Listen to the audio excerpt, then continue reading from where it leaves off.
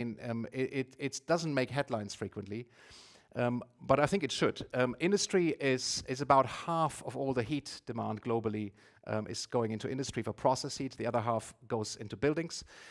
It's a significant contributor to carbon emissions, maybe a quarter or a third, depending on how you measure it, whether you include the process emissions or not. But it's a lot of energy. And what do we do about this heat? It's been a long discussion, and for a long time I believed that's got to be biofuels or hydrogen, because you can't possibly use electricity for high temperatures in industry. Well, we now know that that is no longer the case. It's simply not true. So there are several studies, one by Silvia Madedo, who was at the Potsdam Institute for Climate Impact Research, now works for Schneider Electric 2020, and she has looked at the potential for electrification of industry in Europe, and she is suggesting, with existing technology, 78% of process heat could be electrified. So heat pumps for the lower temperature processes below 200 degrees centigrade, but also for higher. There's a whole range of technologies now that are available that could be deployed. And then I think it was last year, the Fraunhofer Institute in Germany did a study for Agora Energiewende, and they said it could be 60% with existing technologies, and by 2035, up to 90% of process heat in industry could be electrified. Why is that important? Well, I think the hydrogen narrative is not going to fly, simply because of the cost. We've just completed some levelized cost of heat analysis with the Danish Technology Institute, and hydrogen comes out significantly more expensive than all of the other technologies that you have available. More expensive than biomass, more expensive than natural gas, more expensive than using heat pumps or even electric boilers. So electrification, I think, will be very important when it comes to industry. Also for the reason that the dependency on imports, I think, should not be underestimated when it comes to industrial production in Europe. And I think we have to find a way of doing this whilst remaining competitive. That will be the interesting question. The European Commission just launched an auction. I don't know how many of you know this, but there's the first auction in the world for industrial electrification, 1 billion euros, and you can apply from anywhere in the EU with projects. You can have combinations of projects, you can have different technologies, and the lowest cost per ton of carbon avoided, basically you win the auction. It's like other auction schemes, but it's only on industrial electrification, which I think is really interesting, and it's an interesting space to watch. Last point on energy in industry, perhaps. Energy management, remains really important, and it's incredible how many times you talk to people who are consultants and advise on decarbonization, go to industrial sites, that they don't have the data. Like, what do you actually need energy for? What is the heat that you actually need for your processes? The data often just isn't there, and there's a real opportunity to optimize existing processes that should not be overlooked. So I think that's a critical component of industrial decarbonization. How am I doing for time? I'm doing all right. Transport is easy. I think when we look at road transport, passenger transport, I mean, I don't need to tell you that's going to be electric. I think that's pretty clear now. And when you look at Michael Liebreich's figures, he shares them, I think, regularly. He shows the fuel cell car sales on one chart, and next to it you see electric vehicles globally. You can never see the fuel cell car sales on the same scale, because they're so tiny. There's about, I think, was it 14,000 or so in 2023, something like that globally, and a lot of that, I think, are forklift trucks, or it's not even passenger vehicles. So I think that ship has sailed. It's got to be electric. What about shipping? I think in aviation, that's still the big question. When we're shipping, I think the good news is that 40% of shipping is to do with shipping around fossil fuel or its derivatives, which that number seems, I think it's a UN number, it seems mind-boggling, crazy, that 40% of all the ships that go across the Atlantic Ocean just ship fossil fuels or derivatives around. So a lot of the shipping problem will go away by simply stopping to using fossil fuels in industry, in buildings, and road transport, etc. But there's still going to be a significant challenge, what to do with the remaining 60%. And I don't think we have answered that yet. That's still a big challenge that we haven't figured out how to do. Yes, I mean, sure. Last night when we had dinner, there was an electric ferry. We figured, you can do short distances with ferries. There's now one being built for, I think it's used in Uruguay, the biggest electric ferry ever. It's very, very large. I think it's 2,000 passengers and 200 cars or something. It's massive, yeah. But that's 100 miles, I think, nautical miles it can do. But not for, you can't go across to the US, for example. So there's still a significant challenge there. A bit on power sector integration. I think when we use energy will become increasingly important, and not just how much we use. And that means, I think, engaging much more with the demand side, making sure we unlock those flexibilities in households, in businesses, in industry. We haven't even started. There's very little flexibility potential that has been extracted from all those devices that we now install, and we see the effects of that if we don't do it. We have negative electricity prices in Germany, which seems crazy. You could just operate the batteries more smartly. People could charge their cars. There's so much potential. I think we still have a long way to go on flexibility. And what do we do with long-term storage? I don't think we solved that. There's no market for long-durational storage, really.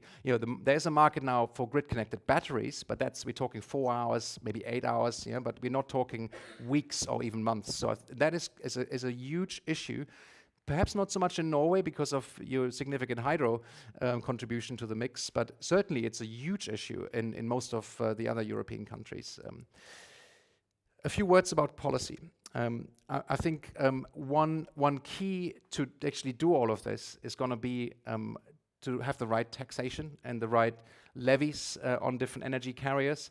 We currently do the opposite in many countries. We actually overtax electricity and put a lot of the policy costs for the transition onto electricity bills, and then fossil fuels get a free ride, right? So we've looked at this a few years back, and I think the only countries that have done fairly well on this were Norway and Finland, Sweden to some extent, but most other European countries, terrible. The carbon tax on fossil fuels non-existent often, but electricity is subject to the European emissions trading system. What signal are we sending to people, to investors, right? You're actually subsidizing fossil fuels indirectly by having a distorted tax system, and that's not been sorted out yet. Time of use tariffs, like network tariffs that are actually smart and not just flat. In Germany, you still get, there's a system that's been coming out of the 1970s where if you have a stable load profile, you get rewarded. If you fluctuate your demand, you get penalized. We now need the opposite. You should be rewarded if you fluctuate your demand and get penalized if you just have a flat demand. So there's a lot of catching up to do. And then I think the other one is, we need to have much more accountability for policy. We see too many policy targets being set. The Commission is a prime example of that. And then a few years later, the target is being missed. I think we need more of a focus on policy measures and less on targets. That's a short message there. And then finally, I want to say a few words about communication and some of the narratives. Because it's relentless when you are engaging with people on the other side of the argument. You keep hearing the same messages, and they will tie high costs, inflation to net zero, and they are very successful, right? In the UK, we have a whole party now, Reform Party, and they're about 30% in the polls, and that is because they will just say it's net zero's fault. The prices are high and your quality of life is low because of net zero. Whether that's true or not, there's enough people who believe it. And what is the counter narrative going to be? And I think that's where I think there's a lot of work to be done around a more modern, a much more efficient system, and a positive vision, rather than just trying to dismantle the arguments from the other side. That doesn't work. So I think we need a new vision, like a reset, more optimistic vision of how we can do it, a much more efficient, much more resilient, and cleaner energy system. I mean, who wouldn't want to have that, right? But I don't think we are there yet in terms of actually communicating that vision well.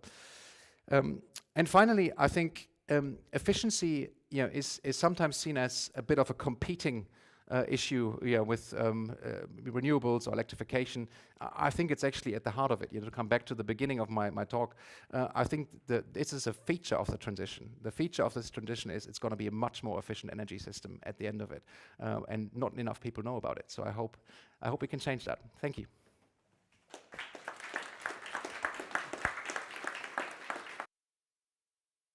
Thank you very much, Jan. I would like to invite the panel, and you're already here, so maybe you could take a seat over there. And I would like to invite Stefan and Nives as well. The first thing we're going to do here is I'll invite the two new panelists for 7 minutes response to Jan's keynote talk. So I think we'll start with you, Nives. You said you were a behavioral economist with the sociological inclination, so I think hopefully we can hear a little bit more about that if you could bring your points up for that time. Thanks a lot for the nice introduction, and thanks for this opportunity. It was a privilege to come right after Jan, and it was truly inspiring. Just a few points on the demand side. As mentioned, my background is behavioral economics, so the focus is always on people. So energy efficiency, of course, is driven by technology, and we have different technologies to unlock this potential for reducing emissions and to have positive consequences in our mission to decarbonize Norway or potentially the European Union. I have to say that my focus has always been on the European Union, so that's my bias. But the focus should be on people, because we always talk about technology, but technology is not automatically taken up by people, and so we should always think that it's designed for people that will daily interact with that technology. And so when we design the measures, being that technological or a policy, we need to have people in mind.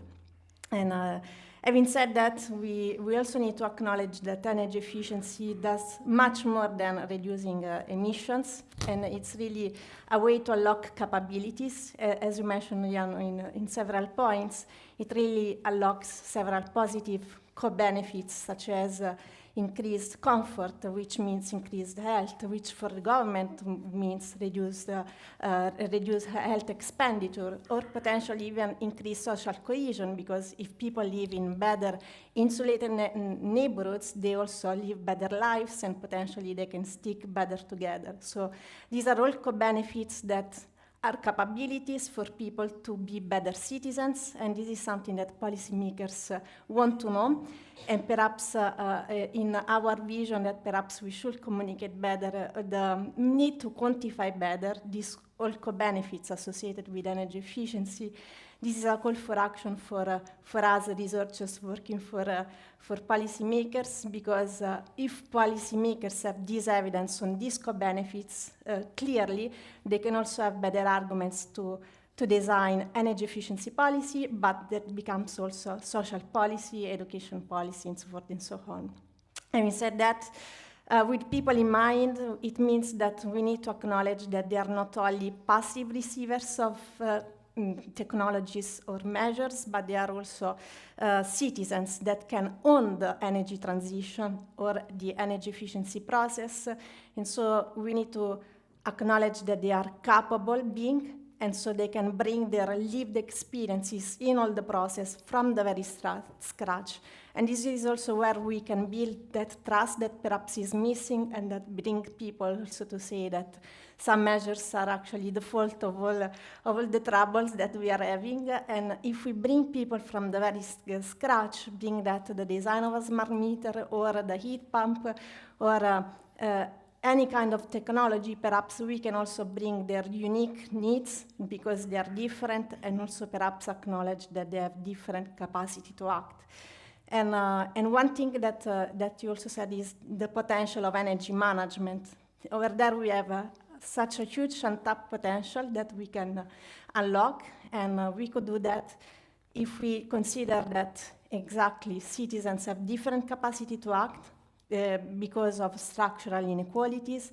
Think, for instance, about tenants that don't have the power to renovate their house, and so here we need to have targeted measures for policymakers to really design regulations that address split incentives, and also that perhaps avoid the so-called drain eviction, We don't want to renovate buildings and then evict people that will be perhaps those that will ultimately need the most these measures. And so this is a call for regulation and some market incentives that bring together the landlord and the tenants.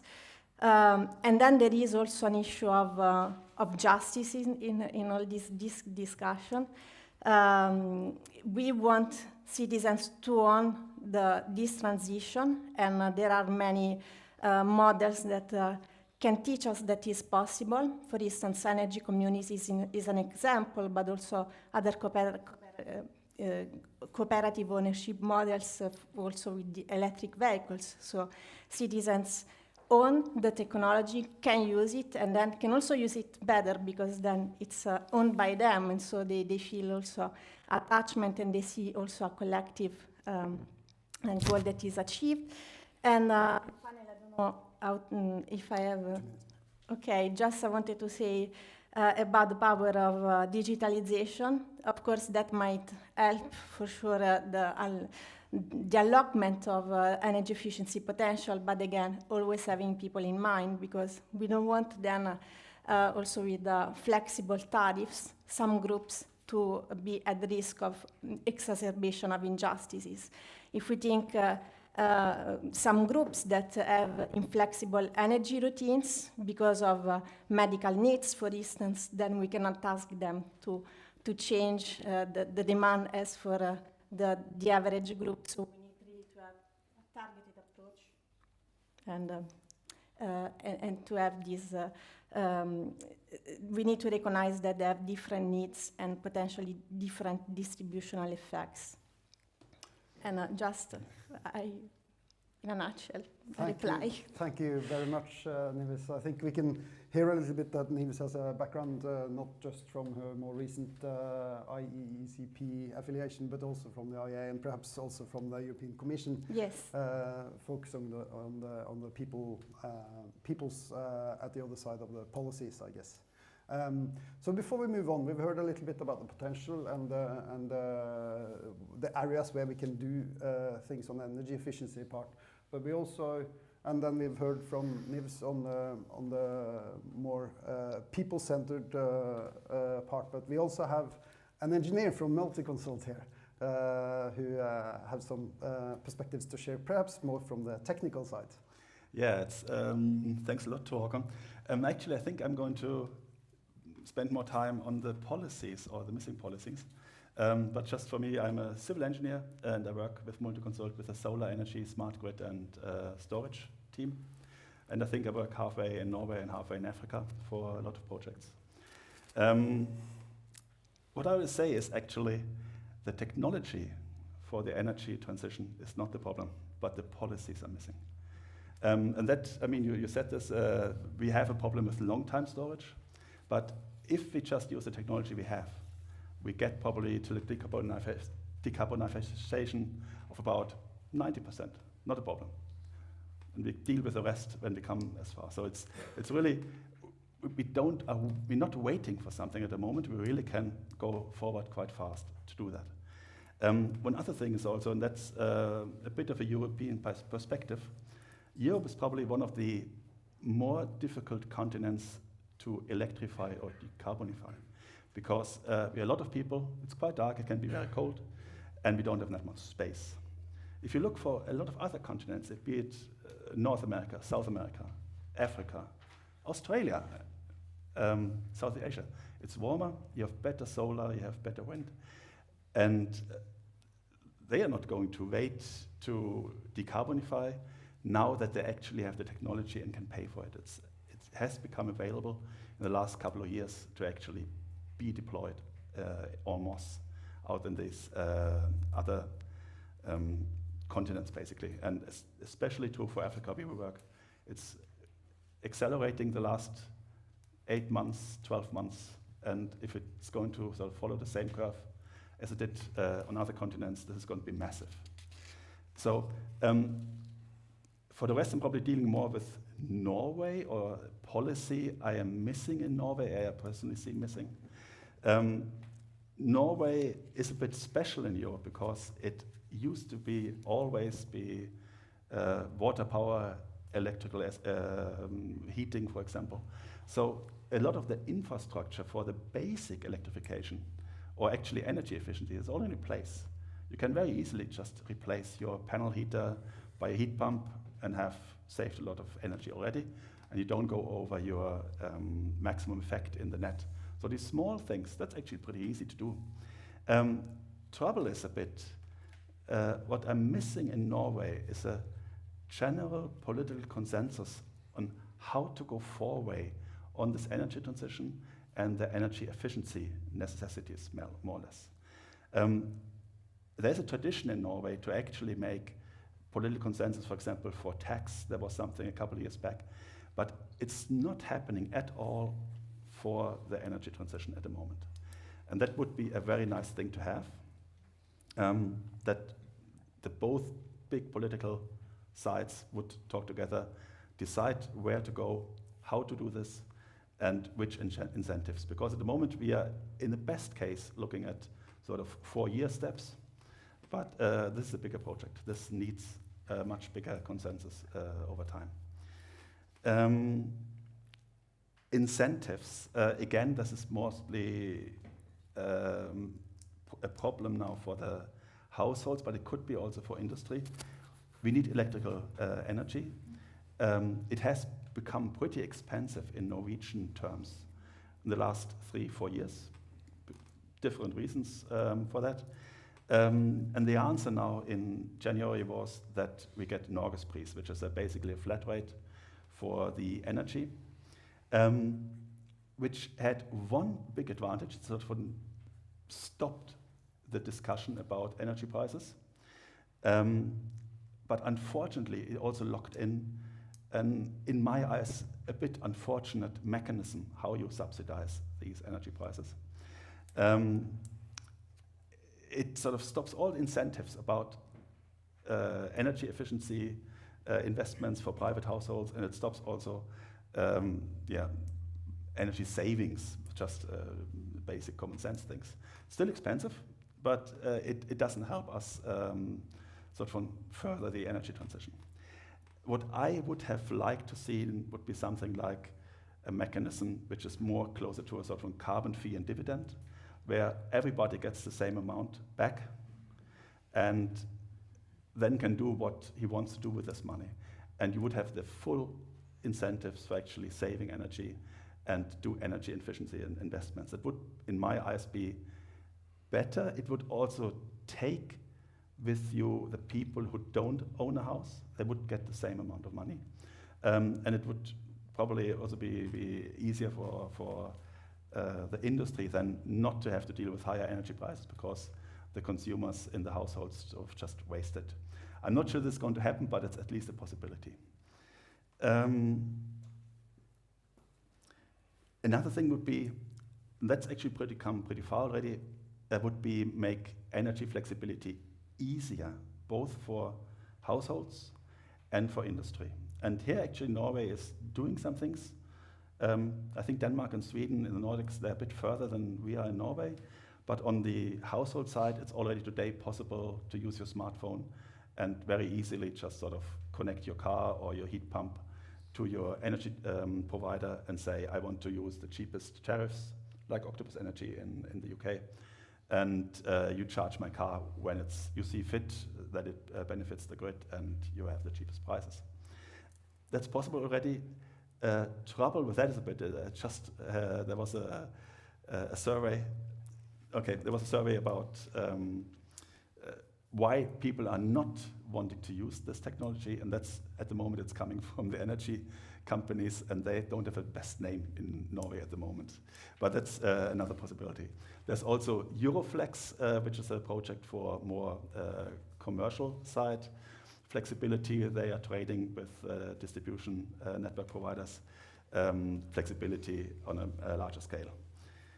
And one thing, actually, that's again the data, that's my last point.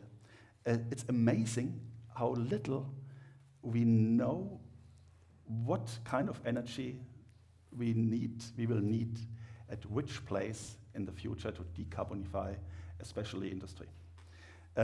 These days it's so like you have to say to the distribution net provider, I want to make, I need more energy that much over the time. But the distribution net provider will only then know and start thinking about building out the grid, new transformer, whatever. There is no database at the moment, and I think that's also true for the most other countries, where we know on a pretty granular basis where we will need energy before the companies said to the grid provider, we will need this energy. There's a big lump. We know we use about 30% of energy in Norway is still fossil fuel based, but we don't know exactly where we're going to need it, and that's the problem with the grid constraints also in the Netherlands. They haven't planned in beforehand. They waited always till somebody said, we need now energy, and that's too late to start building the grid, which takes 10 years. Thank you very much, Stefan. Planning always is a tricky business. Yeah. So we have had three different perspectives that relate to each other, I think, really well. I think we'll move on to exploring some different topics here that are quite pressing, and key amongst them is really that you all said this is really important. You, Jan, you said that it's not really on the radar, but it's really important. It's quite obvious that it should happen, yet it's going too slowly. What is the main reason for this? What exactly is going too slowly? What energy efficiency measures, basically? Well, it's always been going too slowly, right? But it depends, I think, for a long time, people campaigned for deep retrofits. I don't know whether that's a term commonly used in Norway, but in Brussels, there was a big campaign. It just didn't happen. I mean, deep retrofit rates are 0.1% in Europe. They haven't changed, despite a lot of attention. So I think that's probably unlikely to happen, right? Even if we want it to happen. But I think where we can see a lot more improvement, like we look at industry, there's now a unique opportunity to really take another look at industrial efficiency.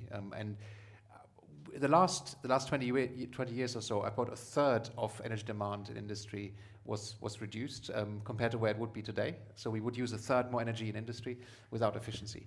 How many people know that in the European Commission? How many people know that in the ministries?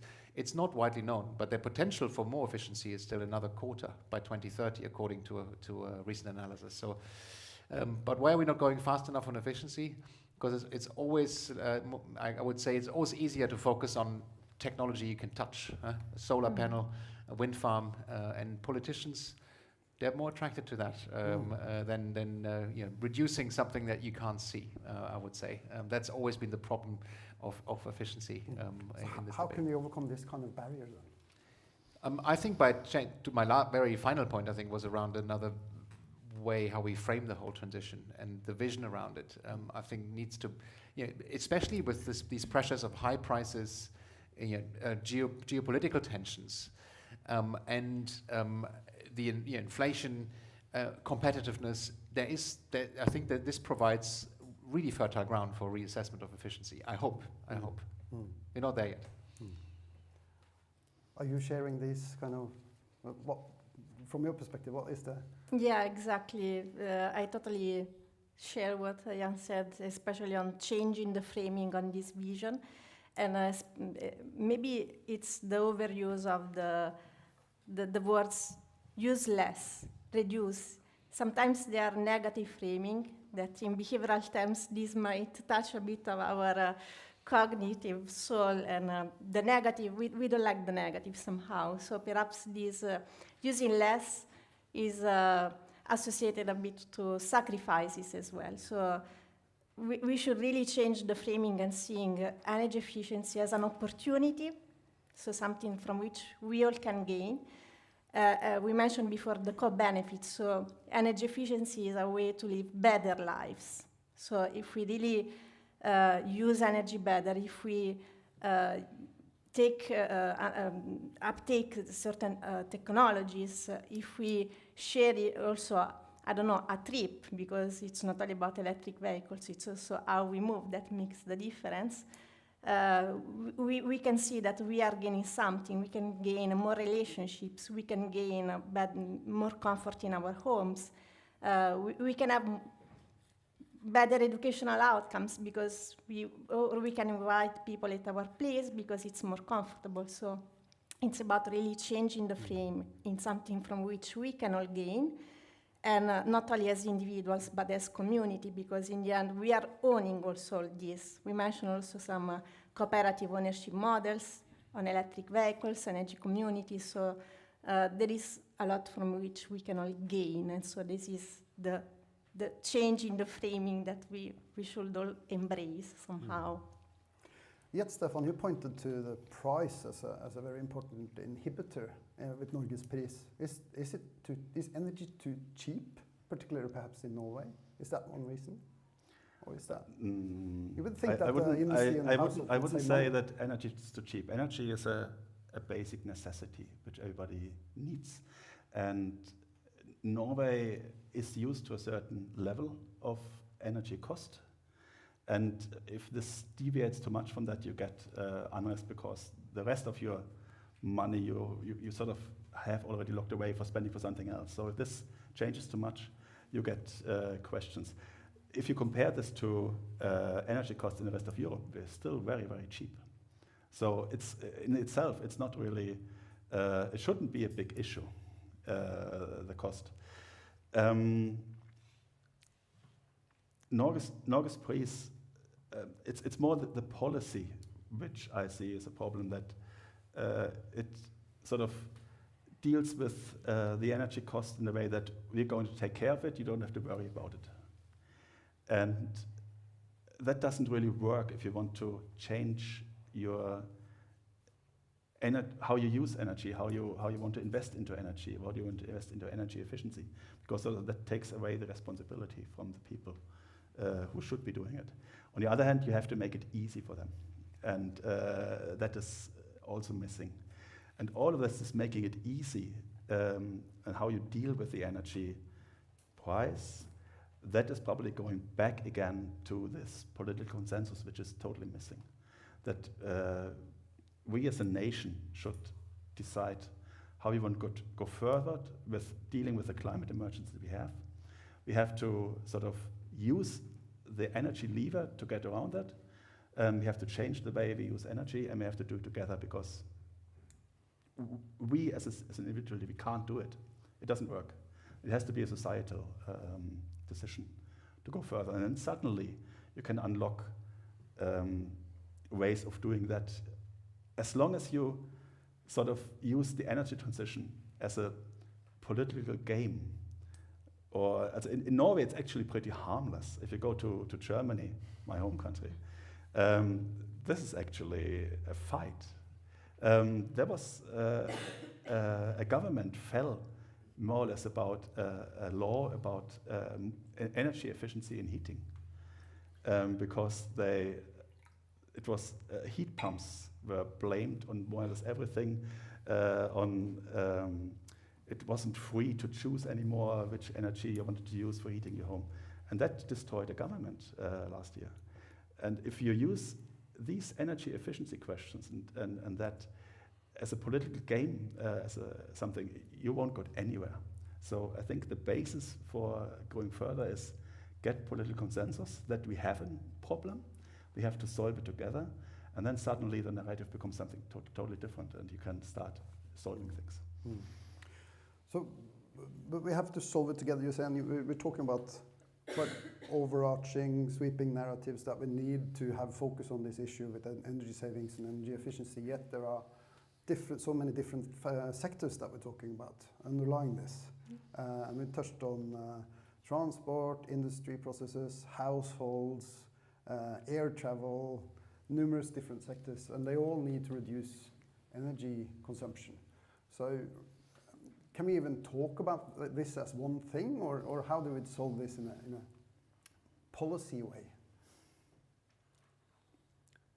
Well, I can have a go at that question. I think you have to segment by sector, because you could have very sweeping instruments like a carbon tax, and that is helpful. But if you really want to go further and faster, you have to have more targeted instruments, like the auction scheme I mentioned, or you need building codes that that drive improvements. I mean, we still have new buildings that are being constructed and connected up to the gas grid, or install oil boilers, not in Norway, but in many countries around the world. That's common practice. Only now are we beginning to, maybe we should have building codes that prevent new buildings from using fossil fuels, because it's so easy to construct new buildings without fossil fuels. It's not difficult, as you know, but that's still common practice in a lot of countries. And so I think you need a more targeted approach if you really want to make sure that in each of the sectors we're doing the right thing. I don't think a carbon tax in and of itself can solve it. I mean, that's the old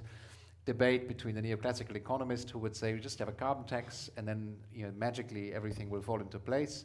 The problem is, in reality, the carbon tax is never high enough in most cases because of politics, because there will be massive lobbying against a very high carbon tax.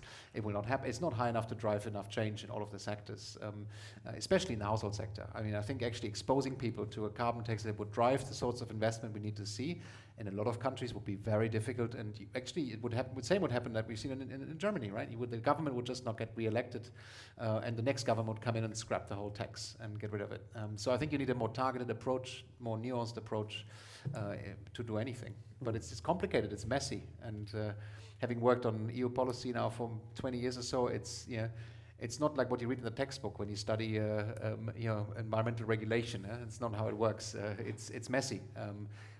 But in the end, we find a way. I'm more on the optimistic side. I think we will find a way, and a lot of this noise that we hear in the debate, we've got to forget about all of that. And I always remember there's a great book, Innovation and Its Enemies, it's called, by a Harvard professor, and he looks at other technologies in history and transitions. And the best example that he uses, I like it a lot, is about the wine industry in France and how they hated the idea of coffee houses being introduced and lobbied against coffee houses. And then the government was almost doing something about coffee houses and regulating them so there couldn't be as many. And I mean, in the end, it didn't work, right? This is like a few hundred years ago, and now everybody drinks coffee and drinks wine, and there's happy coexistence. So I think a lot of these problems will be solved just because things are now moving, and I think it's impossible to stop. So you can drink both coffee and wine. Yeah. So what about this distinction? Because we're often talking about energy savings or energy efficiency as a system needs thing. Right? We need to reduce consumption to free up more electricity, but also there's a need in the grid for transporting the electricity where it needs to be, and there's congested grid. You touched on that too, Jan, and you too, Stefan. So is there what about the one thing is the system need, but what about the distinction between industry on one side and households and the ability to actually make these changes in the households? That's probably your area most, Nives. Can they actually do this, and who can do this?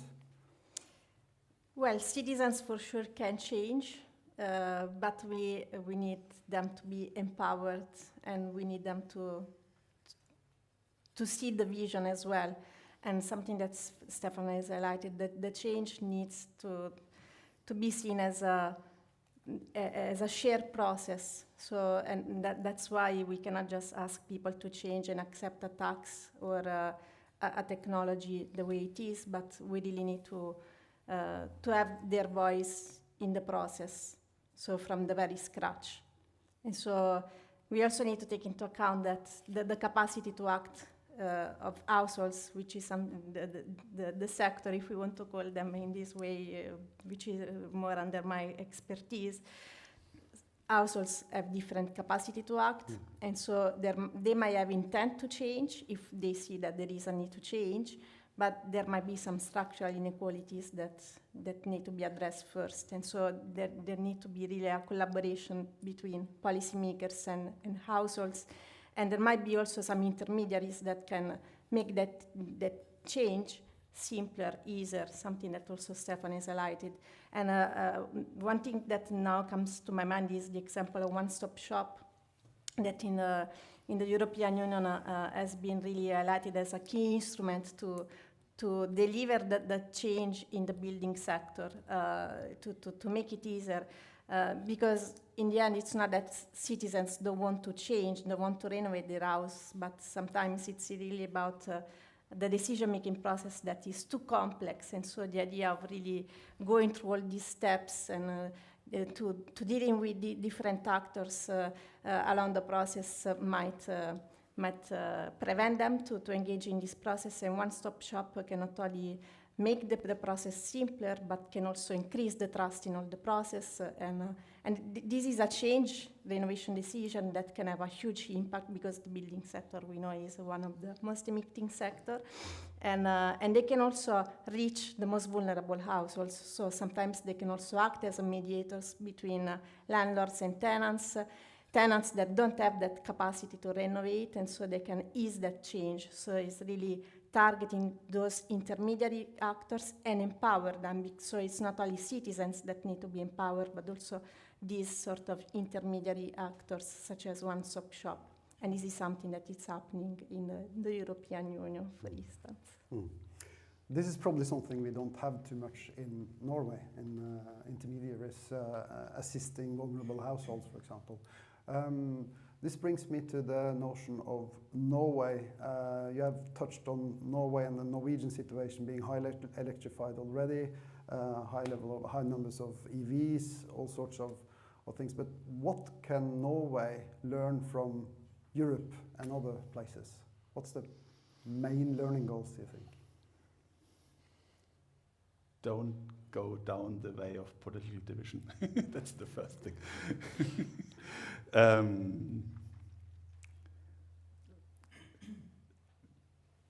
I think if you just think about electrification, actually there's not too much that Norway can learn from others at the moment, because the West is basically behind.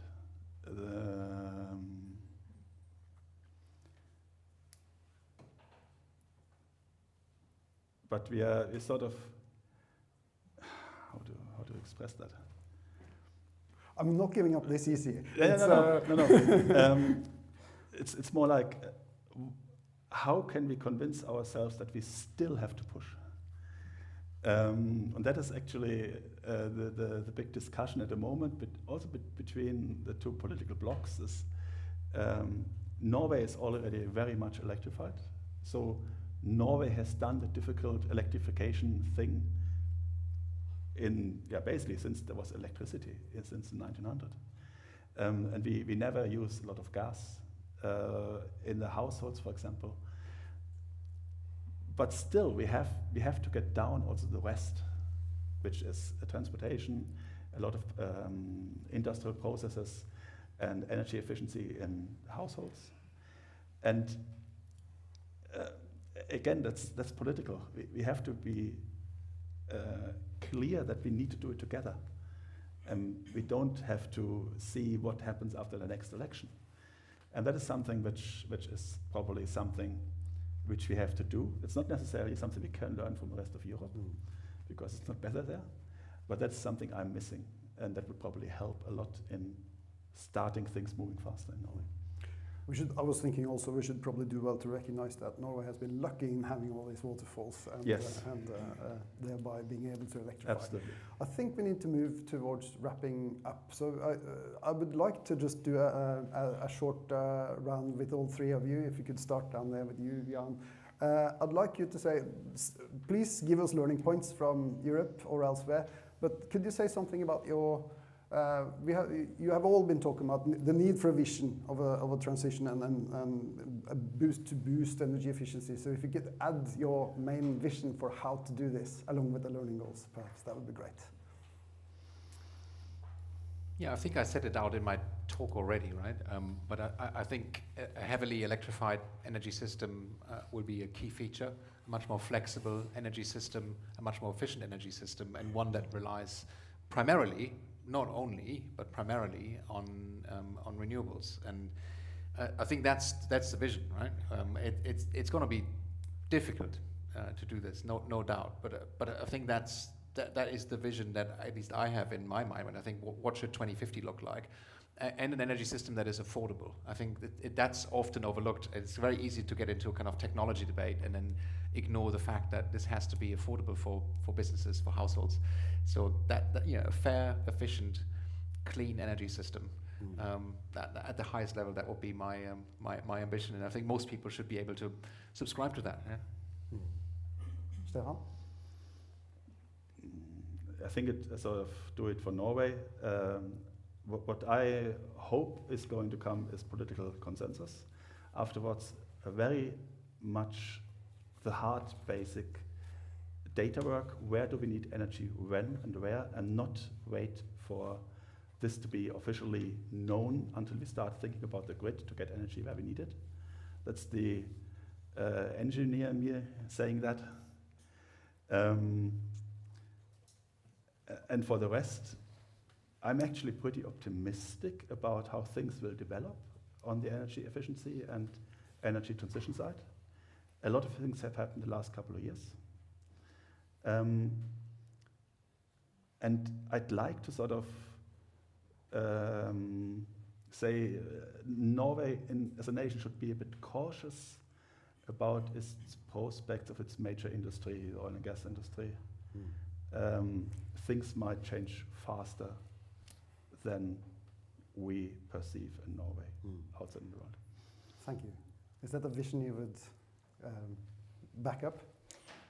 Just maybe also from the learnings from the European Union to consider even better citizens as partners, not only as users or receivers of measures, but as partners in this process. This goes back also to the political consensus that you were mentioning, and this is also a way to make the vision embraced, because otherwise if citizens are left aside, they wouldn't know all the benefits that all this process will bring in, and also they might even bring their unique experiences and inputs and complement also these more technocratic, if you want, approach.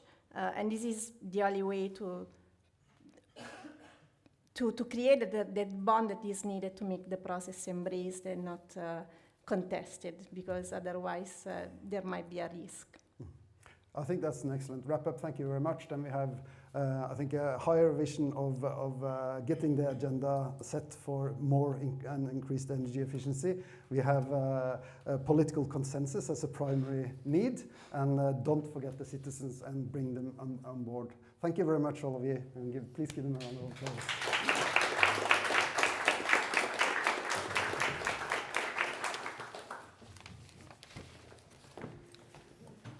Thank you very much. Thank you.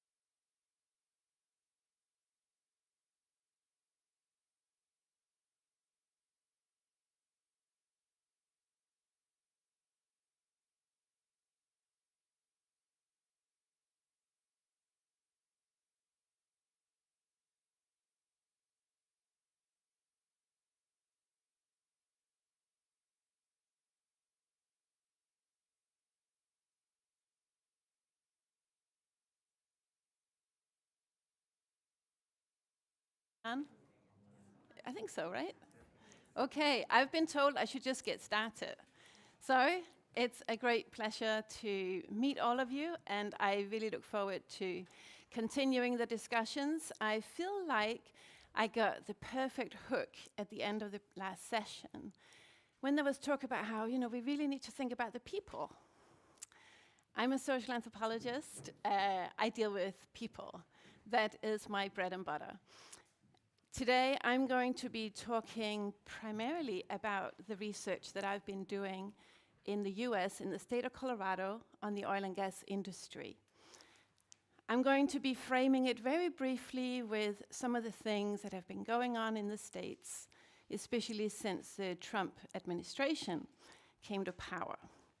After a brief framing with some of these recent policy changes, I'll be diving deep into the oil and gas world. So sit back and then, unfortunately, I couldn't have photos, but just imagine you're in a cinema, the state of Colorado, which has beautiful rocky mountains, golden aspens, skiing, and then we have the oil fields. The oil fields are anything but that. The oil fields are a high altitude plateau. You have buffaloes, ranches, and then you have 35,000 active oil and gas wells. The oil and gas wells are positioned pretty much anywhere, very close to primary schools, residential areas, airports, stadiums, and my fieldwork was in the oil and gas fields. Okay. So, talking about the US, it's quite a shift, I think, from the previous panel, where we talked about Norway, we talked about the EU. A key thing, I think, that connects both sessions is to think about how to reconcile, when we're talking about petrostates, a dependence on fossil fuels with decarbonization agendas. How do we grapple with this? And what are the ethical dilemmas that arise in that kind of transition? One level of an ethical concern is when petrostates might be using climate finance and green rhetoric to delay meaningful action, when they say one thing and they do another. Another kind of ethical dilemma we can see in petrostates is the one that's often called panic and pump. Okay, we can see what is on the horizon. At some point, the production of oil and gas is going to have to slow down because our climate agendas are nearing these, in some cases, legally binding targets. We need to pump now. We need to drill, baby, drill. And that's another way where we're doing one thing and we're saying another. So how does the US approach this dilemma? What we have seen in the US is a dramatic reversal in the energy policy space, especially following the 2024 election of Trump, his re-election. What happened really was a shift from the Biden administration that we had the IRA, the Inflation Reduction Act, that pumped a lot of investment dollars into the growing of a renewable sector.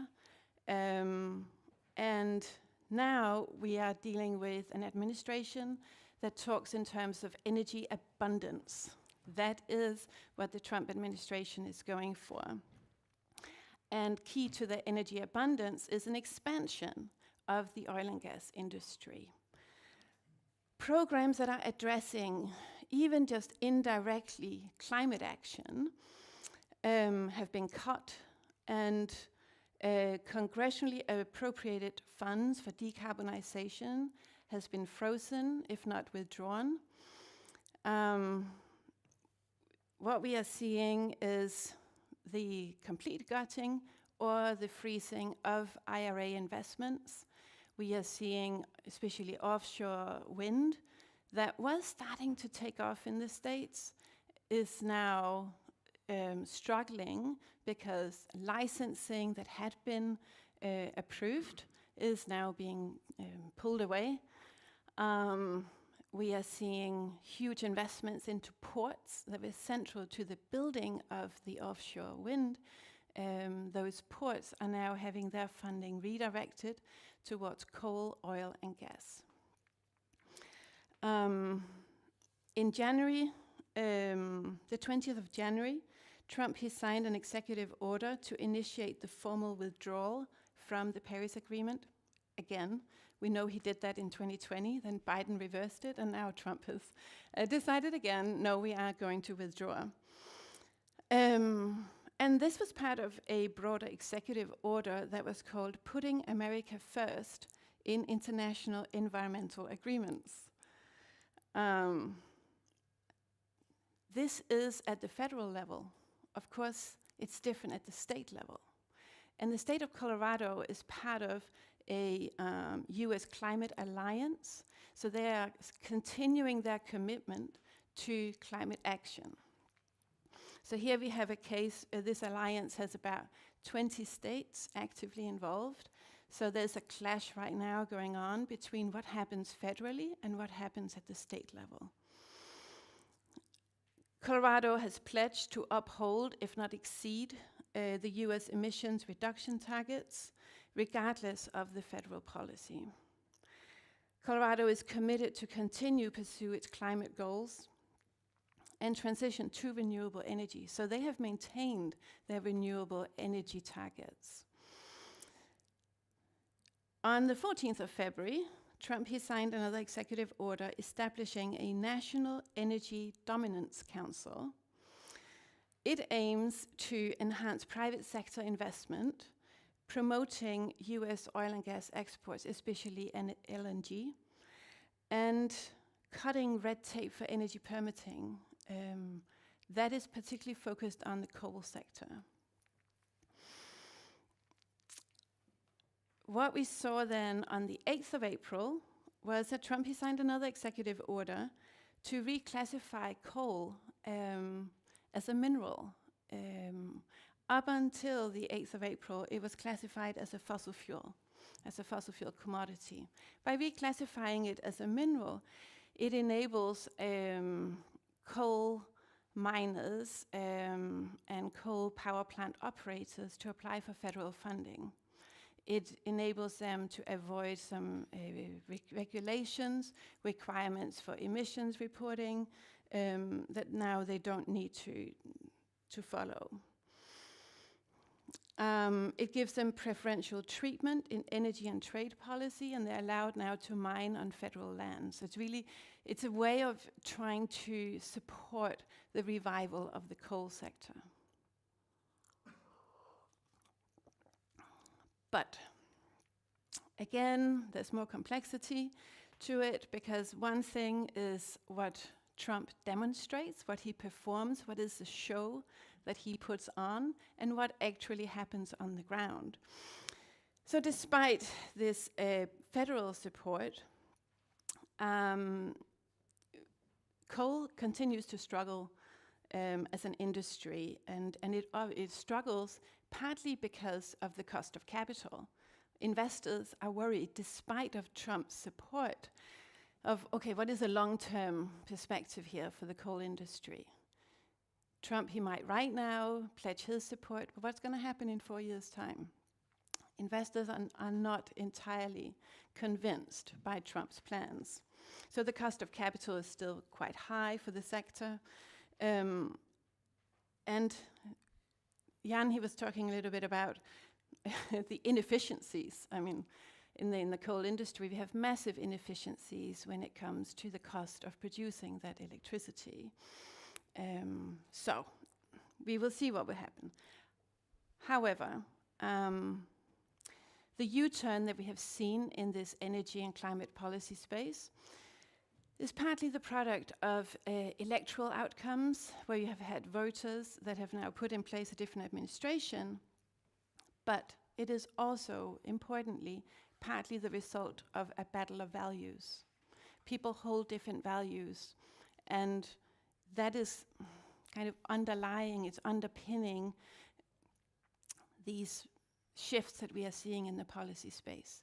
So we can talk about energy policies and we can talk about heat pumps, but we also need to think about the people and the values that people hold and why they hold those values, because values matter. Values become part of the political projects and the energy futures that we see. So if we think about values, we might think, oh yeah, in the oil and gas industry specifically, is this a case of a lot of kind of climate denialism? People are just, they don't believe that climate change is a thing, and therefore they hold values that promote the continuing exploration and production of oil and gas. It's not that simple. So briefly, anthropology, because I never take for granted people know what that really is about. Essentially, what we try to understand as anthropologists is how do people make sense of the world?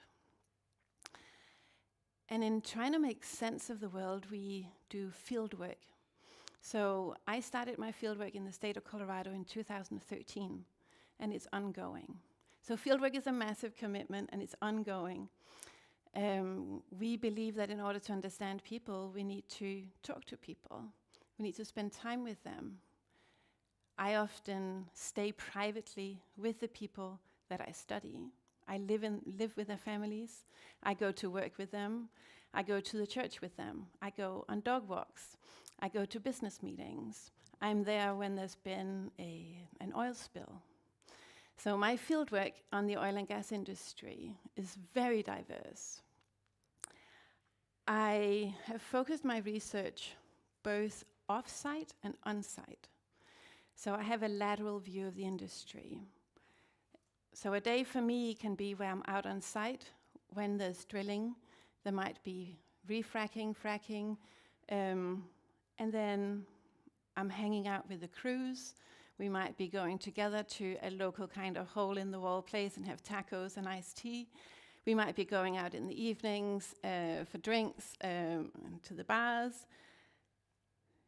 The next day, I might find myself in Denver with executives, with the CEOs, COOs, CFOs, boards of directors, the presidents, to really get that understanding of the industry. And the thing that probably characterizes this space of fieldwork is that my interlocutors, and that's how we refer to the people we study,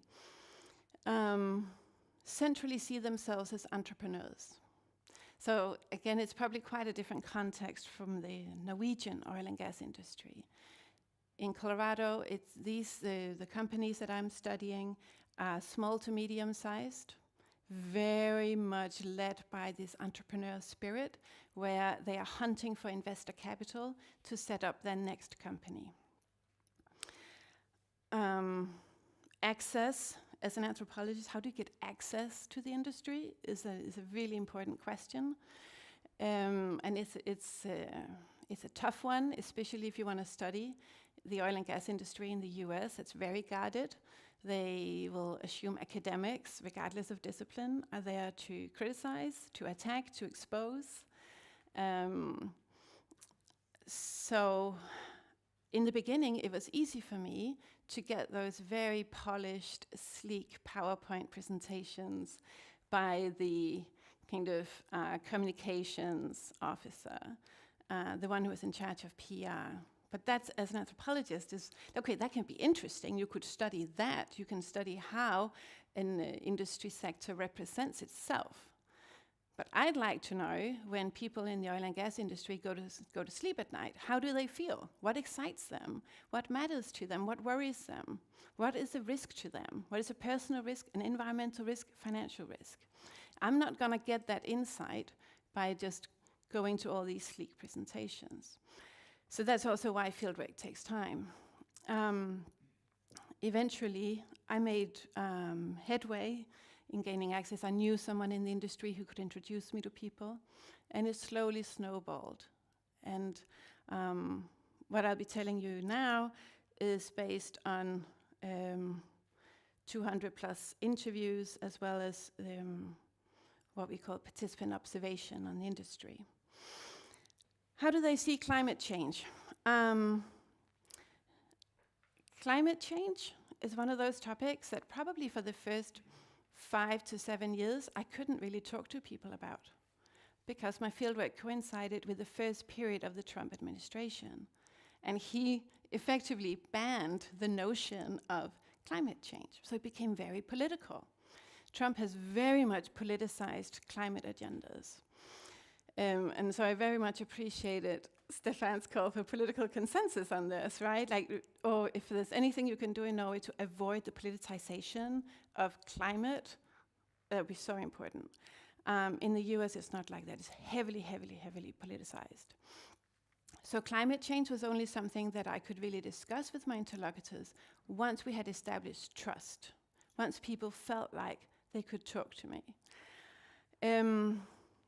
And just to generalize a little bit, their perceptions closely intersected with their faith. In the oil and gas industry in Colorado, I would say most of my interlocutors are Christians, and quite a few are explicitly and very actively practicing Christians. And their faith informs so much of the work that they do. When they talk about climate change, many of them are worried. They are deeply worried, but they don't see it as an emergency. They see it as something that will require action, but not now. For them, what is more urgent is to create value and render the environment productive. That is what they see as the real task that they have been given by God. They see themselves as stewards of natural resources and make sure that they're being used in the best possible way. So to not drill for oil and gas for them is a waste. It's an inability to be productive. So productivity and environment, they sit very closely together with a nexus where you also have faith and God. Where does that kind of ethos of rendering the environment productive come from? In the state of Colorado, the wildcatters, they don't belong in the far distant past. Wildcatters are the ones that drilled exploratory oil and gas wells.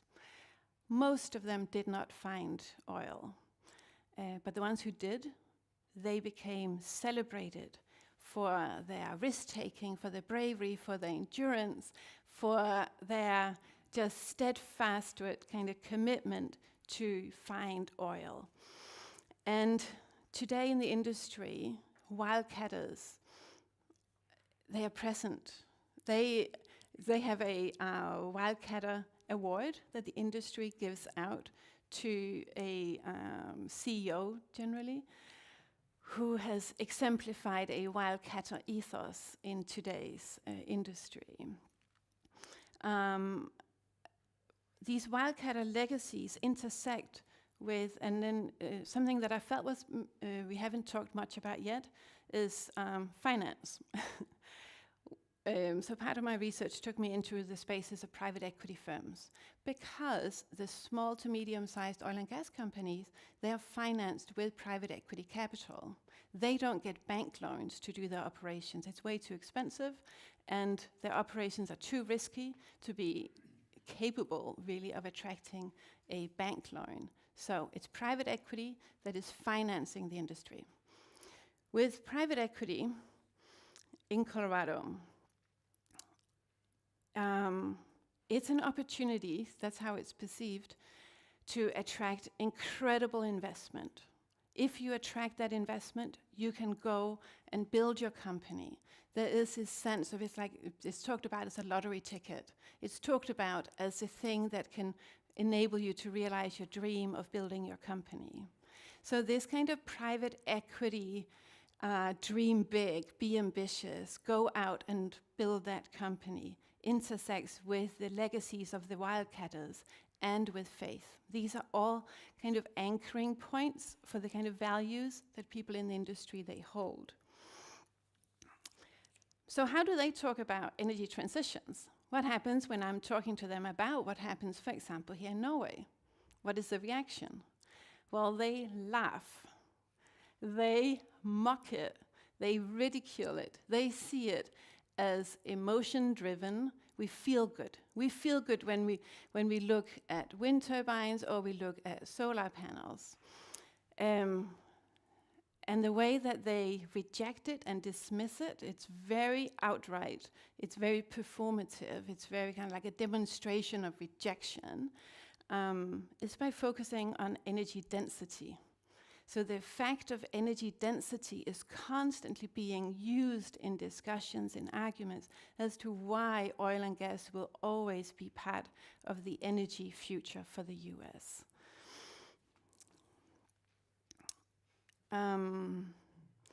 So for them, this kind of defense of a petro-future is maybe not surprising. Like, it serves them pretty well personally. It's an industry with good salaries. But I would also say that in my fieldwork, it's not a field site where you have this kind of crude, banal selfishness. If you think about what I was saying with my fieldwork and maybe with the importance of faith, what really struck me, both on-site and off-site in the industry, and I don't know if it's the same here in Norway, is the incredible pride people take in their work. There's a real sense of pride. People are very proud of working in oil and gas. And to dig deeper into that pride, like how does it sit? What is it anchored in? It is anchored in heavy moral discourse. They see themselves as responsible agents who are drawing on facts. The whole kind of scientific objectivity, facts, especially when it comes to energy density, are very, very important in arguments, where they see energy transition advocates as being emotion-driven. They don't see them as fact-driven like they themselves are, and as such they reject people in renewable energy as irresponsible. People in oil and gas, they see themselves as reliable. They draw on those wildcatters, the not too distant past. Look what they did. They have created this sector. That sector is still flourishing. So being reliable and earning trust by coming through generations in an industry is for them really important. And lastly, they see themselves as being held accountable. And they're being held accountable to investors. Then they don't see themselves as being held accountable to local communities. They don't see themselves as being held accountable to that primary school right next door. That's not where accountability is being constructed. That relationship is not key. The relationship that's key is to your investors. They need to manage money cleverly and responsibly. So this moral discourse creates a closed loop. It's an energy future that is morally construed in terms of and within entrepreneurial capitalism. That's the moral universe that they're operating within. Being a good capitalist is for them a moral task. It's not just a financial task. It's not just what pays your salary. It is what makes you a good and capable human being in the eyes of God. Like, that's the ethical kind of value universe that we are operating with. So to conclude,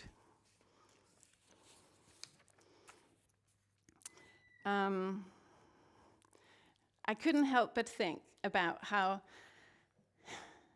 if an energy transition was to happen in the US, how would it happen? How would you get people like my interlocutors to either accept the decline of their own industry or support a future centered around renewables? The one area where they are very fragile, very vulnerable, is when it comes to that investor capital. And you can say, of course it is, because without the investor capital, they couldn't deliver their projects. There would be no next wildcatter spirited oil and gas company. That's true. But morally, if that investor capital wasn't there, there'd be no validation of the work that they do. What they get through investor capital is a kind of stamp of moral approval that you are doing the right thing because you're being a good capitalist creating value. And that's what lies at the core.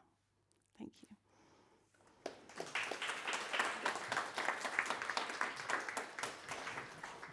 Thank you, Mette, for laying it out both in terms of the petrostate and also the people who serve really vital roles in an industry that's been incredibly powerful in shaping the world as it is now. I'm pleased to invite Jan Magne Bay up here and also Lars Gulbrandsen. And we'll start with you, Jan Magne, to take a similar format to what we've just seen, about 7 minutes, to also anchor this from your experience of the Norwegian energy industry, which spans both petroleum and lately renewables. Brilliant. Thank you for that thought-provoking speech. You see, I was walking here today, sunny autumn day, feeling quite optimist. I think you took part of that away from me. But I will try to, I don't know if I will make you optimist again, but I will try to find, because you describe a situation which is somewhat, known. I have my first experience in the energy industry was actually as a trainee at the company formerly known as Statoil in Canada, in oil sands. Now I'm at Renewables Norway. And in between I have about close to a decade at the Norwegian Ministry of formerly known Petroleum and Energy, now just Energy. And through those years, close to 15 years, I get a lot more criticism now at Renewables Norway than what I did even when I was communicating the most controversial way of extracting oil and gas reserves, which is food for thought. And then you see China going in the complete opposite direction to at least Trump's US, with what you are calling an electrostate superpower. And they don't do this just for climate concerns. It's hard business and politics as well. And where do you put Norway in this picture? Well, you see some of the same elements in the Norwegian debate as well. It was not that present in the recent election campaign, but we who work in renewable industry, we get this criticism everywhere, in media, at family dinners, social media not least. Green transition is ridiculed. Talk about green subsidies, climate fanatics, and strong opposition, especially to wind power, of course. If I were to describe those 10 years at the ministry, it's a journey where exploring oil in my home province up north, far north, Finnmark, was less controversial than setting up a wind turbine. How did this happen?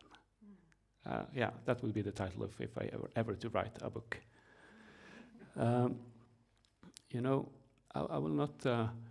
You had in your title petrostates. I was wondering if you were going to end by calling Norway a petrostate. I will not go into that concept. But there are some issues that's very relevant to discuss. First, when the new renewable energy industry has recently been labeled like we have a reputational factor, that we have a very low reputation, right? We're even below medical industry, agriculture, oil and gas. That's topping the charts. That's the most popular industry in Norway. I don't know where the weapon industry is in this list, but we're rock bottom. And when we get people tell, oh, you should learn from the oil and gas industry what you're doing for improving your reputation. How did they manage the stimulus package for the oil industry during COVID? They were very successful. I had 7 minutes, right? I don't have the answer. I can tell you that. But you mentioned the proud oil worker or petroleum worker. We don't have that for the renewable energy industry. I wish we had, because I think Norway should be proud at what we have been doing for more than 100 years within the renewable energy industry. And then you have the rage when you see your electricity bill.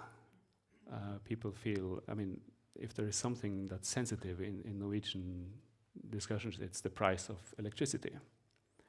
You don't see the similar rage at the gas pump, even though we are producing on our continental shelf.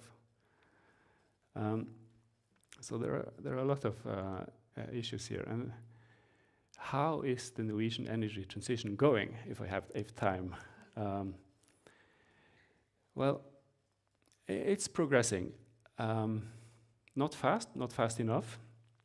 We have seen a decline in production, especially since 2020. But you know, the fundamental issue is, if you want to know where you're heading, you need to know where you are. What is the theme we are going to address? Because we, in this audience, we talk about energy transition, but if you, there are quite a lot of people who don't accept that concept. You have seen energy addition, that renewables is just an addition to petroleum. We will forever depend on petroleum. And then you get the whole nuclear debate in Norway. I mean, make no mistake, I absolutely support nuclear energy in a long-term international low-emission scenario. In Sweden, in Finland, in Europe, no doubt. But in the Norwegian context, well, it takes a lot of space. So we don't agree on whether we need energy transition, whether it's happening, whether climate change is real. I believe the Norwegian public is quite high on those lists who don't believe it's real. Or whether actually nuclear can do the job and not renewables. So it's a challenging picture. Okay, now I was very pessimist. I was trying to, okay. I will try to finish with some cause for optimism.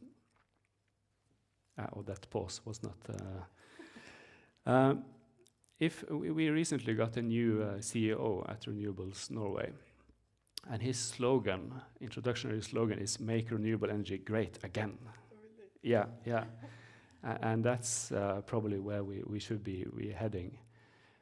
To make it acceptable and to make renewable energy be acceptable, we need people on board. I mean, and what you mentioned, Stefan, a broad policy agreement between the major parties about where we are heading, and probably climate is just part of the picture. It's also about competitiveness and building a resilient green country for the future. Thank you. Thank you, and Magna, you point to several things in common with Meta's keynote, which are about the need to legitimate the kind of decisions being made, the kind of action being prioritized in the energy sector. And Lars, maybe you want to pick up both on this issue of the petrostate, but also help us to think a bit across these contexts and some of these commonalities and differences. I can try at least, because I'm not I haven't, like Meta, I haven't researched the oil and gas industry for 20 years, and so I'm more of an observer as a researcher on climate and energy policies in Norway. and a citizen in Norway. What I have researched and spent a lot of time on is renewables, and especially wind power deployment in Norway, and also the resistance and what sort of went wrong in a sense, because there was a great opposition, as you all probably know here, to wind power after these some years of rapid development, and it came to a complete halt. But I will try to start with some observations about petroleum in Norway, as more as a citizen, as a follower of the debate. And I think that there are some interesting parallels between Norway and what you described from your fieldwork, Mette. The one thing is the pride that you described. I mean, the pride of working in the industry has been sort of very salient in Norway when talk to people in Stavanger or also people working in the supply business, that there's a great sense of pride of working in the business. And that has also sort of been there for a long time, but it has also been reinforced because there was some sort of, could you call it campaigns, so trying to sort of shame the business from some certain NGOs, and that was not, I think, very successful in the way that it sort of backfired, and there was a strong pushback from I think they didn't mean to target the oil workers, but they felt attacked. So the oil workers sort of responded that there was a great pride in working in the industry, and that they felt that they were building wealth in Norway. They were creating jobs and creating also wealth for future generations through, for example, the Norwegian pension fund. And also, I don't think there is climate denial in the industry. I think in general speaking, I think the industry sees itself as part of the solution in a way. That I mean, the argument, as I understand it, is that the world still needs oil and gas. Europe, especially of course after the attack in full-scale invasion of Ukraine, that we see that there's still a lot of Russian LNG coming into Europe. And of course, without Norwegian gas, Europe would have serious problems. So there is a medium-term and also a long-term need for Norwegian oil and gas. And the argument is also that by electrifying the offshore platforms, Norwegian oil and gas can be produced almost at zero emissions. So the sort of the cleanest oil and gas production in the world. So there's I don't think in Norway the industry doesn't deny climate change and they recognizes the problem, but they have also set these targets that they shall reduce emissions. I think it was first by 40% by 2030 from the Norwegian oil sector, and that was increased to 50% in the Norwegian parliament some years ago. So quite ambitious goals for reducing emissions from the sector. And of course also Norwegian climate policies also support the industry becoming more climate friendly in a way. So of course the Norwegian climate policies in several ways reflect the interests of the oil and gas producers. For example, in Norway has been a long-term champion of carbon capture and storage. And first it was aimed at reducing emissions from the oil and gas industry. We had the Sleipner field was one of the first that got CCS offshore in the world, I think. And now Norway is promoting through the Longship project CCS in Europe. Of course, that is also a way to prolong the oil and gas, especially the gas era, that the factories can continue using gas, for example, and then combining with CCS and having an infrastructure for carbon capture and storage, for example, in the North Sea. Then we can continue this business for a long, long time into the future. So yeah, that's how I think Norway is not a petro state in the classic sense, that we don't have this paradox of plenty, we don't have the resource curse, we have the rulers are elected, it's a democracy, strong institutions, it's a diversified economy, in contrast to these countries where their oil and gas dominate the economy totally. It's highly vulnerable to price swings in the oil and gas prices. And the government legitimacy doesn't come from elections and strong institutions, but from sort of rent-seeking and patronage, even authoritarianism and corruption. So Norway is definitely not that kind of a petro-state. But I think still the petro industry sort of permeates much of the thinking in Norway and much of the economy still. And as you mentioned, they are strong, Jan Magne, they're strong lobbyists and they're skilled lobbyists. According to Kjetil Raknes, the industry was actually central to the emergence of modern lobbying in Norway. And one good example of that is the 2020 petroleum tax relief package that was launched during the COVID-19 pandemic. And the lobbying by the oil industry, and especially by the offshore supply sector, was central to push through this oil relief package. And the result of this package was that package resulted in a record high number of new projects by the end of 2021. That's, we could perhaps call this drill, baby, drill phenomenon in Norway, occurring sort of like Trump is saying in the US. It created great profits for the oil companies, support for the industry, and also loss of tax revenue from the state. As I said, the climate industrial policy is tied to the interest of the oil companies, like not only CCS, but also Jan, you talked about blue hydrogen or hydrogen, and the Norwegian oil industry and also the Norwegian government has been sort of a pusher for hydrogen in the energy system, and especially not green hydrogen, but blue hydrogen produced from gas with CCS. That was sort of the technology that Norwegian decision makers and Jonas Gahr Støre traveling in Europe promoted in Germany and other countries.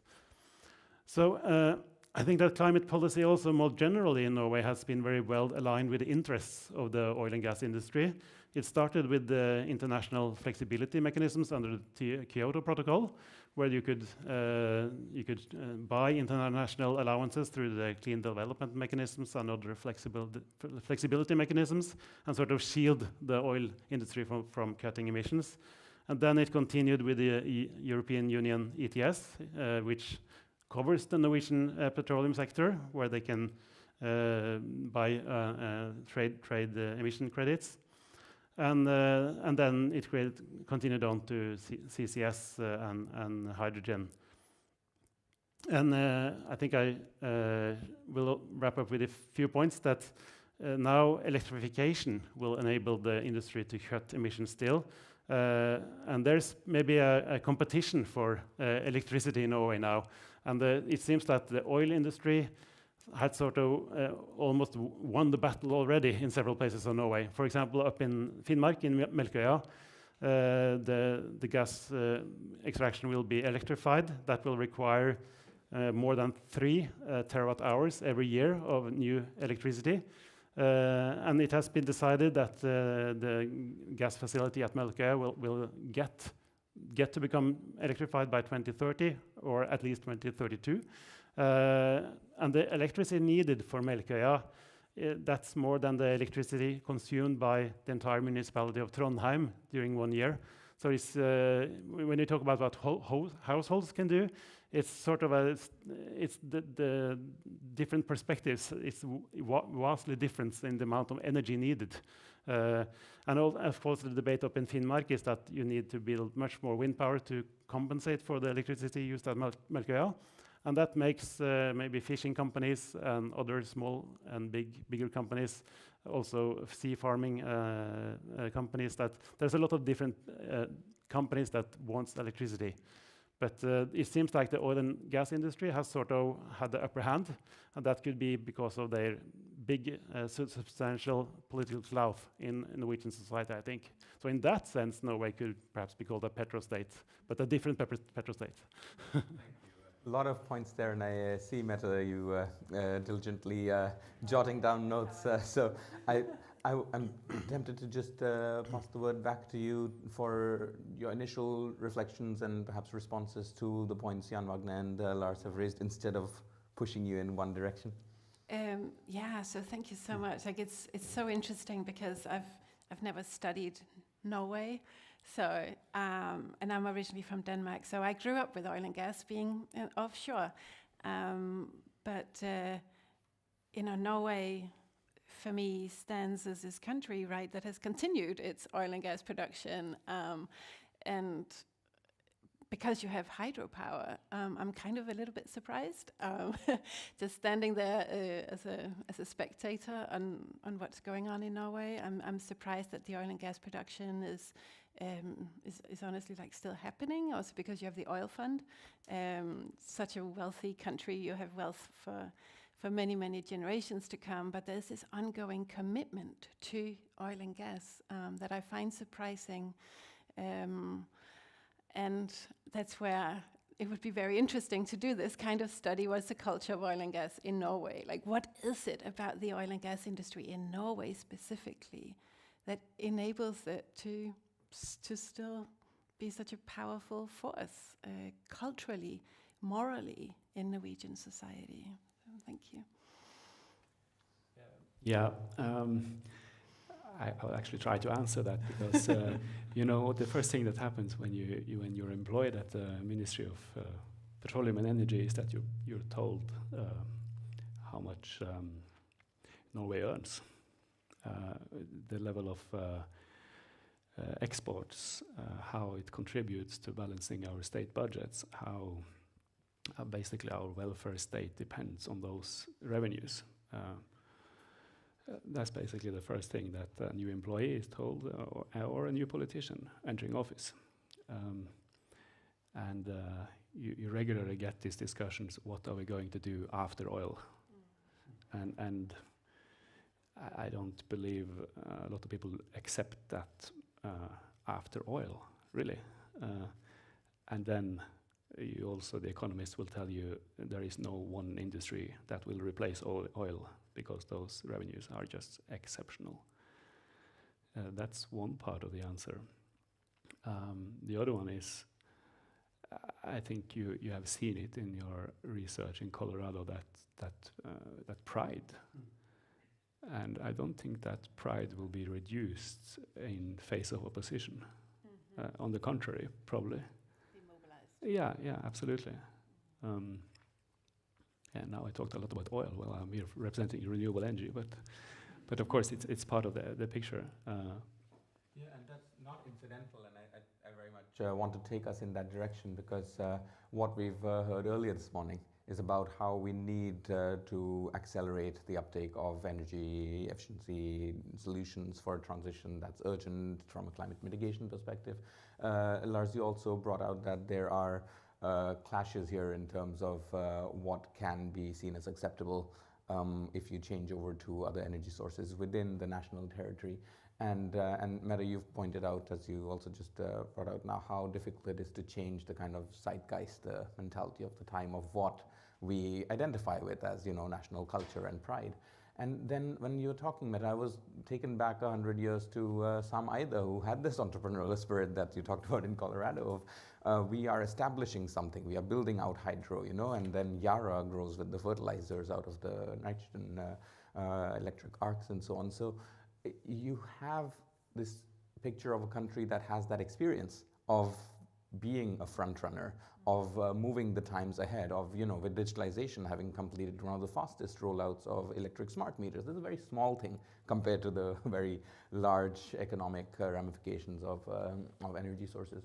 And yet you have a sense of, to me, stalemate much more than came out in the last session on where we're going. We have energy flexibility solutions we're not moving on. We have targets with mission cities that are recognized for their ambition in Europe that we're not meeting at the municipal level. We have a lot of experimentation, but large scale, we're not seen as an innovative front runner on energy transitions. We're seen as a kind of stuck in, there's so many articles critical of Norway as being stuck in this petroleum we rule today, while the EU moves forward with ambitious targets and they're known for attaining their targets. So a set of provocations there, and I want to kind of invite you sequentially to pick up on whichever aspect of it, perhaps starting with Lars and moving to Jan Magne and then Mette. Yeah, I think that in the Norwegian society, there is and politics, there's sort of a lock-in effects going on with that you are continuing to do what we always have done, and of course, as Magne mentioned, the profit margins in oil very high. And I think there's sort of a sense in Norway that Norwegian welfare depends on continued development of this sector. I just wanted to comment on one thing, Mette, you mentioned the entrepreneurs in Colorado. They are certainly not the same kind in Norway.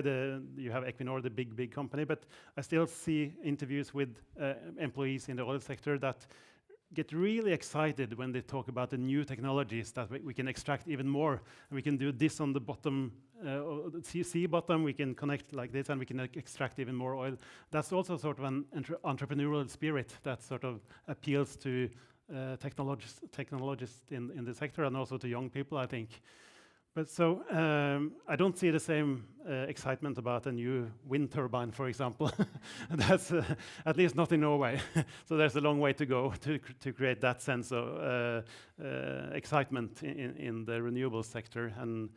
But I think also a problem is that, or a challenge is that you mentioned the bad reputation that renewables have is, of course, that the oil installations out on the North Sea, you don't see them from land.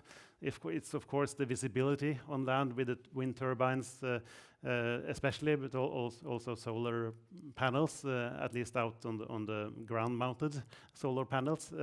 They are closer to people, they are more visible, and that sort of creates a lot of opposition, because then you have to relate to it in another way that you don't have to relate to the oil installations. So I think that's a difficult challenge, but I think if you want to move beyond that, you need to, of course, find the best sites for developing more wind and more solar that are not provocative for local communities, and also create a better sense of ownership for local communities, local peoples. And that could be it can be, of course, economic terms, but it could also be in more ownership, perhaps, and also more participatory processes. And of course, Norway has taken an important step now in giving more authority to the municipalities in being able to plan in the planning process. They can veto what they don't want to have. Of course, that might slow down the process of rolling out wind power and this renewable technology, but it could also create more acceptance for those that are being built, and you don't get this pushback that we experienced in 2019. So that's at least some suggestions of how to go forward.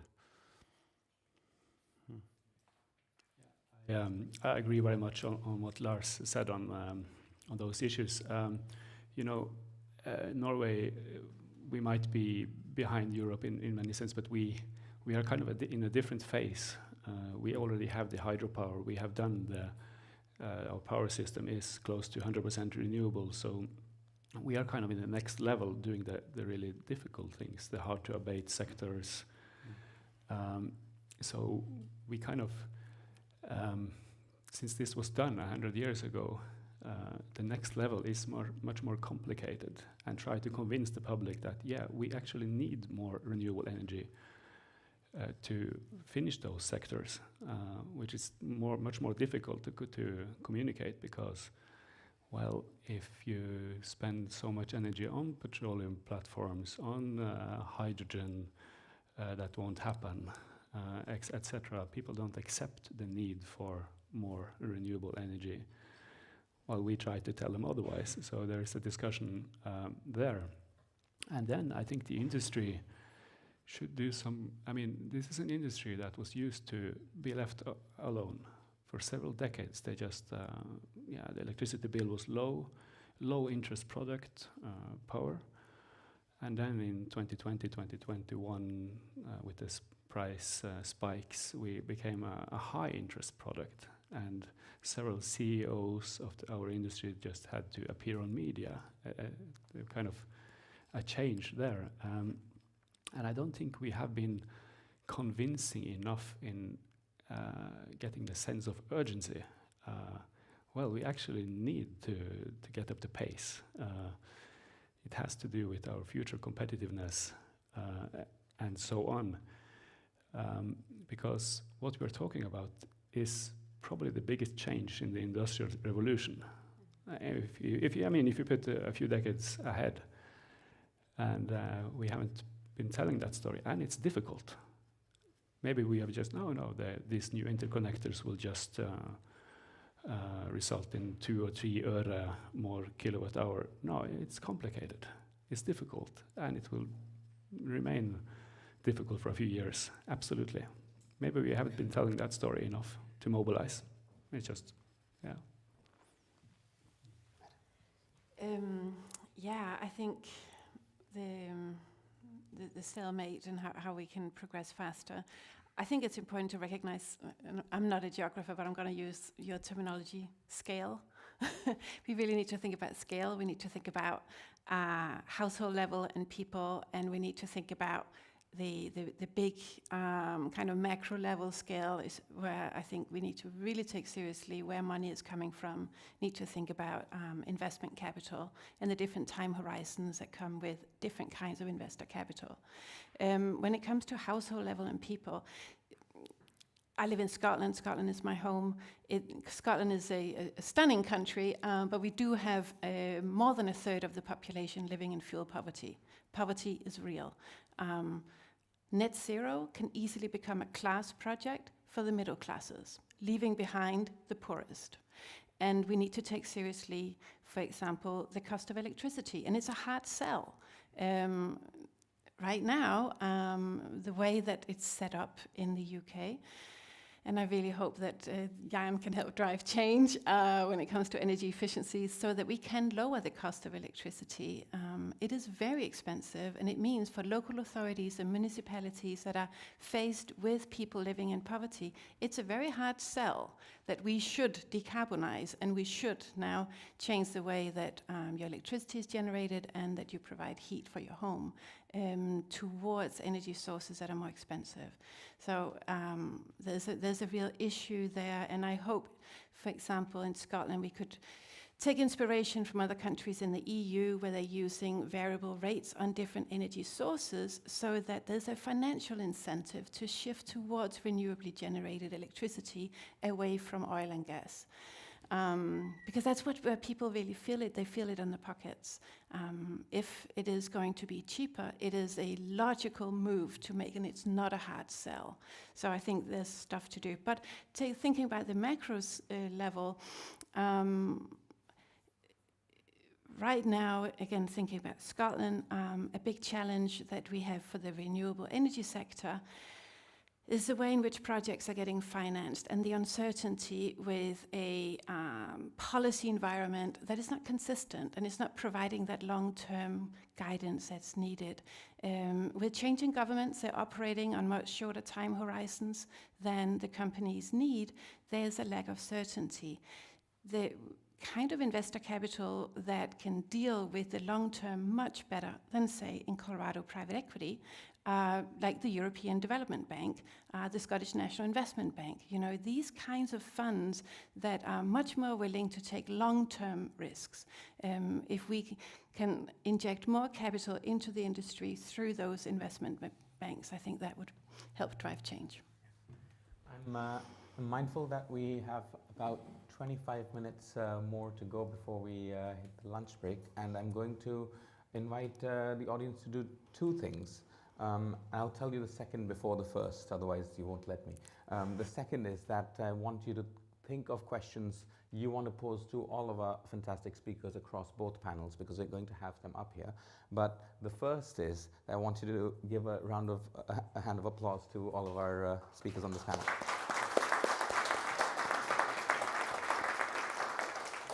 So Jan and Stefan and Nives, please join us up here. We can all stand, and it will be a little bit awkward and a little bit dense. And then I'm going to come around with the mic.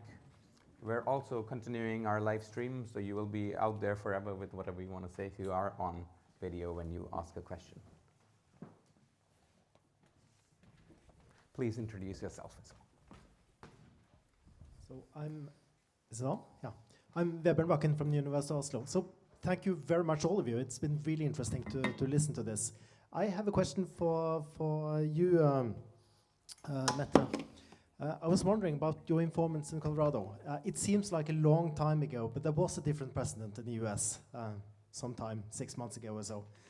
How did the informants feel about this and what was going on then with the Inflation Reduction Act and so on, and seemingly a pressure to move finances away from oil and gas into renewables?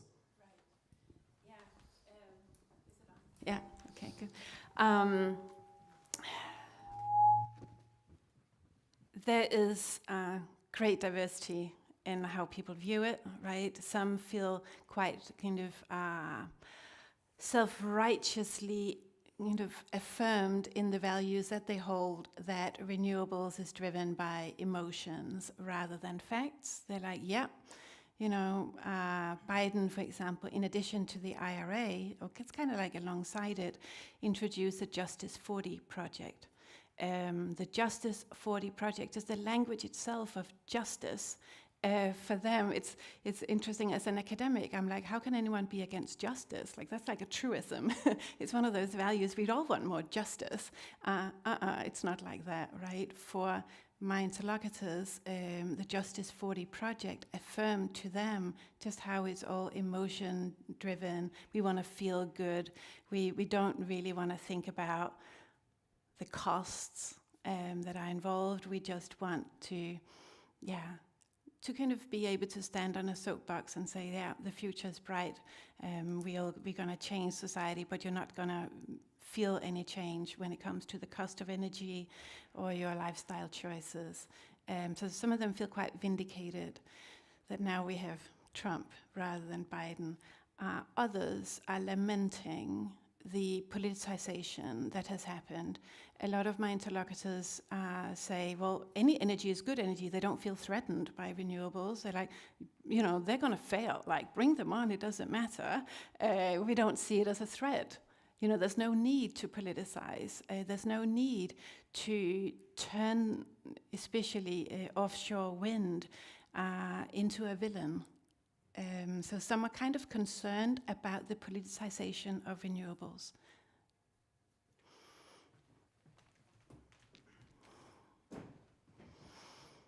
I have multiple questions, if I may. Yeah. So one for Mette. I was curious, I don't know if you have any insights, but Texas is a state that is championing renewables, despite also being a traditional petro state, maybe. And I think also quite traditionally religious. So I don't know if I was just curious if you had any reflections on how that works, as renewables seemingly are making a strong advance there because of the commercial case for renewables and nothing else. And you mentioned that for a lot of the workers, it was, you know, being a good capitalist or something that was their religious duty. So some reflections on that, and then my other two questions to well, anyone that might want to answer is there's at least in Europe, there's a lot of focus on the need for a massive grid build-out of the electricity grid, but then also on reducing cost for industry and also household consumers. And well, with this grid build-out, presumably it's going to cost a lot. Curious to hear your thoughts on how this is going to work in terms of the potential cost in tariffs or charges to households, to industries, while also being able to build out sufficient transmission capacity. And then the last one, if I may, on the supply chain and raw materials, do you think we are sufficiently in line to achieve our grid build-out and renewable transition in terms of access to raw materials and functioning supply chains, or are there any issues in that respect? Great questions. Mette first, and then feel free to raise your hands as we go, and I'll collect questions. Okay, thank you so much. Texas, renewables, and Christianity. So right now, one of the projects that I'm thinking about doing next is really looking more closely at that relationship between faith and energy and thinking about energy not just as oil and gas, but also with renewables, because it's super interesting. Like churches are performing key roles in Texas, but also in Colorado. And the churches are playing very different roles. You know, it's not like, okay, if you're a evangelical Christian, then you are for oil and you're against renewables, and then, you know, if it's another denomination, you'll have a different view. It's not that solid. So you have some churches that have become very central in driving a support for renewables, and you have other churches that are doing the opposite, really supporting oil and gas. So it's a very interesting relationship. I'm happy to take the grid question. I don't have a mic. Is that a problem? Can you hear me all right? Oh, thank you. It's a great question, and I guess I have a couple of reflections on it. One is that the amount of electricity is already increasing, and the projections are about maybe 3 times more electricity by 2050. So the volume of electricity is rising. That means per unit, if you have the same grid costs that you have today in 2050, you have 3 times more money that you can invest year on year.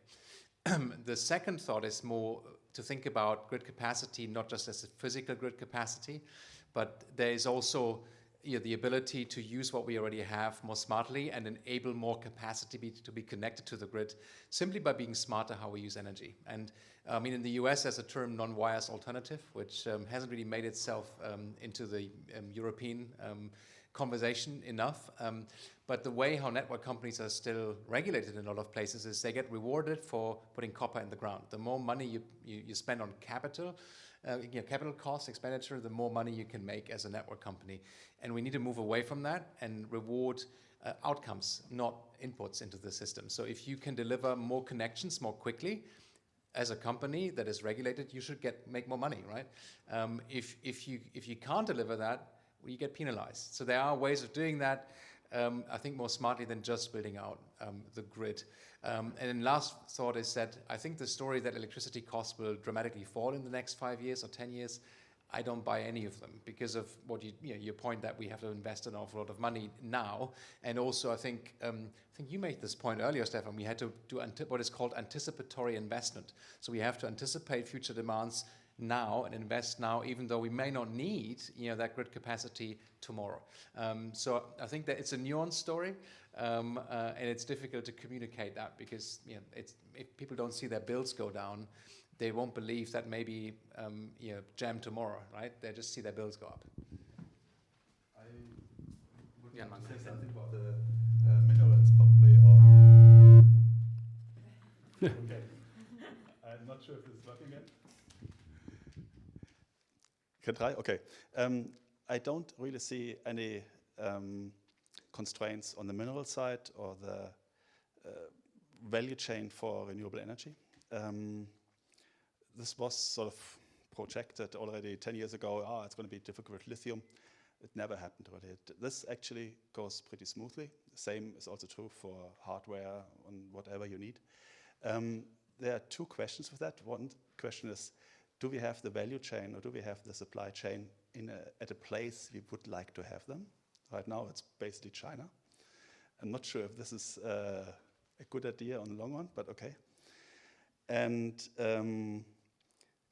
we'll also have some hardware problems here in the West. And for example, grid transformators are quite interesting to get by at the moment, or not. So this is quite a hard weight. If you buy them from China, it's not a problem. And one other point to your question about cost. I always try to push a different narrative. And that is, yes, electricity or energy in itself will not get cheaper. But we always have to think about, if we don't do that, what is the alternative cost? And here really, this is not something which I make up, but there are actually quite a lot of people, if it's insurance or whatever, they say, we expect actually to be not able to insure things in the future. And that will mean that the traditional way of doing business just sort of stops. And I don't think we will be able to put a cost at that. but I'd like to avoid that. Jan Magna, and then we'll move to a couple more questions. The issue, now I'm on the sound again, because this is an issue we are of course very much aware of. It's a major constraint for any new industrial development, for new production. That's one side of it. But then we are very much aware of the public perception.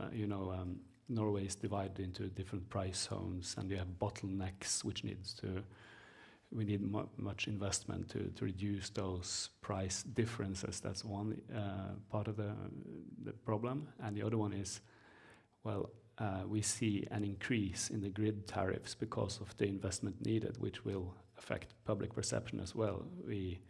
In NO4 up north, we have very low spot price, average of 4 to 5 øre per kilowatt hour. But then the anger is directed toward the grid tariff, so we can't win. We are very much aware of it, and we try to push Statnett.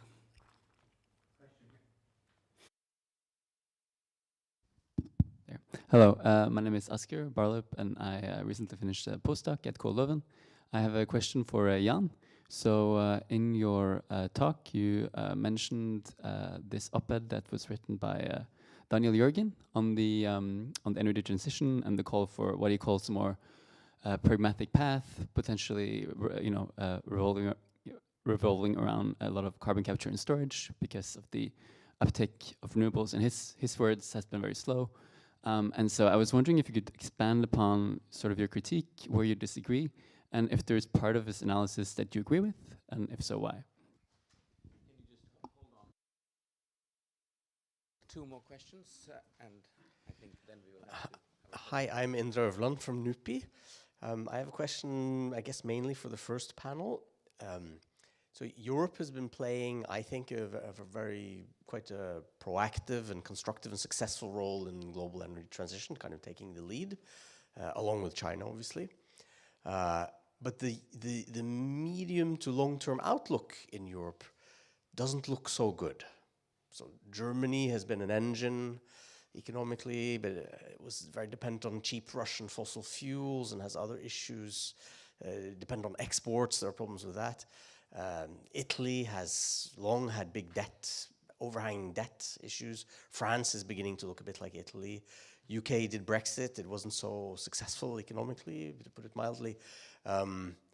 So if Europe goes into some kind of quite long-term economic downturn, how is it going to go with Europe's climate leadership?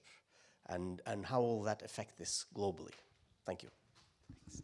One last question here. Thank you. Kristin Mathisen from Norwegian Institute for Nature Research. It's a totally different question. The nature perspective has not been mentioned today, but it is a really huge part of the arguments against the renewable energy developments. How do you think, or how do you experience this nature discussions or perspectives being part of what your of your talks today, and what is will be in the future? Great. So I will pass this mic to you, and then I suggest we take a whole round like this. Yes. So the Daniel Jørgen question that you asked me, maybe I start with what I agree with, and that's his analysis of that we're not going fast enough, right? That's spot on, right? We're not going fast enough, absolutely. But where I disagree is this characterization of renewables as being, it's an energy addition, like the point you made. Which is true at the global level when you look at the global energy data, but that's meaningless because to understand the transition and where it is at, you have to look at the sectoral level and different country levels, even regional levels, because that's where you can see displacement of fossil fuels. When you take the UK as an example, we had 80% of our electricity from coal. There's no single coal power station connected to the grid anymore. So the claim that renewables have just been added is just nonsense. And the same is the case in other countries in Europe and beyond. So I think that argument just doesn't hold once you look at the detail. As to the solutions, CCS, I mean, sure, I'm not dogmatically against CCS or scaling large nuclear power stations, but the history of CCUS has been, pretty patchy when it comes to delivery. And there's a paper that was written, I think a few years back, it was called something like 3 Decades of CCUS, Why Has Nothing Really Happened? And written by people who are enthusiasts, and they wanted it to happen. And the main reason is that, cost of capital, lots of technical barriers, it just didn't happen. And so that's why I'm really skeptical when people say, we're just going to make it happen in the next 10 years. I don't buy that.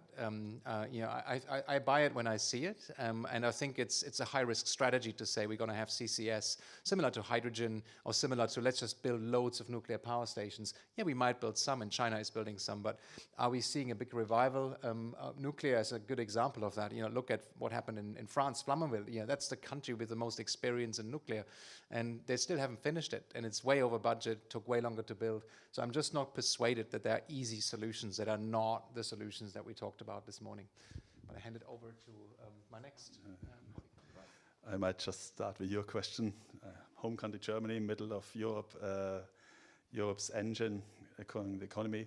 I'm not an economist, so this I just have to say before. But if I view the problems which Europe has from the energy side, then I sort of have to say they have problems because they're too late in sort of switching over. The Chinese ones, they are playing the long game anyway. They are always thinking in generations. They have this 5-year plans, but that's just to sort of micromanagement. Europe sort of never had that in that amount. And to say now renewables are the problem for that Germany starts to sort of stutter in its economy, that the rest of Europe does it well, I think it's missing the point. If we sort of look for an end state of an energy transition, which is going to come, that's not a question, it's going to happen. The question is when. But you can see already today that the new energy system will be cheaper to run and probably also much easier to maintain than the system we have today. It will be different, that's not a question. But if you wait now with the energy transition and sort of say we don't have any money, yeah, that might be, but then you have to prioritize, you have to see where you want to get, what will be the end result, what needs to be the end result, and you have to work towards that. And I don't think that anything like going back towards fossil fuels will get you anywhere.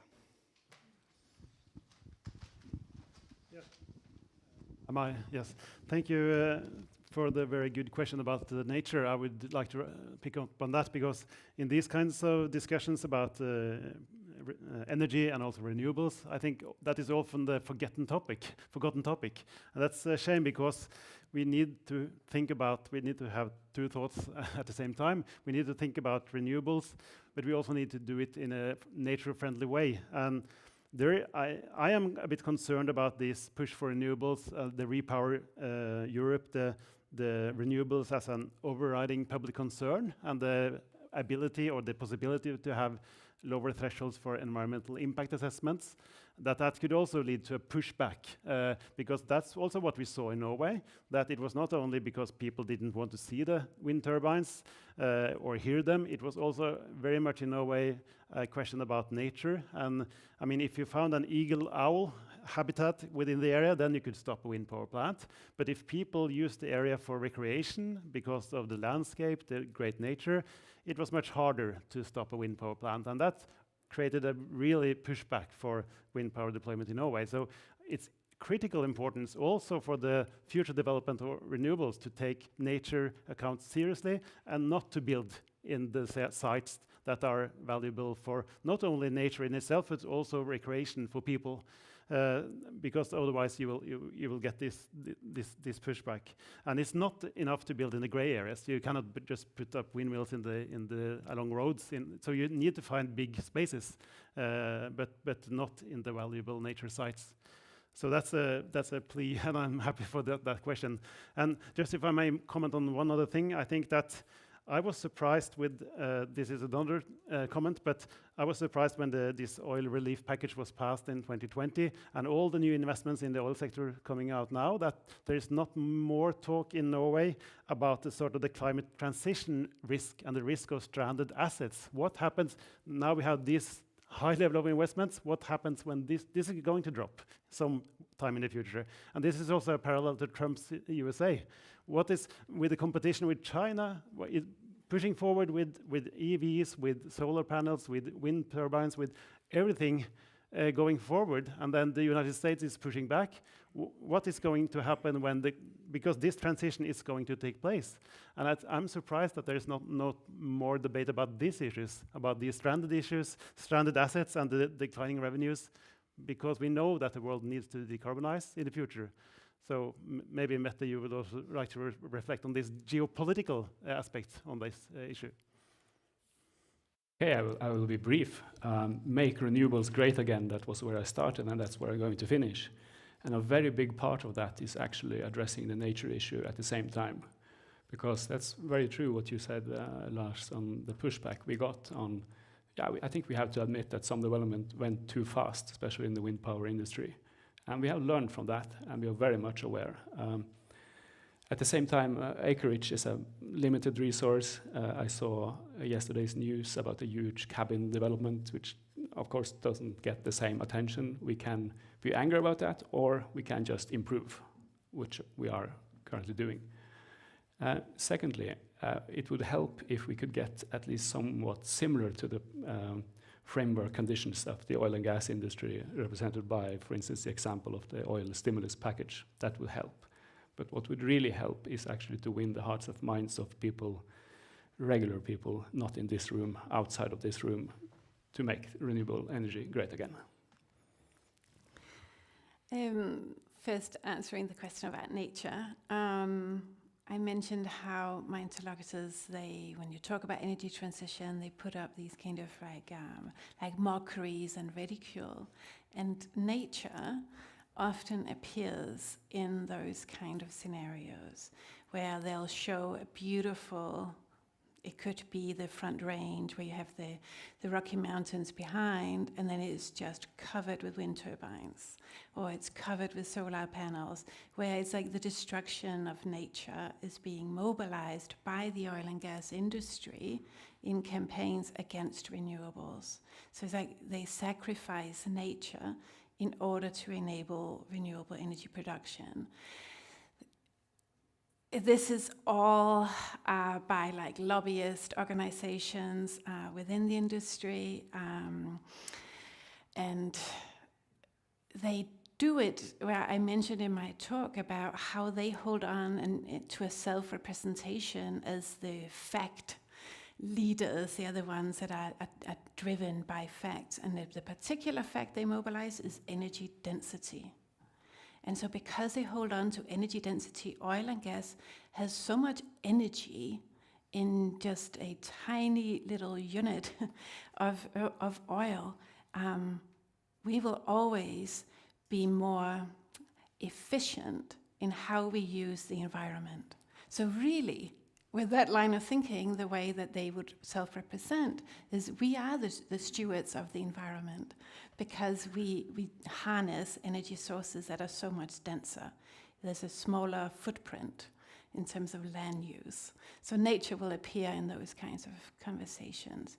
But nature also appeared through ESG, with climate finance in particular, priorities among investors, where they had to report on how is the oil and gas industry actually protecting the environment, and where emissions, methane emissions, became a huge issue for the industry in Colorado. And it was interesting to see what happened when ESG was on the rise. The availability of investor capital started to slow down, and the cost of capital rose. It was a moment of real potential shift. So that goes back to what you were saying earlier about Biden. Right? There've been moments where there were real potential for shifts in not just energy policy, but also the practice. On China, okay. So I would say that from the perspective of the industry, they don't see oil and gas running out anytime soon. Not at all. For them, it's a question of the cost. What is the cost going to be of producing that oil and gas?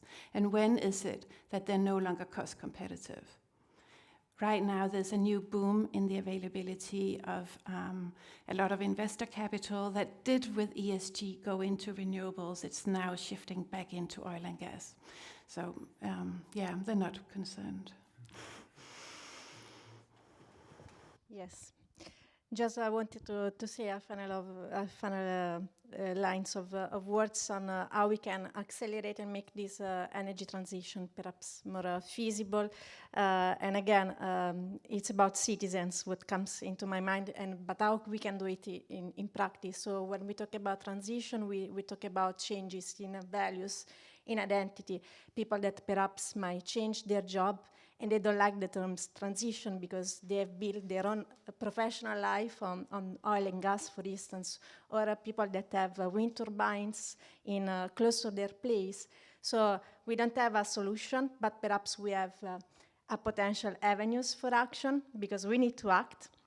And one way is really to make, first of all, citizens aware of what's going on by bringing them on boards. And what I see here also from the lesson from the European Union is to really exploit the power of municipalities. I'm very happy to know that in Norway now they have even more power because they can really create a space for citizens where they can discuss and become aware of what's going on, and they can bring their own voice. And in the European Union, we have many examples of citizens that can lead by action. The cities mission is one example, cities that commit to become carbon neutral by 2030, and they can play a huge difference. They can bring on board citizens, but not only at the municipal level. Norway can do also a lot of action from the national scale by creating citizens panel, where citizens can contribute also to policy documents, and so they see that their inputs are then used and are acted upon through policy documents, as it happened also for the European Commission. So just, I know time is out, so I close it. Thank you, and I think there's not very much more I could add to those wonderful set of contributions, but I will add a word of thanks. And as you've mentioned, people are important. I want to thank Jan, who has been making sure that we are all audible and on screen at the right time throughout. I want to thank Anna, who has not only been in touch with all of you and managed the communication, make sure there are flyers around, but also made sure that we took this kind of initiative. So that's the driving force there. Bente, who has made sure that everything around the house looks wonderful and that there will imminently be lunch served. So I'm also going to keep this brief for practical reasons. I want to, of course, thank our panelists, and there's value to collaborations. I want to pass on something with collaborators here to each of you, so that you can also think about geographies of solar energy transitions and those kinds of solutions that we have discussed at length today. I want to thank those who have joined us both in person. Thank you for great questions and engagement and the attention.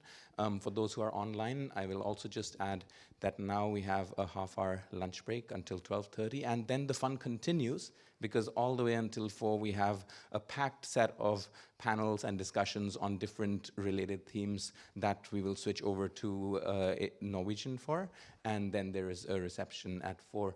I'm tempted to give Lars the word to give us a sneak peek. I won't, so that we can chat over lunch break, etc. But please, if you're online, it's the same link. Feel free to join us in half an hour.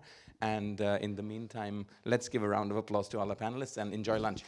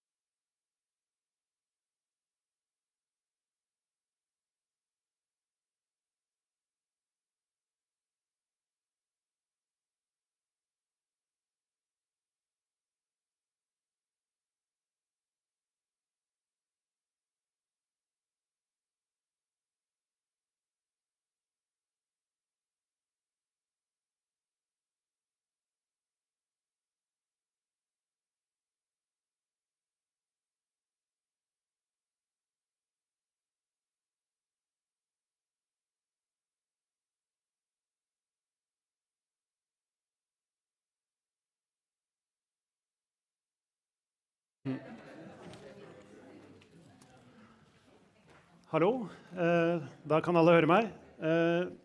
Hjertelig velkommen til del 2 av Nansens klima- og energiseminar 2025. Vi glad for at så mange har funnet veien hit. Mange av dere var med på del 1 i formiddag, da programmet var på engelsk og ledet av Sidart.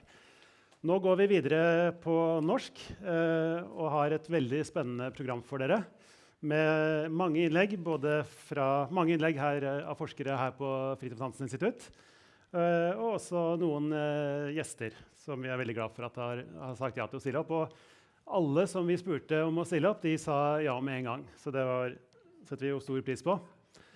Dette det første Nansens klima- og energiseminar i historien. Men vi håper at det skal bli en årlig tradisjon som vi kan gjennomføre hver høst omtrent på denne tida.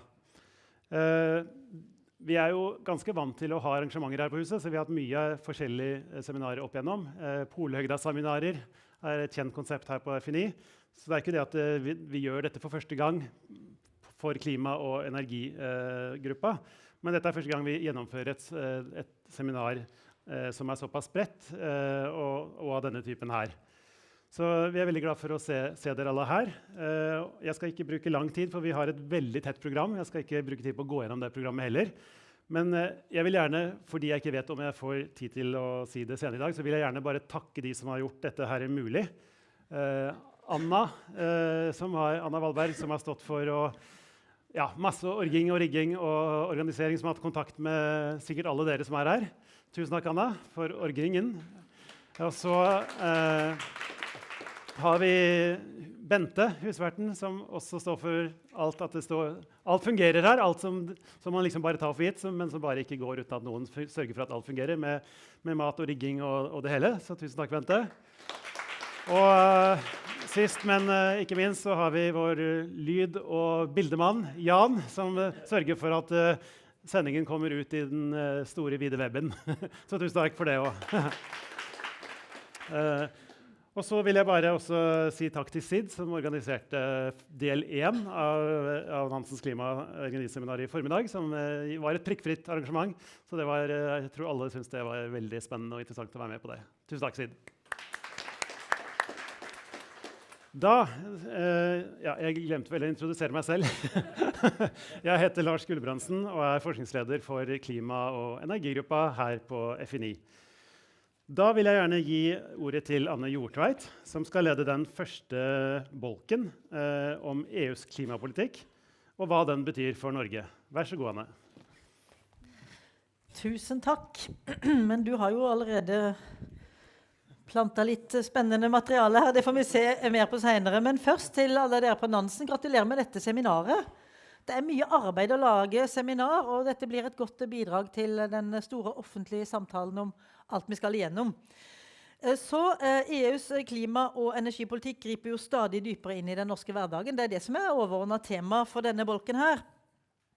Og som vi vet så har jo EUs klima- og energipolitikk hatt evnen til å sprenge den rødgrønne regjeringen i Norge.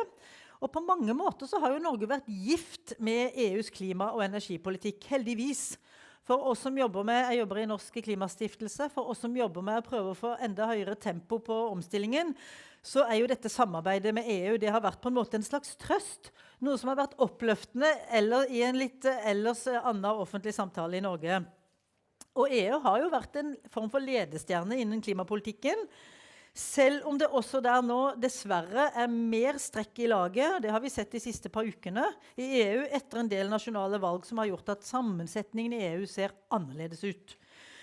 Men i dag så skal vi se nærmere på en god del av de begrepene som til sammen rommer EUs politikk for utslippskutt og energiomstilling, og klar for 55-pakka, kvotehandelssystemet og en god del av de omtalte energidirektivene. Og så spør vi da, hvorfor skaper de her energidirektivene så stor politisk uro i Norge? Hvorfor det så en stor andel av befolkningen som plutselig har begynt å snakke om ACER? Sånn som det var i valgkampen så var det formuesskatt, men på dette feltet har folk plutselig begynt å snakke om ACER. Og det har blitt nærmest en slags kulturkrigord, akkurat dette ordet. Og hvorfor forlot Senterpartiet regjeringen i protest, og hva det som står på spill når alt kommer til alt? Og da vil jeg jo si at egentlig så det en gullrekke av spisskompetanse som skal innlede om dette. Og dessverre bare 8 minutter hver nå i første omgang, men dere får sagt mye på 8 minutter. Og du har jo allerede introdusert deg selv. Du skal innlede om EUs klar for 55-pakke og Norges tilknytning til EUs klimapolitikk på godt og vondt. Vær så god.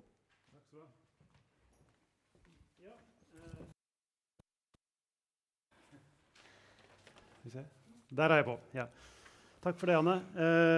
Det blir mye å gape over på 8 minutter, så det blir bare et lite blikk, og så kan jeg ikke gå så langt ned i detaljene. Men som dere ser har jeg tatt med meg litt rekvisitter, fordi vi har bestemt oss for å kjøre dette her seminaret uten PowerPoints. Vi jo vant til å ha noen sånne store plansjer, vi kan vise litt figurer og sånt, men jeg kommer jo fra på morssiden en familie med pedagoger, så jeg kunne liksom ikke komme her uten å ha med noe hjelpemidler for å gjøre dette her litt mer forståelig da. Selv om jeg tror mange her også kjenner grunnleggende ting knyttet til EUs klimaregelverk. Men jeg skal snakke da om Norges tilknytning til EUs klimaregelverk, som har blitt stadig mer tettere og mer omfattende. Så i praksis kan man si at Norge fullt medlem av EUs klimapolitiske samarbeid fram til 2030. Så vil Elin sikkert, hvor Elin? Elin vil sikkert innvende at vi ikke med i alle deler av styringssystemet, så det kan vi sikkert diskutere litt da. Men det som i hvert fall helt sikkert at dette samarbeidet med EU gir EU større innflytelse over norsk klimapolitikk, og Norge har bundet seg tettere til masten når det gjelder EUs klimapolitikk. Så spørsmålet jo hvorfor Norge har gjort dette her. Det kan vi kanskje komme tilbake til, men jeg skal i hvert fall si litt om hvordan vi tilknyttet EUs klimaregelverk på de 7 minuttene jeg har igjen nå. Så tilknytningen til klimasystemet i EU det begynte med norsk deltakelse i EUs klimakvotesystem fra opprettelsen da i 2008. De største sektorene der jo utslipp fra petroleumsvirksomheten og fra industrien. Og så her kommer vi til første rekvisitt. I 2012 så ble da flytrafikken innlemmet altså utslipp fra europeisk luftfart ble innlemmet i europeiske kvotehandelssystemet. Og så har det også etter hvert, nå kommer jo også shipping, det fra 26, Jørgen, eller 27 etter hvert, skipsfart, store skip, som også blir innlemmet. Og så får vi CBAM, altså karbontollmekanismen da. Så det på en måte et system som utvikler seg videre. Og Jørgen skal også fortelle etterpå om ETS2, så det skal ikke jeg si noe mer om her. Så gjennom EØS-avtalen så har norske kvotepliktige virksomheter vært med i dette systemet siden 2008. I 2019 så ble vi mye tettere knyttet til EUs klimaregelverk, på en måte til resten av klimaregelverket når det gjelder hvilke sektorer det dekker. Da inngikk Norge og EU en egen klimaavtale, som også Island var med på i 2019. Og den gjelder fra 2021 til 2030, så en tidsbegrenset avtale. Den knyttet til det som heter protokoll 31 i EØS-avtalen, som samarbeid utenfor de 4 friheter. Så den fornyes ikke automatisk, men det krever politisk tilslutning fra Stortinget. Og de sektorene som ble dekket da, her kommer vi til litt flere rekvisitter da. Det det som heter innsatsfordelingen. Så det utslipp fra transport. Her har vi personbiler, tungtransport. Så det utslipp fra jordbrukssektoren, for den traktoren representerer jordbruk, selv om de største utslippene fra jordbrukssektoren, i hvert fall omtrent halvparten, kommer fra husdyrenes fordøyelse. Det metangasser og slikt. Og det står vel omtrent for, altså jordbrukssektoren står for ca. 10% av utslippene i Norge, da, 9-10% omtrent. Og det har ligget ganske stabilt siden 1990. Og så det også utslipp fra avfall. Det jo ikke fra søppelgasser som dette ja, men det fra avfallsforbrenning. Og så det utslipp også fra bygninger. Så da ble på en måte resten av sektoren i Norge dekket gjennom innsatsfordelingsforordningen, som den heter på pent. Og så har vi den tredje pilaren i EUs klimaregelverk, som også kom da inn i 2019. Det det som kalles skog- og arealbrukssektoren, eller LULUCF, Land Use, Change and Forestry. Og det denne her, jeg vet ikke om dere ser, dette en trestamme. Og det jo sånn at opptak og utslipp fra skog og andre arealbruksendringer teller med i dette klimaregelverket som da Norge har sluttet seg til. Og det har utrolig nok, kan man kanskje si, blitt en hodepine for Norge, selv om vi har en skogsektor som tar opp veldig mye karbon. Det et sånt nettoopptak på omtrent 20 millioner tonn i året. Det tilsvarer omtrent 40% av utslippene fra alle de andre sektorene i Norge. Så man skulle jo tro at dette var jo bare flott for Norge, at man kunne telle med arealbrukssektoren, men det ikke så flott, fordi EU har regler på dette her. Norske utslipp i arealbrukssektoren og skog- og arealbrukssektoren beregnet ut fra en referanseperiode og det som kalles en fremoverskuende referansebane. Så Norge blir ikke målt på absolutt nettopptak i sektoren, men i forhold til det vi kan kanskje litt forenklet kalle en sånn business as usual situation. Da. Hva forventer man at utviklingen i opptak og utslipp fra skog skal være da, hvis Norge følger denne referansebanen? Og Norge har vært veldig uheldig med denne referanseperioden, som fra 2000 til 2009. For da hadde tilveksten i skogen vært rekordhøy på grunn av skog plantet i etterkrigstida. Så skogen tok opp maksimalt mye CO2 netto. Og det i forhold til den referanseperioden Norge da blir målt på nå i 2025, og også videre fremover. Så det har faktisk blitt en hodepine for Norge, men også for Sverige og Finland og andre skogrike land i EU. Men tilbake til klimaavtalen, så det sånn at innenfor disse sektorene, da, i innsatsfordelingen, så Norges forpliktelse var å kutte utslipp fra disse sektorene med 40% innen 2030, målt fra 2005, når klimaavtalen ble inngått. Avtalen ble inngått da som jeg sa, i 2019, og da var EU og Norge sitt mål 40% utslippskutt innen 2030, målt fra 1990. Men det som har skjedd siden, det jo at EU og Norge har økt sine klimaambisjoner, klimamål. Jeg tror det var vel i EU i desember 2020, at EU vedtok et 55% utslippskutt. Og Norge har jo kommet også etter og vedtatt det samme målet. Så det som det betyr at den avtalen vi har nå, den må jo oppdateres, fordi da har også regelverket for disse reguleringene i EU, rettsaktene, de har jo blitt endret for å oppdatere, for at man skal nå det strengere klimamålet. Så nå i første periode følger Norge fortsatt de gamle versjonene av direktivene og reguleringene, ikke de som ble vedtatt i Klar for 55-pakken da, og banket gjennom til slutt i 2023. Så Norge forhandler med EU, og har forhandlet med EU om og på hvilke vilkår Norge skal ta inn disse direktivene. Og det siste jeg leste om det nå i sommer, var at nå det klart et utkast til behandling i EØS-komiteen fra Norges side. Så skal det behandles og godkjennes i EØS-komiteen. Så må kommisjonen godkjenne det, og til slutt må Stortinget gi sin tilslutning til en ny og oppdatert klimaavtale. Hvis Norge ikke gjør dette her, så faller klimasamarbeidet med EU sammen. Ikke på ETS, for det en del av EØS-avtalen, men for disse to reguleringene, innsatsfordelingsforordningen og den LULUCF-forordningen. Og på Stortinget så det vel ganske stor tverrpolitisk enighet om å oppdatere klimaavtalen med EU. Helt fra Rødt, SV, Arbeiderpartiet, MDG, Høyre, KrF og Venstre ønsker å videreføre klimasamarbeidet med EU. Selv om da både Rødt og SV jo imot EU-medlemskap og kritisk til en god del av de reguleringene som Norge har tatt på energiområdet for eksempel, og det skal Per Ove komme tilbake til. Så det som kan bli kalt klimaalliansen noen ganger, mellom da SV, Venstre og MDG. De har også foreslått å forlenge klimaavtalen med EU helt frem til 2040. Så de ønsker å utvide avtalen, og i hvert fall forlenge den. Her var ikke Rødt med. Men her det, vi kan vel si at når vi ser på hva det blir kalt i Tutti Frutti-koalisjonen, som det ble kalt i media, i hvert fall før valget, så det mange ulike konfliktlinjer. Vi kan vel si at konfliktene står i kø. I en konflikt jo særlig dette LULUCF-regelverket, som gjelder særlig da skog, men også andre arealbruksendringer, som Senterpartiet ønsker at Norge skal reservere seg mot. De ønsker at det skal tas ut av avtalen. Det har ikke de andre partiene gått så langt, men EU har jo også svart om at Norge kan, altså representanter fra kommisjonen har jo sagt til Norge at Norge kan ikke få noen sånn spesialbehandling, og vi kan ikke drive med cherry-picking, vi kan ikke ta bare det vi liker, og være med på noen ting, og ikke være med på hele pakka.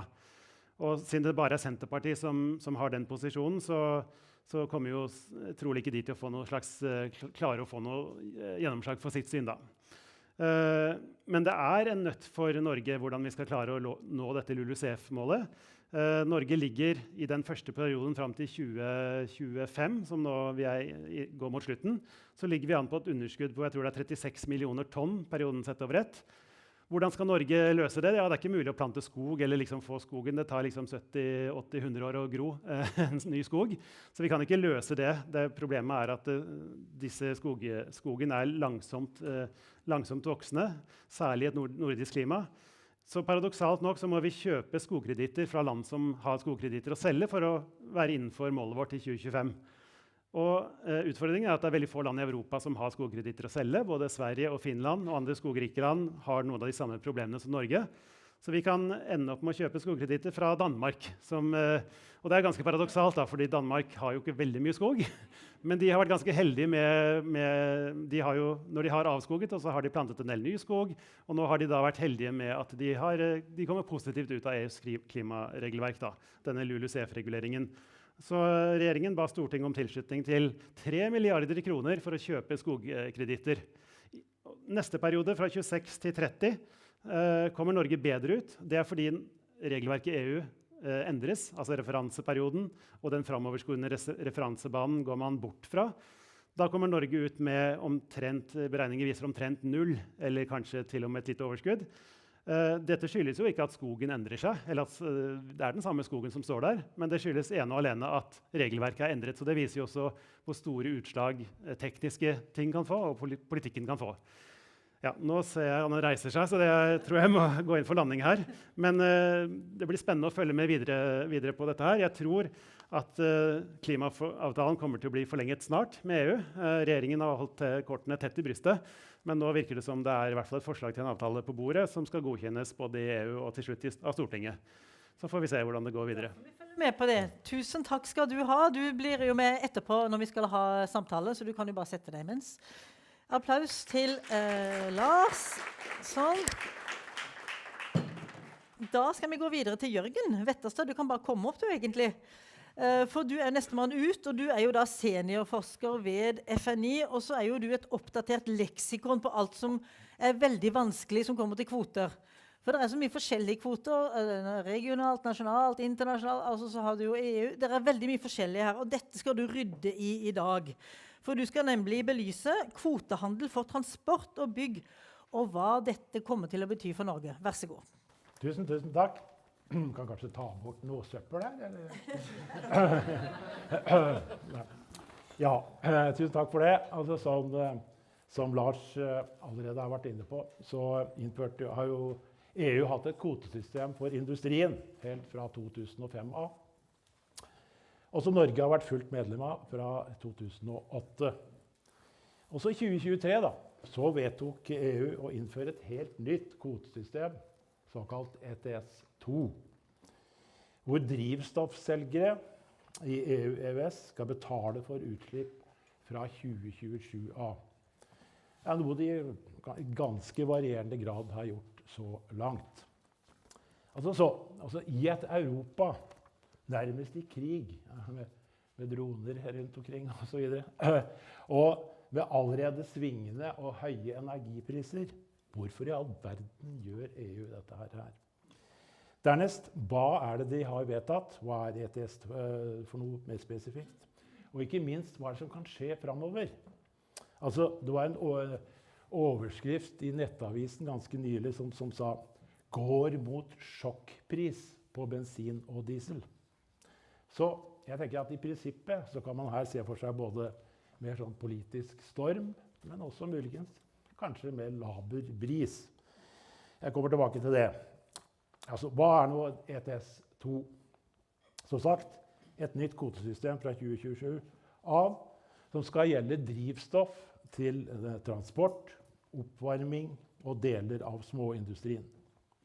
Og det betyr at bensinstasjoner og andre som selger bensin, diesel, fyringsolje og gass må kjøpe klimakvoter for utslippene sine. Kostnadene vil jo til slutt havne hos forbrukerne i form av økte priser. Og i mange EU-land, ikke sant, så hvor husholdningen varmer opp med gass eller fyringsolje, vil kunne merke det ganske godt. For Norge så vil det nok primært handle om pumpeprisen på bensin og diesel. Og her så inngår jo da ganske høye CO2-avgifter allerede i reguleringskabalen. Og den prisen skal jo da, er jo også da forutsatt å øke fremover. Altså i EU så har det vært ganske store bølger om det systemet her siden 2019, hvor ideen kom på bordet. Og det kunne vært sagt mye om iverksettingen, og nå er man da inne i en fase hvor det direktivet skal omsettes i nasjonal lovgivning, og så der ser vi at den iverksettingen går tregt. Og det, altså som bølgene, blant annet var at 16, altså over halvparten av EU-landene, skrev under på et såkalt non-paper i juni, om at en henvendelse til kommisjonen, at nå må man må se på liksom allerede nå noe for å sikre dette systemet. Men altså, når vi ser på hva som ble vedtatt i 2023, så hva er det man gjør da? Hvordan tenkte man at dette skulle gjøre mindre vondt? Jo, man legger inn diverse støtputer. For det første, oppstart av systemet kan skyves på fra 2027 til 2028, hvis kommisjonen da anser at energiprisen er eksepsjonelt høy. For det andre så vil man auksjonere ekstra mange kvoter i starten de første årene i systemet, for å holde prisen i sjakk så godt som mulig. Så har man lagt inn også en terskel på 45 euro hvis kvoteprisen overstiger 45 euro i 2 måneder, så kan ytterligere nye kvoter slippes inn i markedet for å kjøle ned markedet. Og ikke minst så er det en siste viktig støtpute at man oppretter et såkalt sosialt klimafond, som kan bli på over 300 milliarder euro, og som skal brukes da til å støtte husholdninger og småbedrifter i EU som rammes av systemet og prisøkninger. Hvorfor har man innført ETS2? Jo, altså det har jo da Lars var jo inne på innsatsfordelingen. Og utslippene i transport og bygging har rett og slett ikke gått ned på samme måten, sånn som de har gjort innenfor det opprinnelige kvotesystemet. Og så har man, som jeg også nevnte så vidt, at man har hatt lav eller ingen karbonprising av disse sektorene i EU så langt. Fremover, det er i hvert fall minst 2 scenarier. Jeg tar det litt sånn dystre først da, hvor du kan tenke at sånn storm på kontinentet, ruskevær i Norge. Og da kan man tenke seg at kvoteprisen går i taket, godt over 200 euro, som noen analytikere har spådd. Støtputene som jeg snakket om funker dårlig kanskje, man har for få kvoter å pøse inn. Og klimafondet har for lite penger til liksom å motvirke uheldige effekter. I Norge så kan man, i hvert fall hvis utfallet av valget nylig hadde vært litt annerledes, så kunne man ha tenkt seg at enigheten om økning av CO2-avgiften forvitrer. Bensinprisen går i været, sånn som disse dramatiske overskriftene sier. Og ETS2 blir et verre, liksom et sånt verre fyord enn ACER. Og da, ikke sant, ja. Ok. Var du skremt nå? Neida, onkel Jørgen skal berolige deg. Jeg har et litt hyggeligere scenario på lager, som jeg har en viss tro på.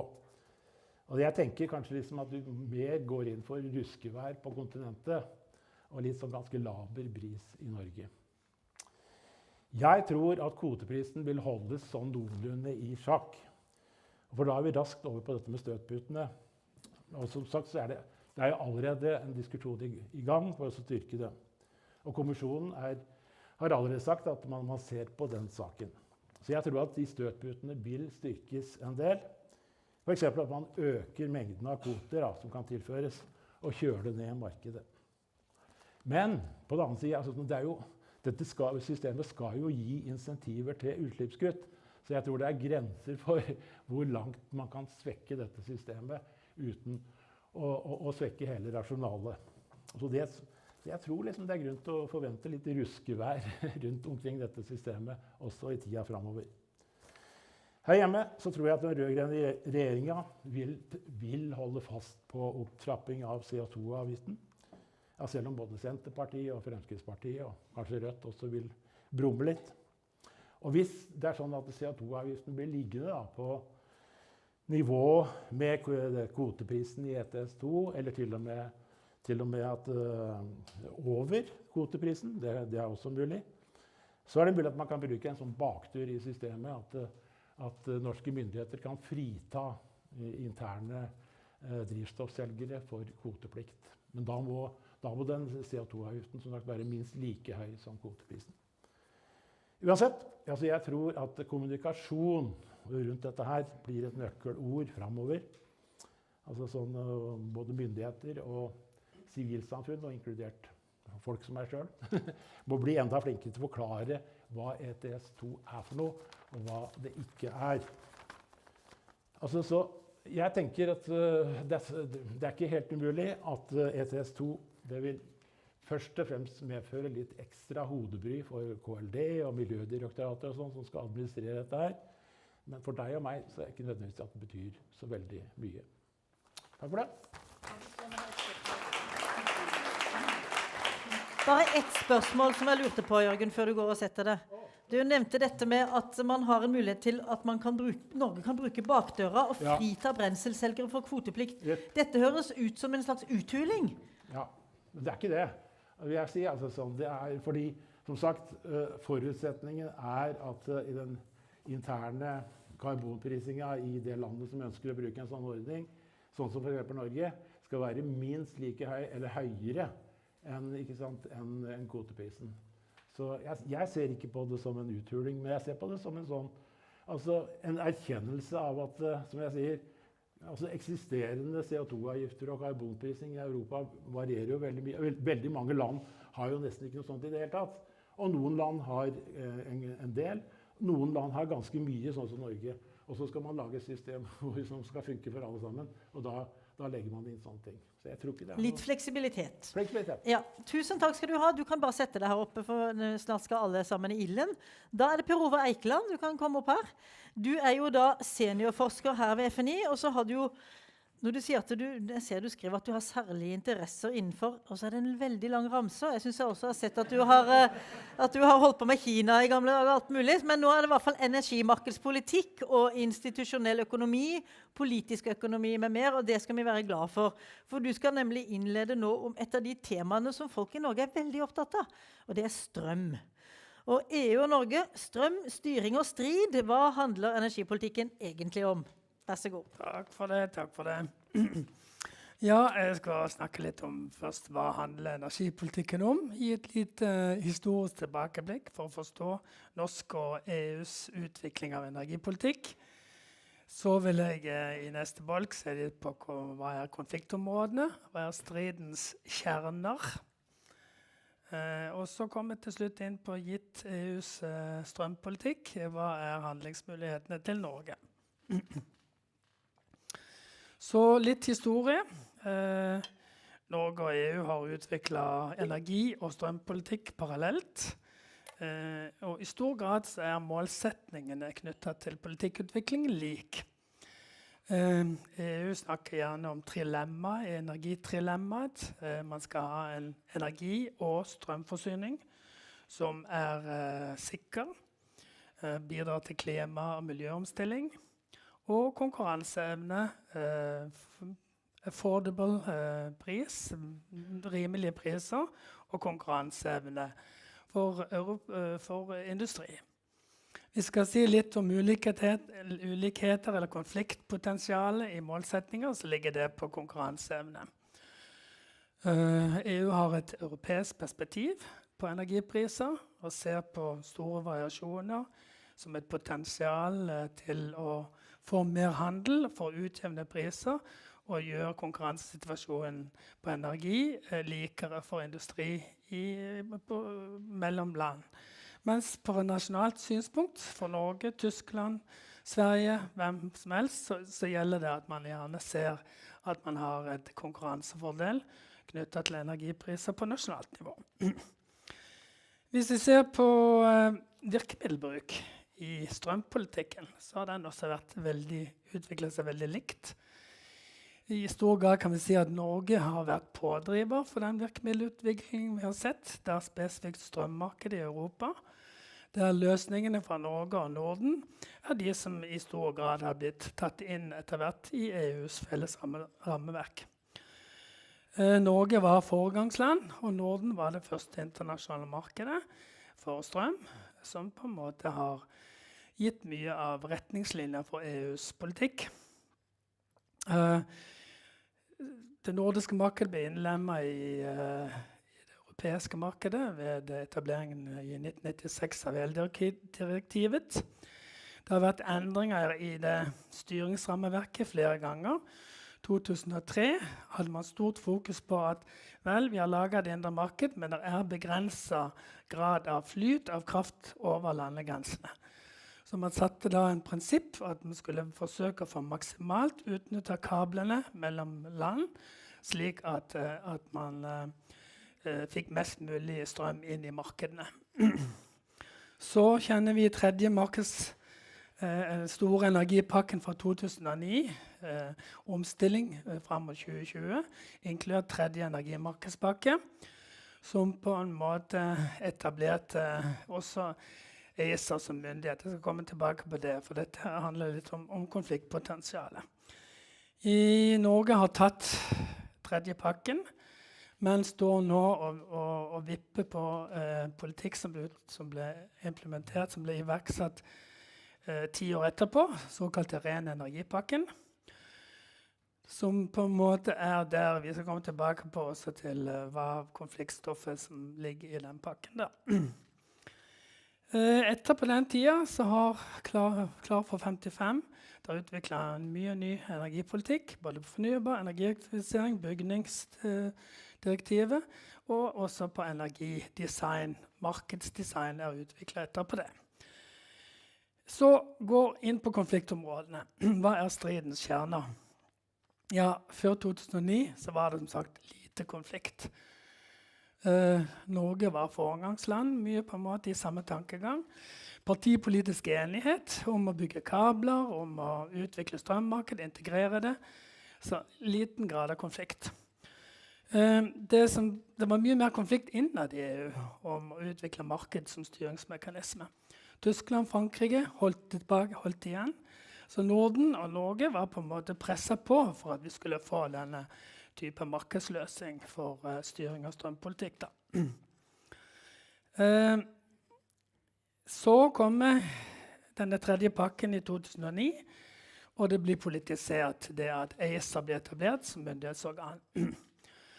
ESA får veldig begrenset makt, men de skal på en måte kunne ta beslutninger i den grad for å avhjelpe hvis det er uenighet mellom 2 eller flere regulatorer eller medlemsland.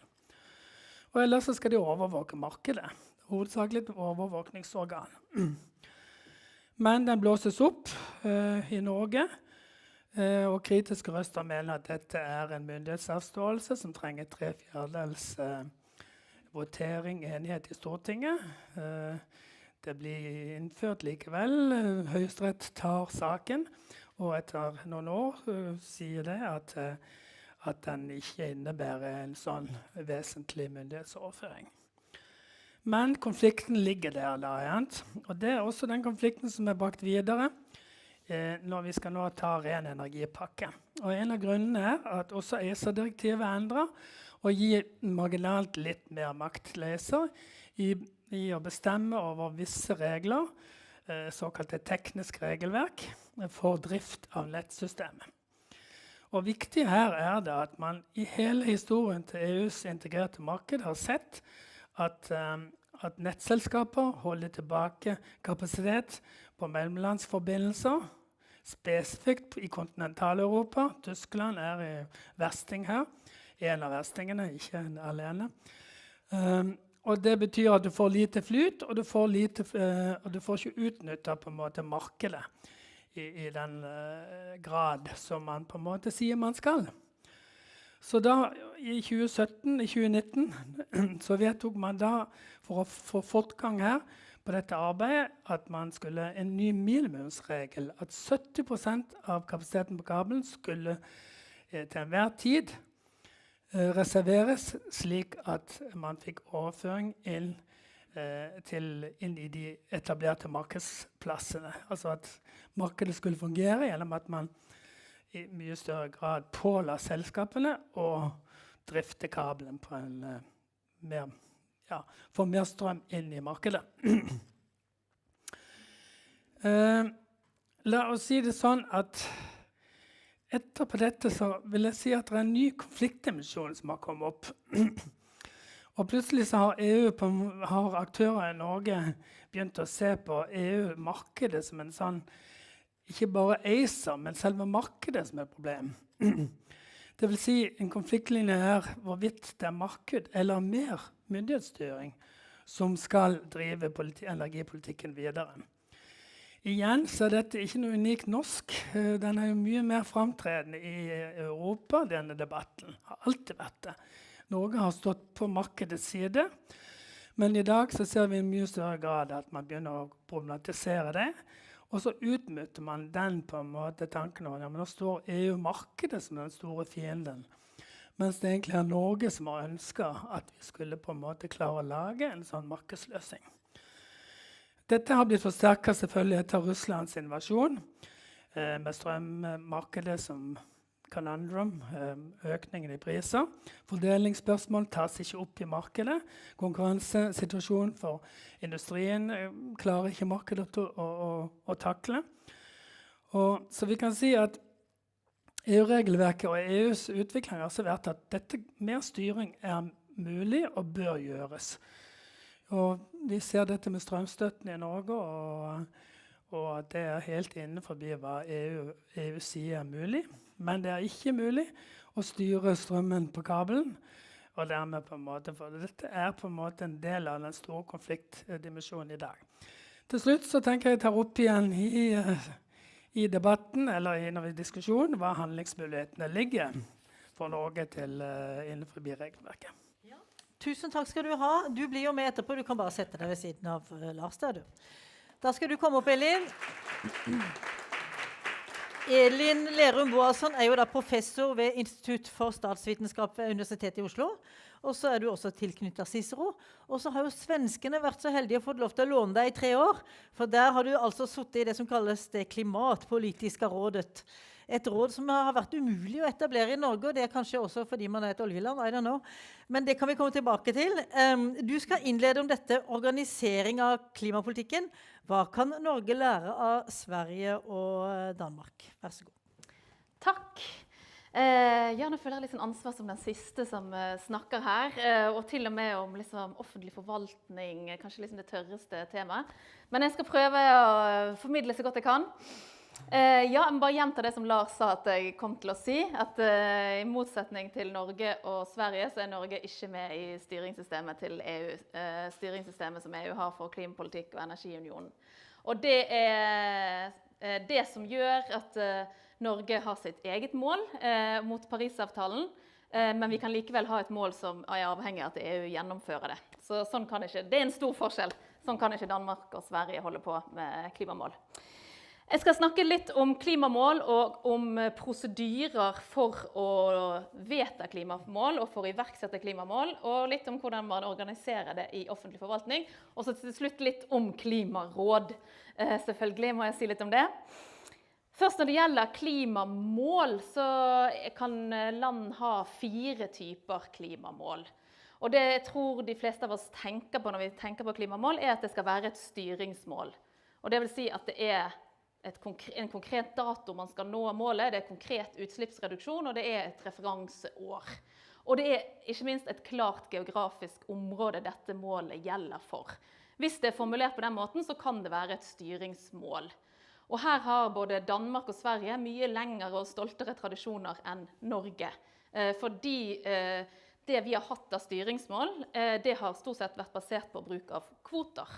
Mens vi har hatt mange mål som ikke har vært formulert som et styringsmål. For å være et styringsmål så må det også være koblet klart til et styringssystem. Den andre type mål vi kan ha er et motivasjonsmål. Det er litt sånn månelandingsmål. Vi blir alle liksom, wow, vi skal oppnå noe stort, liksom, langt fremme, og dette er gøy å være med på, og sånn. Så sånn netto nullmål er stort sett motivasjonsmål. De kan liksom ikke være så klart formulert, bare fordi de er langt frem i tid, egentlig. Men de kan jo være koblet til styringssystemet. Og det er de jo i større grad i Sverige og Danmark enn det de er i Norge, selv om vi har et slags netto nullmål i Norge også. Så kan vi ha bekreftende mål. Dette er mål der egentlig de bare bekrefter den politikken du allerede hadde vedtatt. Så hvis du driver med bekreftende mål, så bruker ikke du målet til å styre politikkutviklingen, men du bestemmer det først for hvilken politiske virkemidler du skal bruke, og så regner du deg frem til hvilken mål blir nå det. Og dette er sånn som India og Kina og sånn, de tenker sånn når de lager sine mål som de melder inn til FN. Men sånn tenkte kanskje Norge også når vi for eksempel laget dette elbilmålet om 100% kjøp av elbiler i det året vi er i nå. Så det er ikke sånn at det nødvendigvis er dårlig med den type mål, men da poenget med målet er mer kommunikasjon av hva du skal gjøre, og ikke egentlig styring. Så er det siste type, og dette sånn bekreftende mål tenker jeg at Sverige og Danmark har drevet egentlig mindre med, tror jeg. Det har ikke vært så viktig der. Siste type mål er kompenserende mål. Og det er et mål som er uklart i geografiske områder, uklart akkurat når det skal innfris, eller har uklarheter på ulike måter knyttet til seg, og heller ikke koblet mot et styringssystem. Og da blir poenget med dette målet at du vet ikke hva du skal gjøre, du klarer ikke å bli enig om noen virkemidler, så du lager heller et mål. Så da er ikke poenget med målet å styre, men å unngå å styre på et vis. Og sånne type mål det liker vi. Så det Hurdalsmålet var jo sånn, man laget et helt vanvittig ambisiøst mål om 55% reduksjon innen 2030, og ikke noe styringssystem for å få det til. Og det målet vi nå har meldt inn er også den type mål. Sverige har egentlig ingen tradisjon for denne type mål, men den regjeringen som er nå, når de ble valgt og laget klimapolitikken sin sammen med Sverigedemokratene, så sa de vi skal revurdere svenske klimamål. Og så gikk det nesten 3 år før de satte ned en komité i parlamentet for å gjøre dette. Og effekten da var at det som egentlig var formulert klart og presist som styringsmål, det ble kompenserende mål, og utslippene, hele min tid i Klimapolitiske rådet, så har man økt utslippene hvert år. Veldig dårlig effekt av å ha meg i kanskje få se hvordan det går. Så er det prosedyrene, og da tenker jeg at både Sverige og Danmark har litt mer formelle prosedyrer for å vedta mål. Den viktigste forskjellen er at Sverige har en genial regel i klimaloven sin om at når det kommer en ny regjering, så må de lage en klimahandlingsplan innen utgangen av året etter at de har blitt regjering.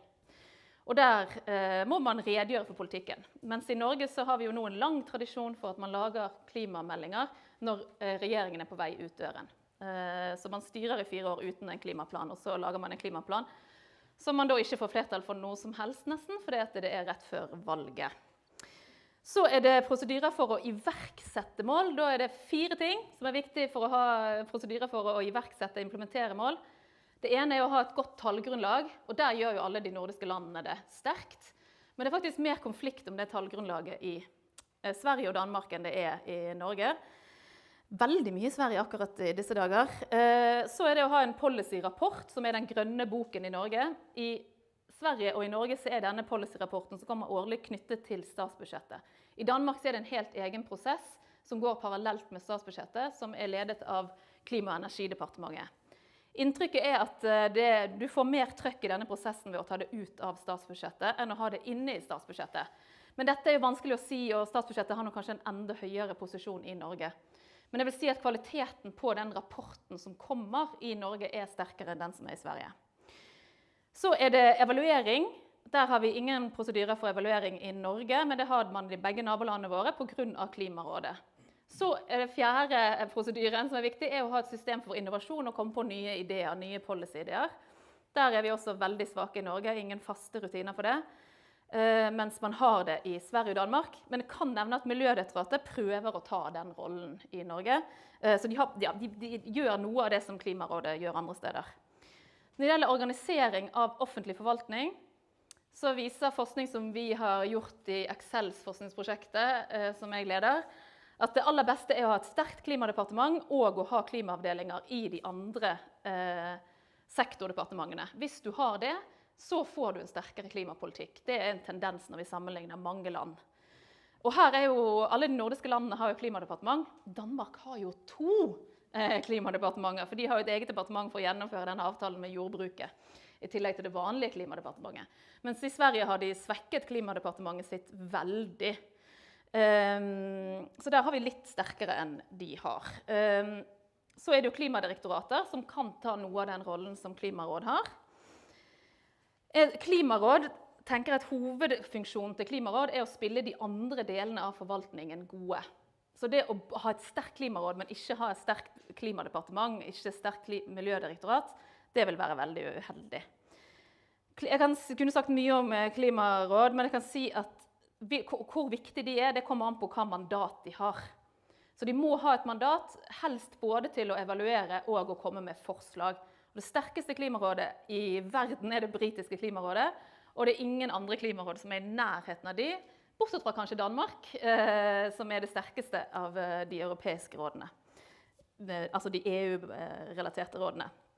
Jeg tenker at en hovedlæring, som er en vond læring, er at jeg tror Danmark de endret først næringslivet sitt, sånn at du har veldig mange krefter i det danske næringslivet som tenker at at det er bra for dansk næringsliv å ha en sterk klimapolitikk. Og da er det også lettere å få støtte til å lage en sterk klimaforvaltning. Mens i Norge så har vi jo ikke gjort den delen på næringslivet, så vi mangler jo liksom et trøkk som kommer inn i partiene for å styrke forvaltningen. Så vi må begynne med forvaltningen først.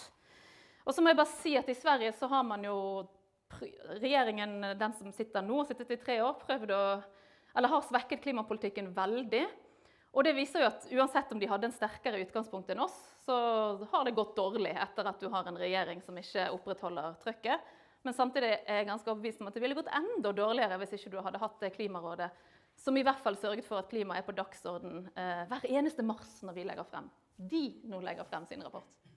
Ja, for du har gått ut av Klimarådet. Yes. Tusen takk skal du ha. Vi får jo håpe at regjeringen vil høre på det av og til når det kommer til denne gode organiseringen som andre land har når det kommer til å få klima inn i alle departementene.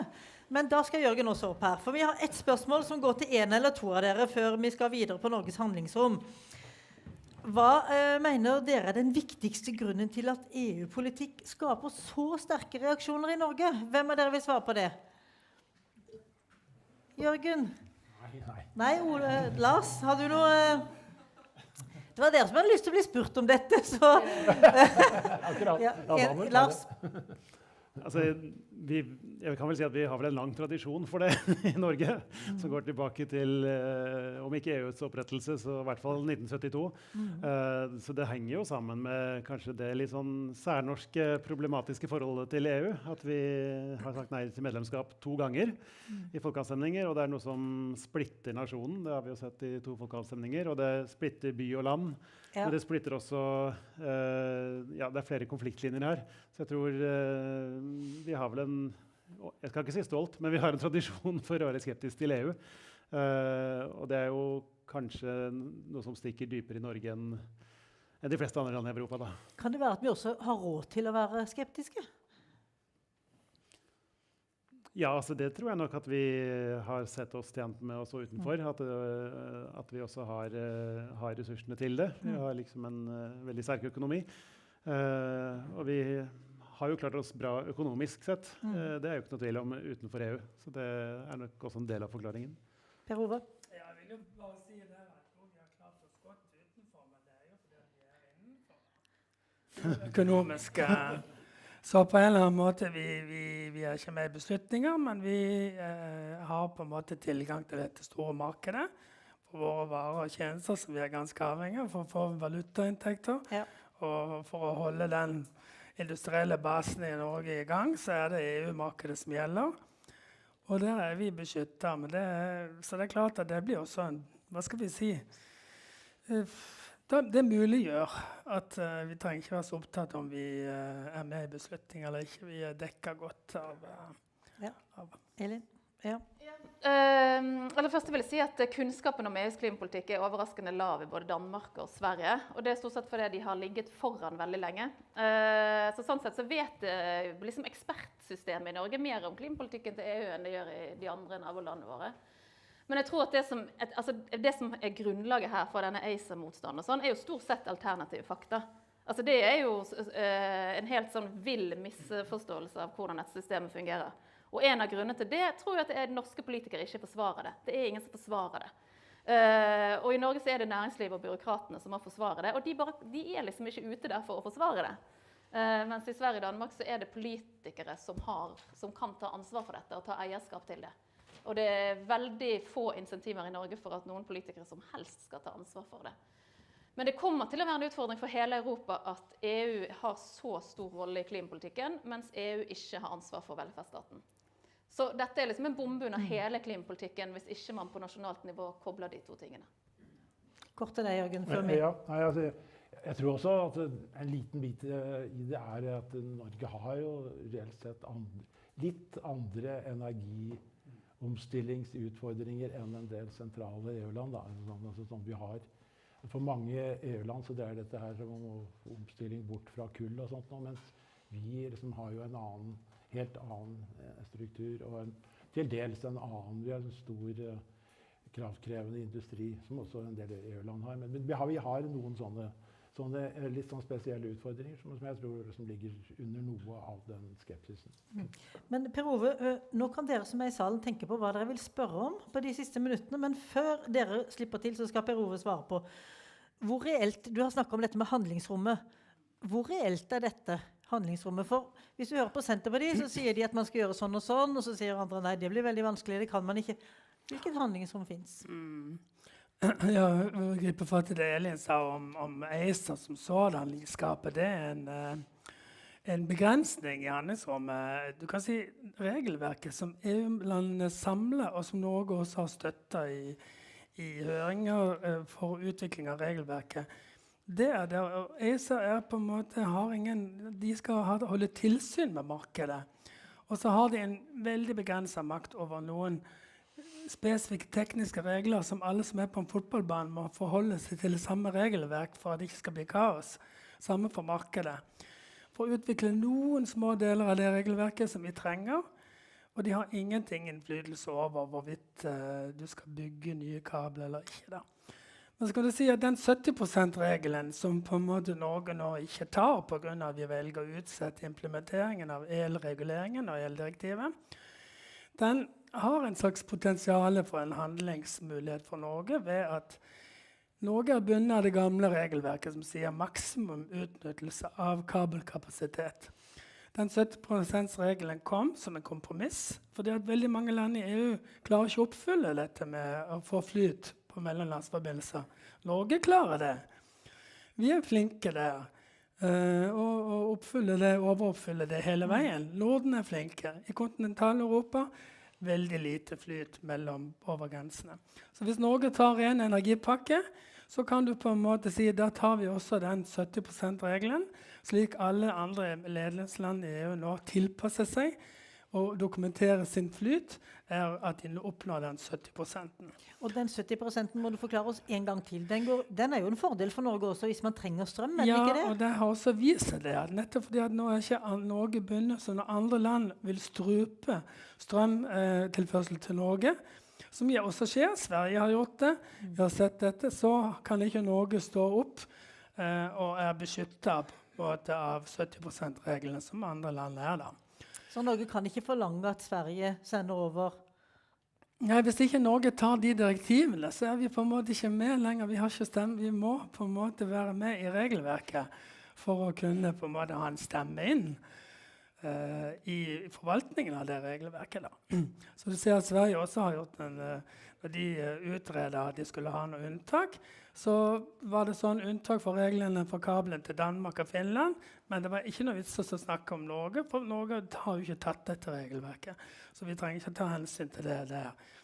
Så det en ting, sant, at det en potensiell problem ved at vi ikke har gjort det, men jeg mener også at det kanskje en mulighet for å øke handlingsrommet for å kutte litt av kapasiteten på kabelen ved at du tilpasser deg at dette skal, ja, du rendyrker den 70%, men da må du også ta den direktivet da. Det her må vi snakke mer om. Dette interessant, men nå må vi ha et par spørsmål fra salen. Det noen som har lyst til å stille panelet noen spørsmål? Og hvis ikke det det, så har jeg et par spørsmål selv her. Ja, nå må dere kjenne deres besøkelsestid, men kan dere svare på hvordan påvirker strukturene, sektoransvar, politisk organisering, evnen til å gjennomføre da de klimatiltakene i EU? Hvordan dette fungerer? I Norge eller EU? Ja, du kan ta begge deler. Altså for det første så har jo EU organisert klima inn i sitt beslutningssystem på en veldig sterk måte. Med et eget klima-DG, et eget klimaråd. Og det 16 av disse DG-ene, altså ministeriene, som har det i sin portefølje at de skal jobbe med klima. Så de har organisert dette inn på en mye sterkere måte, og de har en klimalov som veldig klar på hvordan du setter mål, og hvordan du evaluerer mål, og hvordan du viderefører det. Sånn sett de mye sterkere enn oss. Og så vi jo ikke koblet til dette systemet, så i Norge vi jo, dette jo et problem. Men før vi går inn for landing, så vil jeg bare si en ting, som det jo sikkert mange som bekymret for hva som skjer i EU nå. For siden det så mye konflikt rundt klimapolitikk nå, og en av grunnene til det jo at det ligger i den klimaloven at man skal være veldig tidlig ute med å sette klimamålet for 2040. Og jeg tror det vanskelig å ta inn over seg hvor enormt mye klimapolitikk EU har produsert de siste årene. Og nå sitter de nasjonale miljødirektoratene, energidirektoratene og regjeringene og skal implementere helt sinnssykt mye politikk. Og den har vært veldig ambisiøs og vært drevet at Ukraina-krigen hadde en effekt for å styrke klimapolitikken til EU. Og da var det kanskje litt voldsomt at de fikk det her 90% reduksjonsforslaget i 2040 fra klimakomiteen, akkurat når alle nasjonalt hadde skjønt hvor mye de måtte gjøre. Så en gang, på en måte kan du kanskje si at det var nesten litt vel sterkt regulert hvordan disse prosedyrene skulle gå, når man kanskje trengte en pause for å fokusere på implementering, så bare moste EU-toget videre. De har i hvert fall vært effektive. Lars? Ja, til det med sektoransvaret så jo altså EU ETS, det tikker og går på en måte. Men når det gjelder da de ikke-kvotepliktige utslippene, så det jo sånn at dette kravet Norge har nå, da, med å kutte 40% innen 2030, det også brutt ned på år med bindende utslippsbudsjetter år for år. Så det litt fleksibilitet i systemet, men Norge, det holder ikke å kutte, liksom, gjøre et svært jafs i 2029. Man må kutte år for å holde seg til den planen da, som vi forpliktet til. Men innenfor det så det jo, altså det ikke noe sånn at transport må ta så mye, og landbruk må ta så mye. Det opp til Norge å iverksette det, og finne ut av fordelingen mellom sektorene.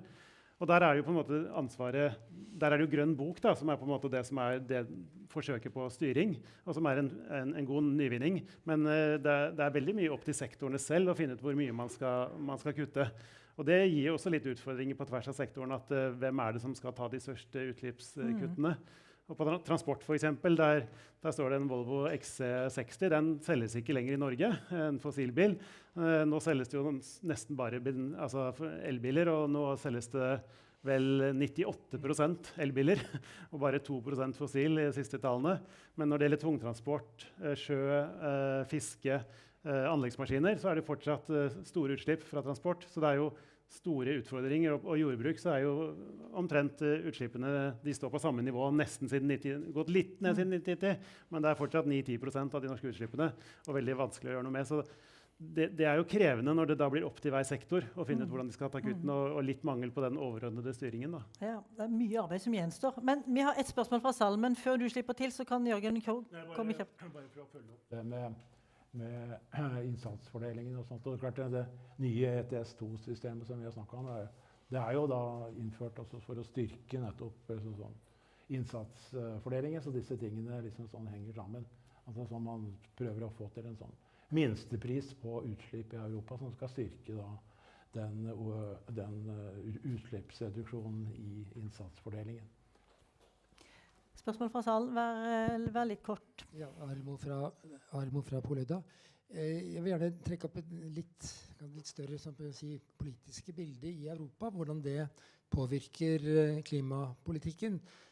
Fremstillingen her jo litt teknokratisk, altså der kommisjonen driver politikken fremover. Og det gjør den sikkert, men vi vet at det foregår store politiske endringer i Europa, fremvekst av ekstreme partier, tenker særlig på Tyskland og Frankrike. Hvilken betydning kan det ha for politikken? Og også hvordan regionale forskjeller i Europa, hvilken grad de spiller inn på videreutvikling og gjennomføring av politikken. Jeg tenker kanskje at Jørgen har noen kommentarer til det. Det noen sånne politiske skjær i sjøen som gjør at dette bildet av fremdrift av ETS2 og andre ting kanskje kan bli litt vanskeligere? Ja, hvis jeg skal være rask å si noe. Altså, jeg nevnte jo dette her med det sosiale klimafondet, da, ikke sant? Og det jo det en god del fondsordninger, og jeg må innrømme at jeg selv strever med liksom, å holde orden på alle de fondene og alle de støttemekanismene som faktisk finnes i EU-systemet, for det en god del. Og vi har sett liksom, sånn opp gjennom åra liksom, at sånn, man har vært ganske bevisst på særlig den spenningen mellom nord og sør, og ikke minst øst.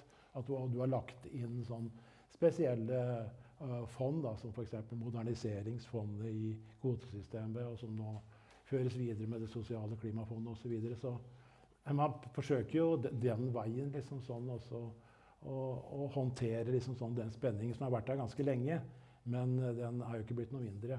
Og det klart at tidligere så var det kanskje litt sånn når EU skulle utvikle ny klimapolitikk, så var det kanskje Polen, Ungarn, en del av de østeuropeiske som rakte opp hånda og sa at dette vil vi ikke. Nå i ETS2 så har jo for eksempel Frankrike også vært veldig, veldig skeptisk, og med gule vester og sånn i friskt minne. Så liksom sånn, den alliansen, eller den koalisjonen av land som de skeptiske, har blitt større. Per Ove, du får det siste ordet her. Det du sier, påpeker at strømprisene, vi har en debatt i Norge, og selvfølgelig knyttet til inndeling i prissoner her, men debatten på kontinentet jo vel så høylytt og har gitt rom for høyrepartiene til å si at denne måten å styre strømsystem på, den kan vi ikke ha. Så det klart at EU-kommisjonen også der ser på alle politiske signaler som kommer inn, som kan øke prisene, som noe de må overvåke for å kunne holde legitimiteten av systemet oppe da. Så jeg vil si at det absolutt alvorlig det du ser, og egentlig så det også noe med at hvis folk får det virkelig problematisk, du kan si i Norge, vi har energifattig, vi skal komme inn på det i neste bolk, men rundt i Europa så finnes det virkelig folk som står i fare for å dø av disse strømprisene, og at på en måte noen reagerer og forsøker å si at ja, men vi kan ikke ha det slik, det kan du også forstå. Det var en veldig viktig påminnelse sånn til slutt. Så tusen takk skal du ha, og dere alle sammen. Dette var et tema vi kunne fortsette med i timesvis. Vi får fortsette senere. Takk for nå.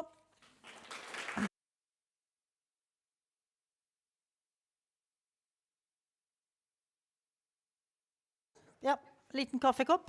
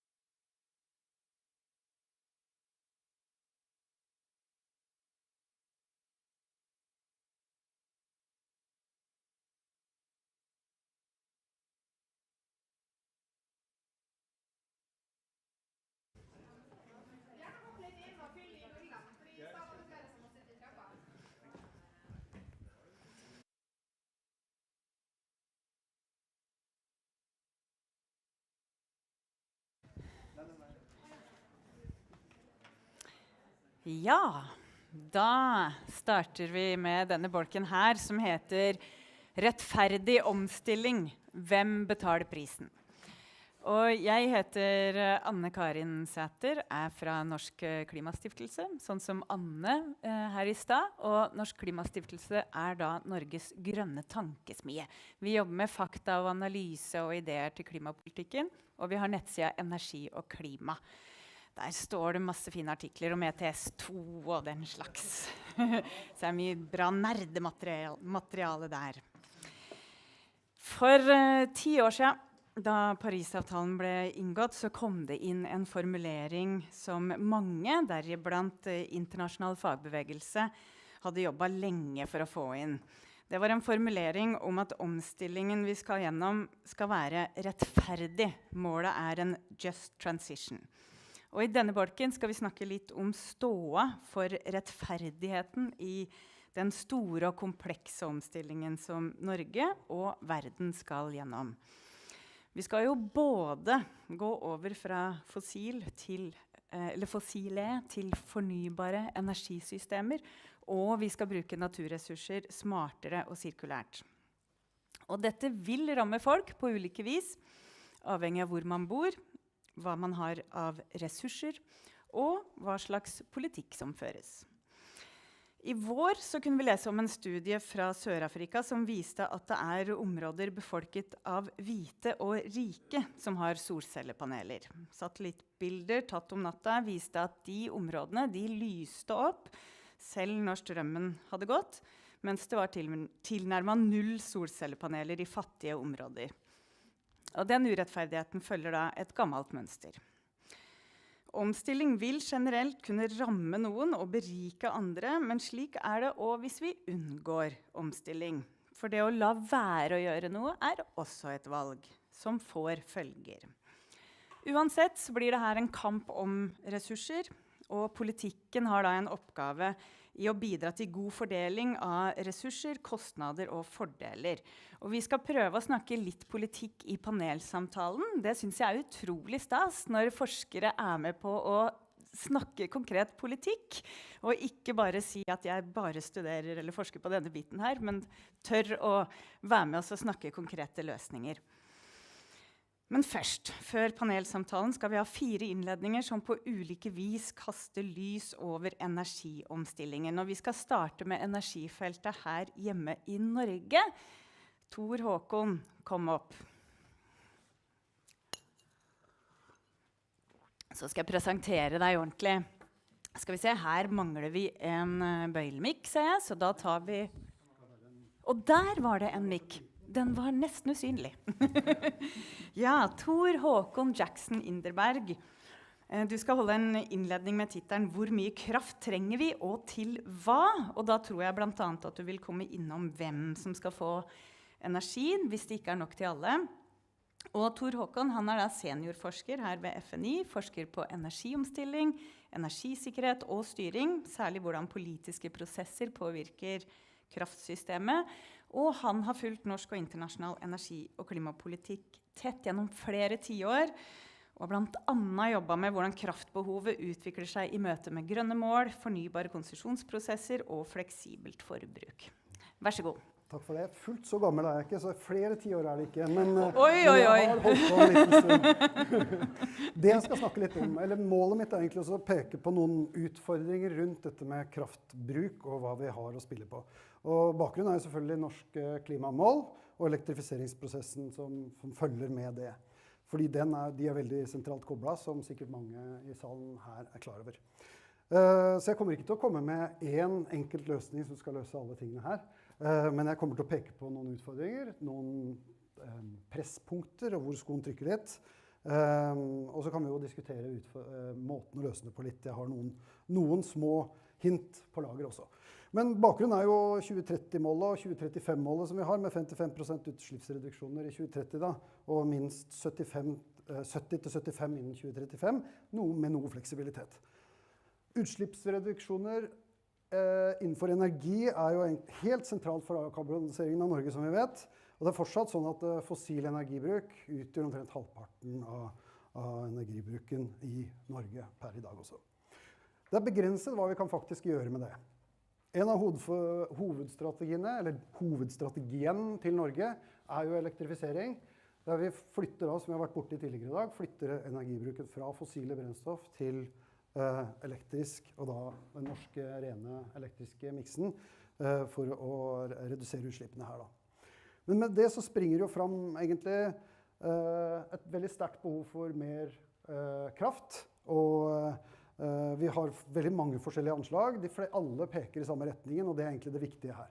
Så at noen mer av alt raskere fra 2023 peker på mellom 21 og 35 terawatt-timers behov innen 2030.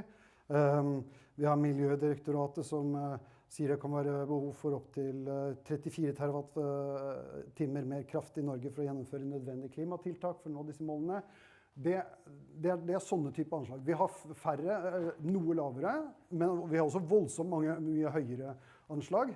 Opp mot 75 terawatt-timer og sånne type tall. Men poenget her jo egentlig at det avhengig i stor grad av industrialiseringsprosesser og hvor mye ny industri vi får, og hastigheten på elektrifisering. Samtidig så vi i en situasjon da, hvor vi har realisert nesten ingenting ny kraft i Norge den siste årene. Så selv om dette viser at det behov for mer elektrisk kraft, og det sterkt økende, så varierer disse framskrivningene i stor grad, selv om alle trekker i samme retningen.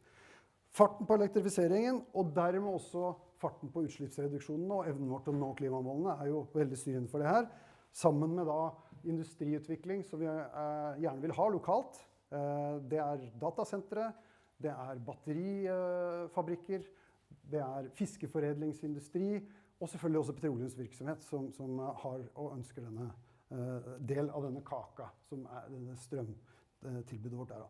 Dette ut fra en totalt forbruk som ligger rundt 140 terawatt-timer i året, så det ganske store mengder kraft vi snakker om. At særlig elektrifiseringen hele tiden da forskyves ut i tid, en av hovedgrunnen til at det vanskelig å nå klimamålene. Det har sin årsak innenfor særlig 3 ting. Kraftnettet jo en viktig begrensning. Det hvorvidt det tilstrekkelig produsert kraft, og omstillingen av industri, transport og andre områder, og hastigheten blant etterspørselen i elektrifiseringsprosessene. Men det som viktig jo da at denne forsinkelsen som vi ser, for dette skyves hele tiden bakover i tid, blant de senere scenariene, fra ca. 2019-20 og utover frem til i dag. Det betyr at vi egentlig ganske sikre på at klimamålene for 2030 i hvert fall ikke nås. Fordi da oppnåelse av disse klimamålene uløselig knyttet til kraftbehov. Det blir økt press på mer fornybar, som vi har snakket litt om allerede i dag, men det økt press, og det jo grunn til å tro at det vil være økende, og det blir behov for mer kraftnett. Også viktig, det kan hemme industriutvikling og vri konkurranse geografisk. Og der ligger det en sånn underliggende utfordring som jeg har lyst til å ta litt tak i og pirke litt i. Vi vant til å tenke med konkurranse som noe private bedrifter gjør, men også kommuner konkurrerer, stater konkurrerer. Vi ser hele tiden posisjonering og prøver å tiltrekke seg ny industri. Det handler om at norske kommuner særlig har så formål å øke tjenester til sine innbyggere, men det kun mulig med befolkning som til stede og relativt høy sysselsetting. Det betyr at industri, arbeidsplasser og dermed energibehov og elektrifisering helt sentralt for å nå disse aktivitetene, og presset på energisituasjonen som fører allerede til vinner og taper i en sånn type scenarie, basert på de som får nettilknytning og dermed har livets rett for å utvikle industri, og de som ikke får det med ringvirkninger lokalt og for offentlig administrasjon. Det kan bety at din kommune og din lokale industri ikke får utviklet seg sånn som de ønsker, fordi det kanskje ikke tilgjengelig kraft. Nå skal ikke jeg male et fullstendig dystert bilde, for det ikke sikkert det går over i negativ kraftbalanse, men vi nærmer oss. Da kan vi snakke om kriterier for nettilknytning. Det utviklet det, men det med økende press på nettet. Og vi ser også at en del prosjekter med elektrifisering av petroleumsaktiviteter har gått foran denne køen, litt utenfor denne køen, over tid. Melke bare ett eksempel. Det vanskelig å time nettilknytning for selskaper som skal knytte seg til. Og regionale faktorer og prisområder bestemmer veldig mye i forhold til lokalisering av dette. En kontroversiell delløsning kunne være å lage sterkere prioriteringer for tilknytning basert på type aktivitet, for eksempel gjennom husholdninger som får prioritering, og kjerneoppgaver. Dette kun sikret i dag gjennom ekstreme situasjoner gjennom rasjoneringsforskriften. Men det er jo bare de ekstreme situasjonene som vil trigge noe sånt, og i normale tilstander så har vi ikke en sånn situasjon, og det er ikke mulig å gjennomføre sånn som det ser ut som i dag. Her står vi overfor noen ganske tøffe valg, men det har jeg lyst til å bare kaste opp og flagge det. Og vi må selvfølgelig redusere strømforbruk og alle andre tingene vi har snakket om tidligere i dag, finne alternativer, men all den tid vi ikke får mer fart på fornybar kraftproduksjon, så kan det gå utover de som får strøm, og de som ikke får det. Og spørsmålet er da om vi tør å risikere industriutvikling, klimamål, eller innbyggernes tjenester i ekstreme varianter, særlig i rurale områder kanskje. Vi har underliggende konfliktdimensjoner der også. Og jeg frykter at det spørsmålet kan bli mer presserende, og jeg skal gi meg nå, i løpet av noen år, og vi bør kanskje diskutere hvordan vi skal forberede oss på dette, med noen gode valg på det. Takk for meg. Jeg hadde notert et par oppfølgingsspørsmål, men jeg tror vi sparer det til panelsamtalen, ettersom vi kom i gang litt sent. Da skal vi dykke ned i klasseforskjeller i bruk av strøm. Eivind Hjort Mathiassen, som kommer opp her nå, han har akkurat levert doktorgrad.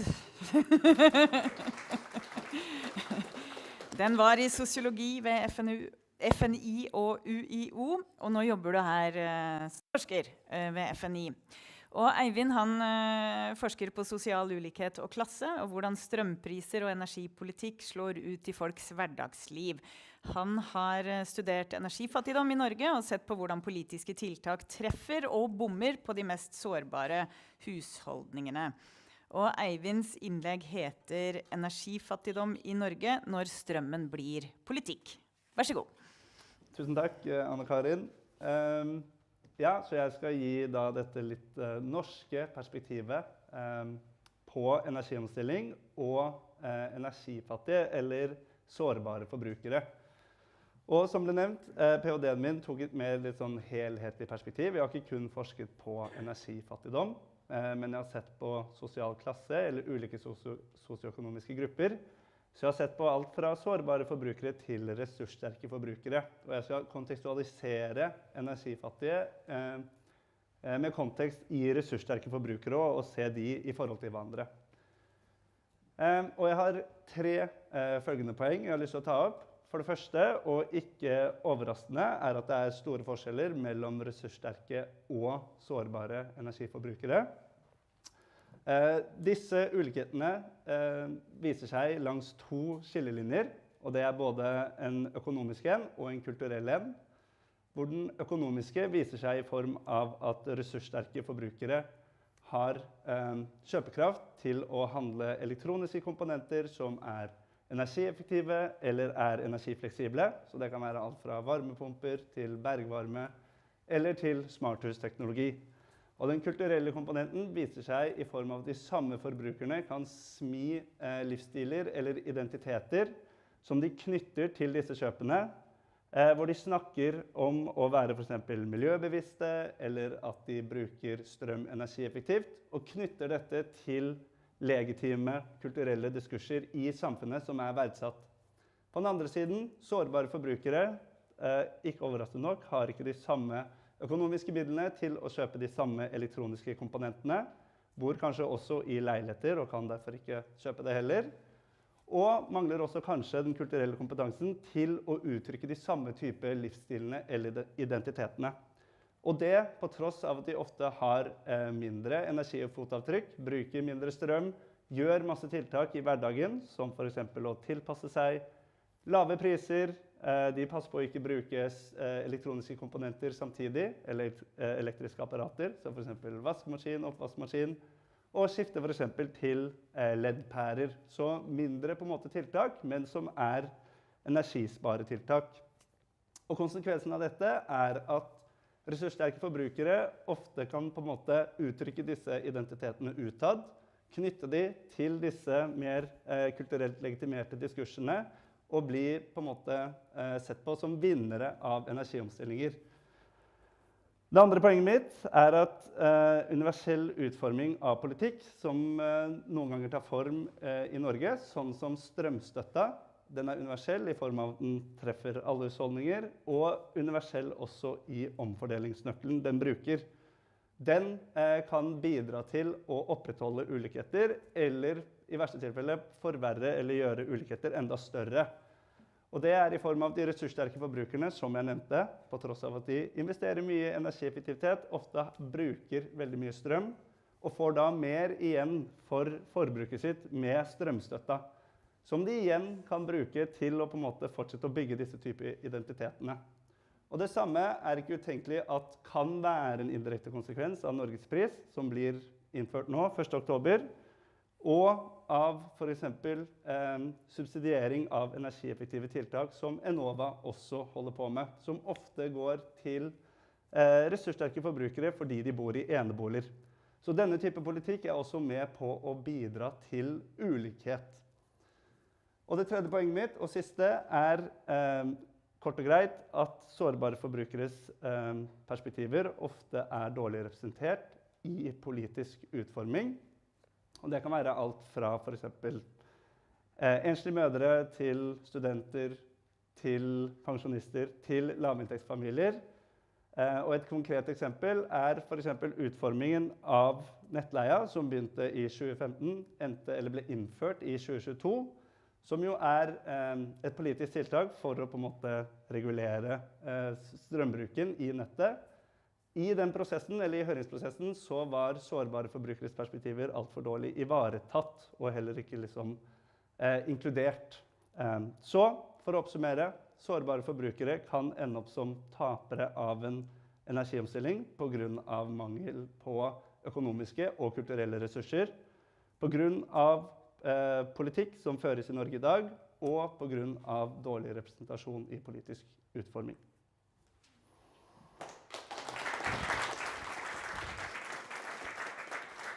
Tusen takk. Det var veldig oversiktlig og fint. Jeg har en ting jeg lurer på. Fordi i forkant, da vi snakket på telefonen, så sa du noe om at teknologioptimisme som klimastrategi kan være tilpasset de ressurssterke. Kan du utdype det litt?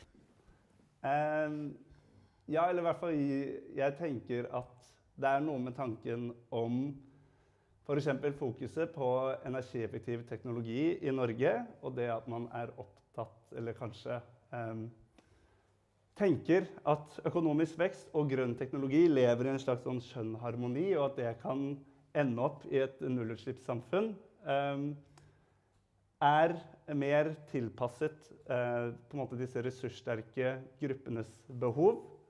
Men i dette så ligger det også at man ikke stiller så mye spørsmålstegn med hvordan på en måte forbruksmønstrene til ulike sosiale grupper Så man tar det for gitt at man på en måte bruker denne type teknologien på bærekraftige måter, men det viser seg ofte, for eksempel med energieffektiv teknologi, at det oppstår sånne rebound-effekter, så på en måte uforutsette konsekvenser av å bruke ny teknologi. Så hvis man installerer for eksempel varmepumpe i hjemmet, så har det noen studier vist at for eksempel det kan føre til at man varmer opp flere rom, eller man bruker høyere temperaturer, eller den type ting, som jo vil gjøre den energieffektive komponenten ved å bruke varmepumpe på en måte ikke har den samme effekten, fordi man bruker mer strøm. Ja, forbruket holdes høyt, og det passer de som har råd til det. Ja. Ja. Tusen takk skal du ha. Fra ulikheter i Norge så skal vi over til ulikheter i India. Neste innleder skal snakke om erfaringer med solenergi i India. Vær så god, kom opp, Sid. Siddharth Sarin forsker 1 her ved FNI og professor 2 ved Senter for klima- og energitransformasjon.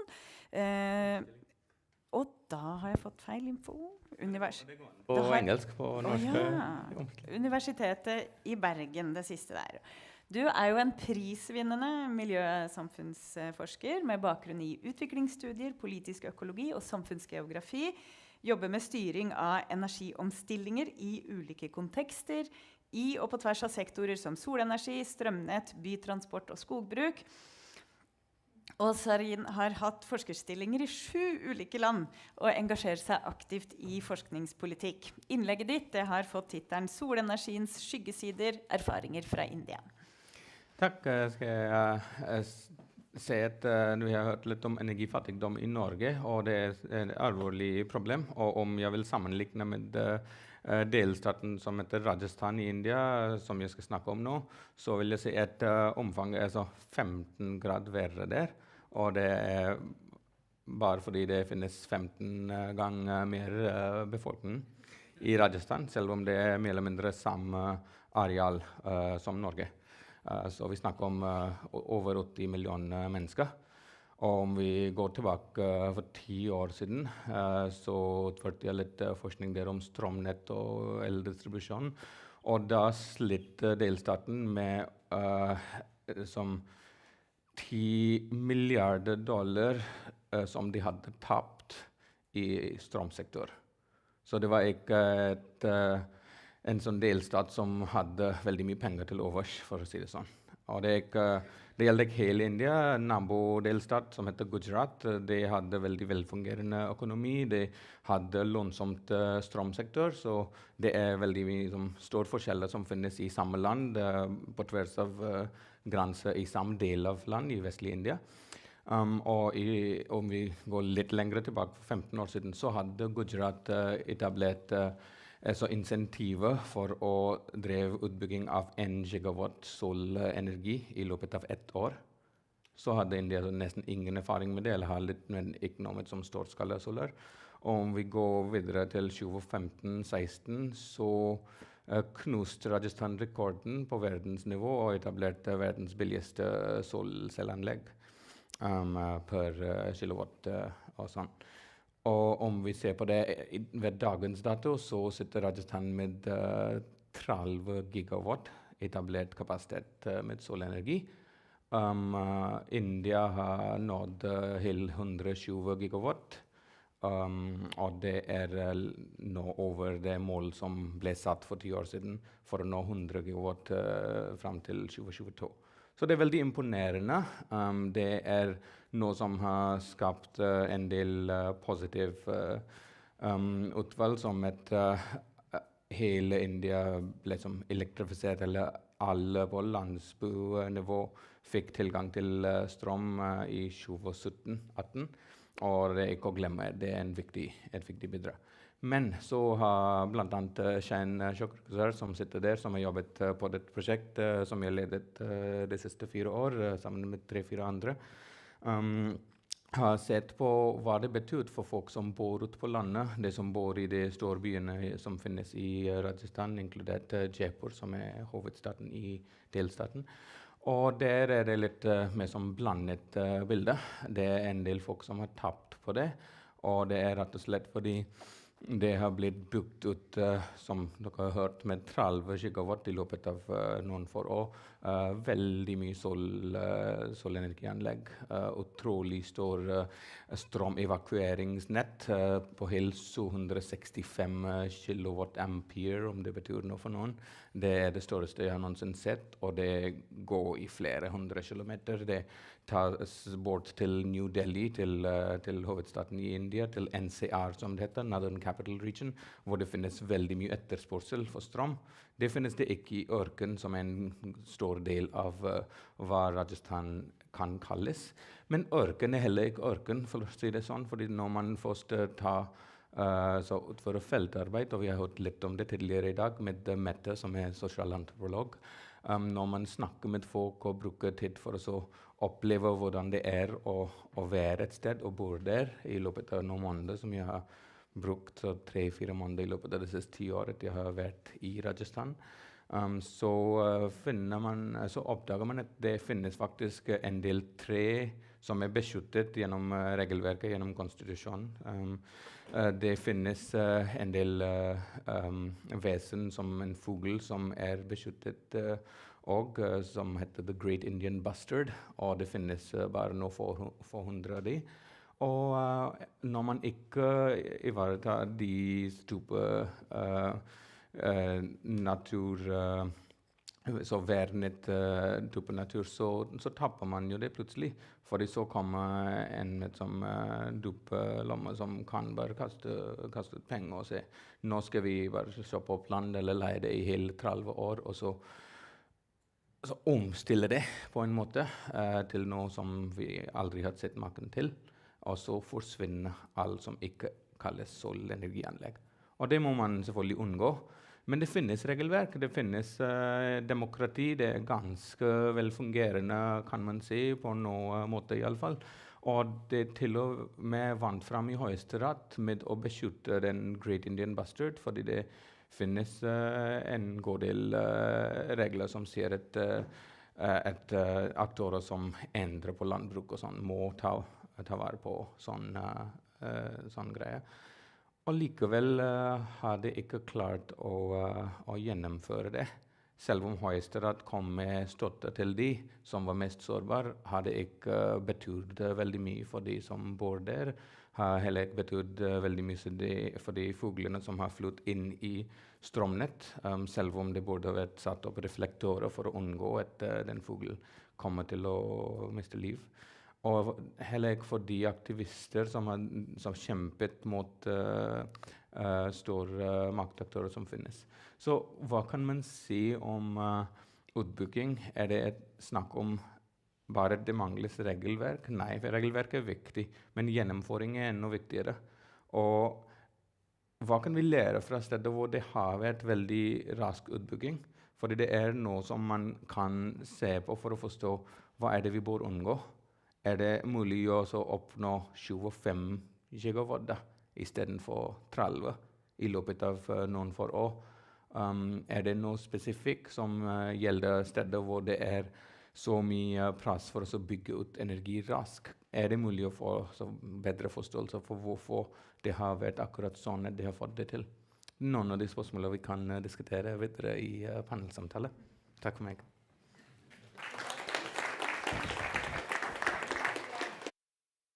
Stående bitte lite grann. For jeg lurte på om det kunne være, bare si enda litt mer på hvem taper mest på klimaomstilling i India. Du var jo inne på at noen får dårlige avtaler for jorda si, om å leie den bort i flere tiår for en dårlig pris og den type ting. Men generelt, hvem taper mest på grønn omstilling der? De som ikke eier en god del land. De som er landeiere får i alle fall noe penger igjen for å love det bort i ca. 30 år. De som har litt mindre land får dårligere betalt for det. Det undertegnes alltid som non-disclosure agreement. Så man vet ikke, det er stor variasjon vi har spurt, og det er veldig forskjellige tall som finnes på hvor mye man får månedlig. Og så er det også en del ting man kan tvile på. Hva skjer etter 30 år da? Det er aktører med flere milliarder som sitter på en side, og her sitter en med kontrakt som faren hadde kanskje undertegnet for 30 år siden, uten veldig mye spesifikasjon om hva som skjer. Men de som sitter igjen uten land, mister også tilgang til det de har brukt for kameler, det de har brukt for å bare så drive ganske som subsistence agriculture-type liv, eller noe hvor man har en del kuer eller kameler. Så de får et dårligere liv. Det er ikke bare det at de ikke har noe jord å selge, men de rammes og får et dårligere liv enn de hadde før. Plutselig går bort steder man kunne brukt som man hadde rett for å bruke. Det ble 10 kilometer lenger å gå rundt et stort anlegg på flere gigawatt. Og det er ikke noe som bør skje. Og det kunne unngås. Ja. Men kan man få både et bedre og et dårligere liv? Finnes det noen som rammes både negativt og positivt på noe vis? Det er en del folk som får som midlertidig jobb. Det er ikke noe som drømmejobb. Det er så at man er med på utbyggingsfase, eller er med på vedlikehold og sånn. Så det går helt all right for noen, men det kommer til å bo et sted som du ikke kjenner igjen fra der det vokste opp, fordi alle endrer seg ganske raskt. Så det er ikke nødvendigvis sånn de vil ha det, men det er ingen som spør dem om deres mening, om det bør være sånt eller skje på en annen måte. Så gjør man det som man kan, og får noe ut av det. Ja. Og noen har jo kanskje ikke hatt strøm i det hele tatt, så det er jo også en fordel som mange Det få med seg? Fortsatt en del som ikke har strøm I det hele tatt. Og det fordi elektrifisering på bygdenivå for hver eneste landsby betyr ikke nødvendigvis at alle får strøm. Det at alle offentlige bygninger tilrettelagt strømtilgang, og så det minst 10% av befolkningen I landsby som har. Så det kan godt hende det fortsatt forskjell på dette skalaet. Ja, nettopp. Tusen takk, det var veldig interessant å høre. Neste forsker skal trekke noen linjer over kloden for oss. Dere har jo kloden her. Du skal da snakke om hva rettferdig omstilling kan bety på tvers av nord og sør. Solveig Aamodt statsviter og forsker 2 ved Cicero, Senter for klimaforskning. Solveig forsker på global klimapolitikk og rettferdighetsperspektiver I klimaomstilling. Spesielt opptatt av hvordan ulike virkeligheter og behov preger klimaarbeidet I nord og sør, og hvordan globale avtaler og prosesser kan forstås I lys av disse forskjellene. Ditt innlegg har fått titelen «Rettferdighet I klimaomstilling, ulike virkeligheter I nord og sør». Vær så god! Tusen takk. Først advarer om at jeg har vært litt forkjølet, så håper stemmen bærer det, men det kan hende jeg må ta noen vannpauser. Ja, jeg kommer til å fokusere mest på spørsmålet om rettferdighet mellom land, selv om det også henger ganske nært sammen med spørsmålet om rettferdighet innad I land, som dere andre har fokusert på. Først det litt bakgrunn. Da FNs klimakonvensjon ble vedtatt I Rio de Janeiro I 1992, så ble klimaverden delt I 2. Det var de rike landene som da hadde de aller høyeste klimagassutslippene. De skulle gå foran og binde seg til utslippskutt, mens de fattige landene de skulle få rom til å vokse først. Og deres klimainnsats skulle være mer frivillig. Så selv om begrepet utviklingsland har blitt ganske sånn avleggs I de fleste andre sammenhenger I internasjonal politikk, så bruker vi fortsatt den todelingen I land-u-land I klimapolitikken, også under betegnelsen det globale nord og det globale sør.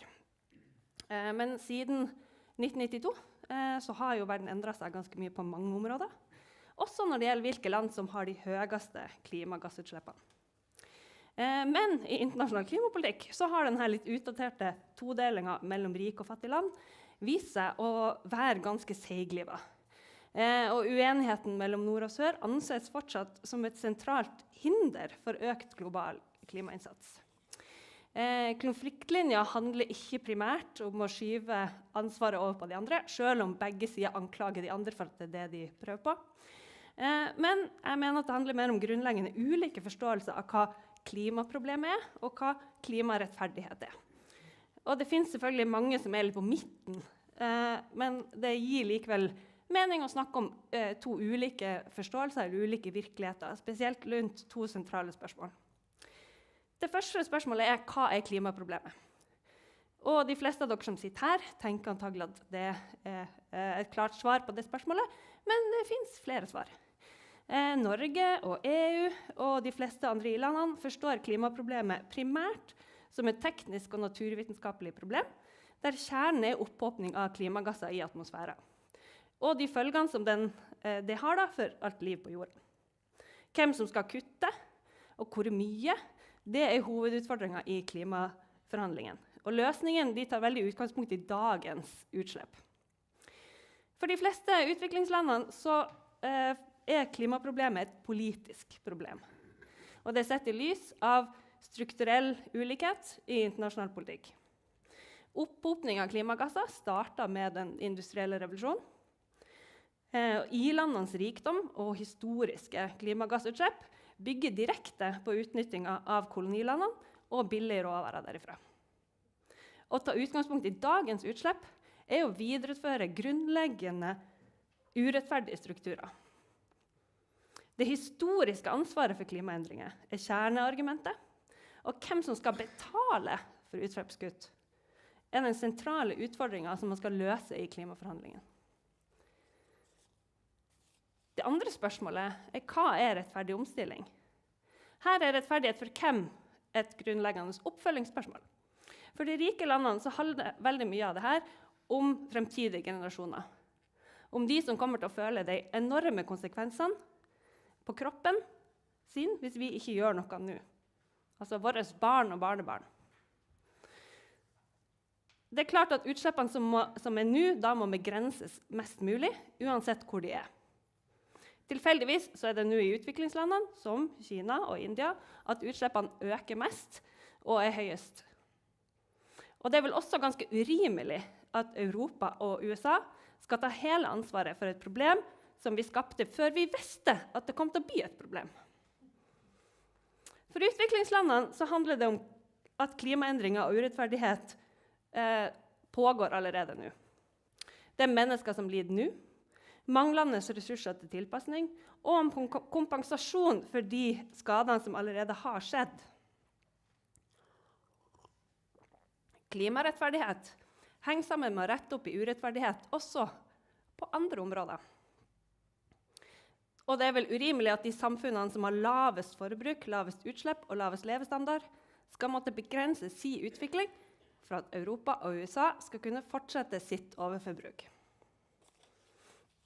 Sånn har argumentene blitt kastet over bordet de siste 33 årene, også de siste 10 årene med Parisavtalen, der man egentlig skulle bli ferdig med denne todelingen. De snakker om det samme, men forbi hverandre, og de to virkelighetene består. Jeg var i Brasil i forrige uke, og det første spørsmålet man da får som norsk klimaforsker hvor mye skog har egentlig dere vernet?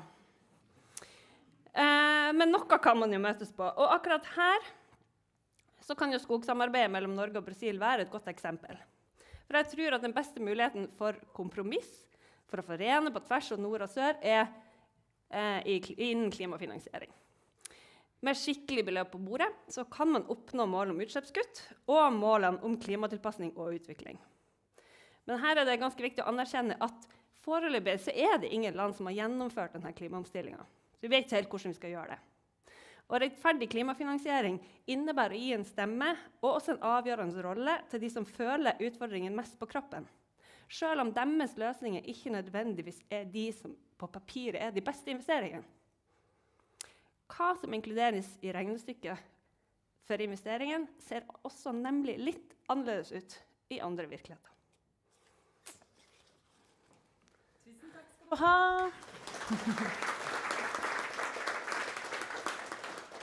Jeg skal stille et spørsmål som kanskje litt for generelt, men EU-kommisjonen de kobler jo i stor grad konkurransekraft og energisikkerhet og klimaomstilling sammen.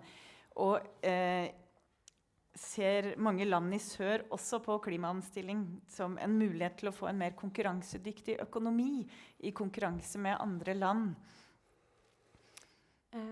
Eller først og fremst en utgift som blir påført dem på grunn av Vestens historiske forurensning. Jeg tror de ser at de nødt til å gjøre det på en annen måte enn vi har gjort det på.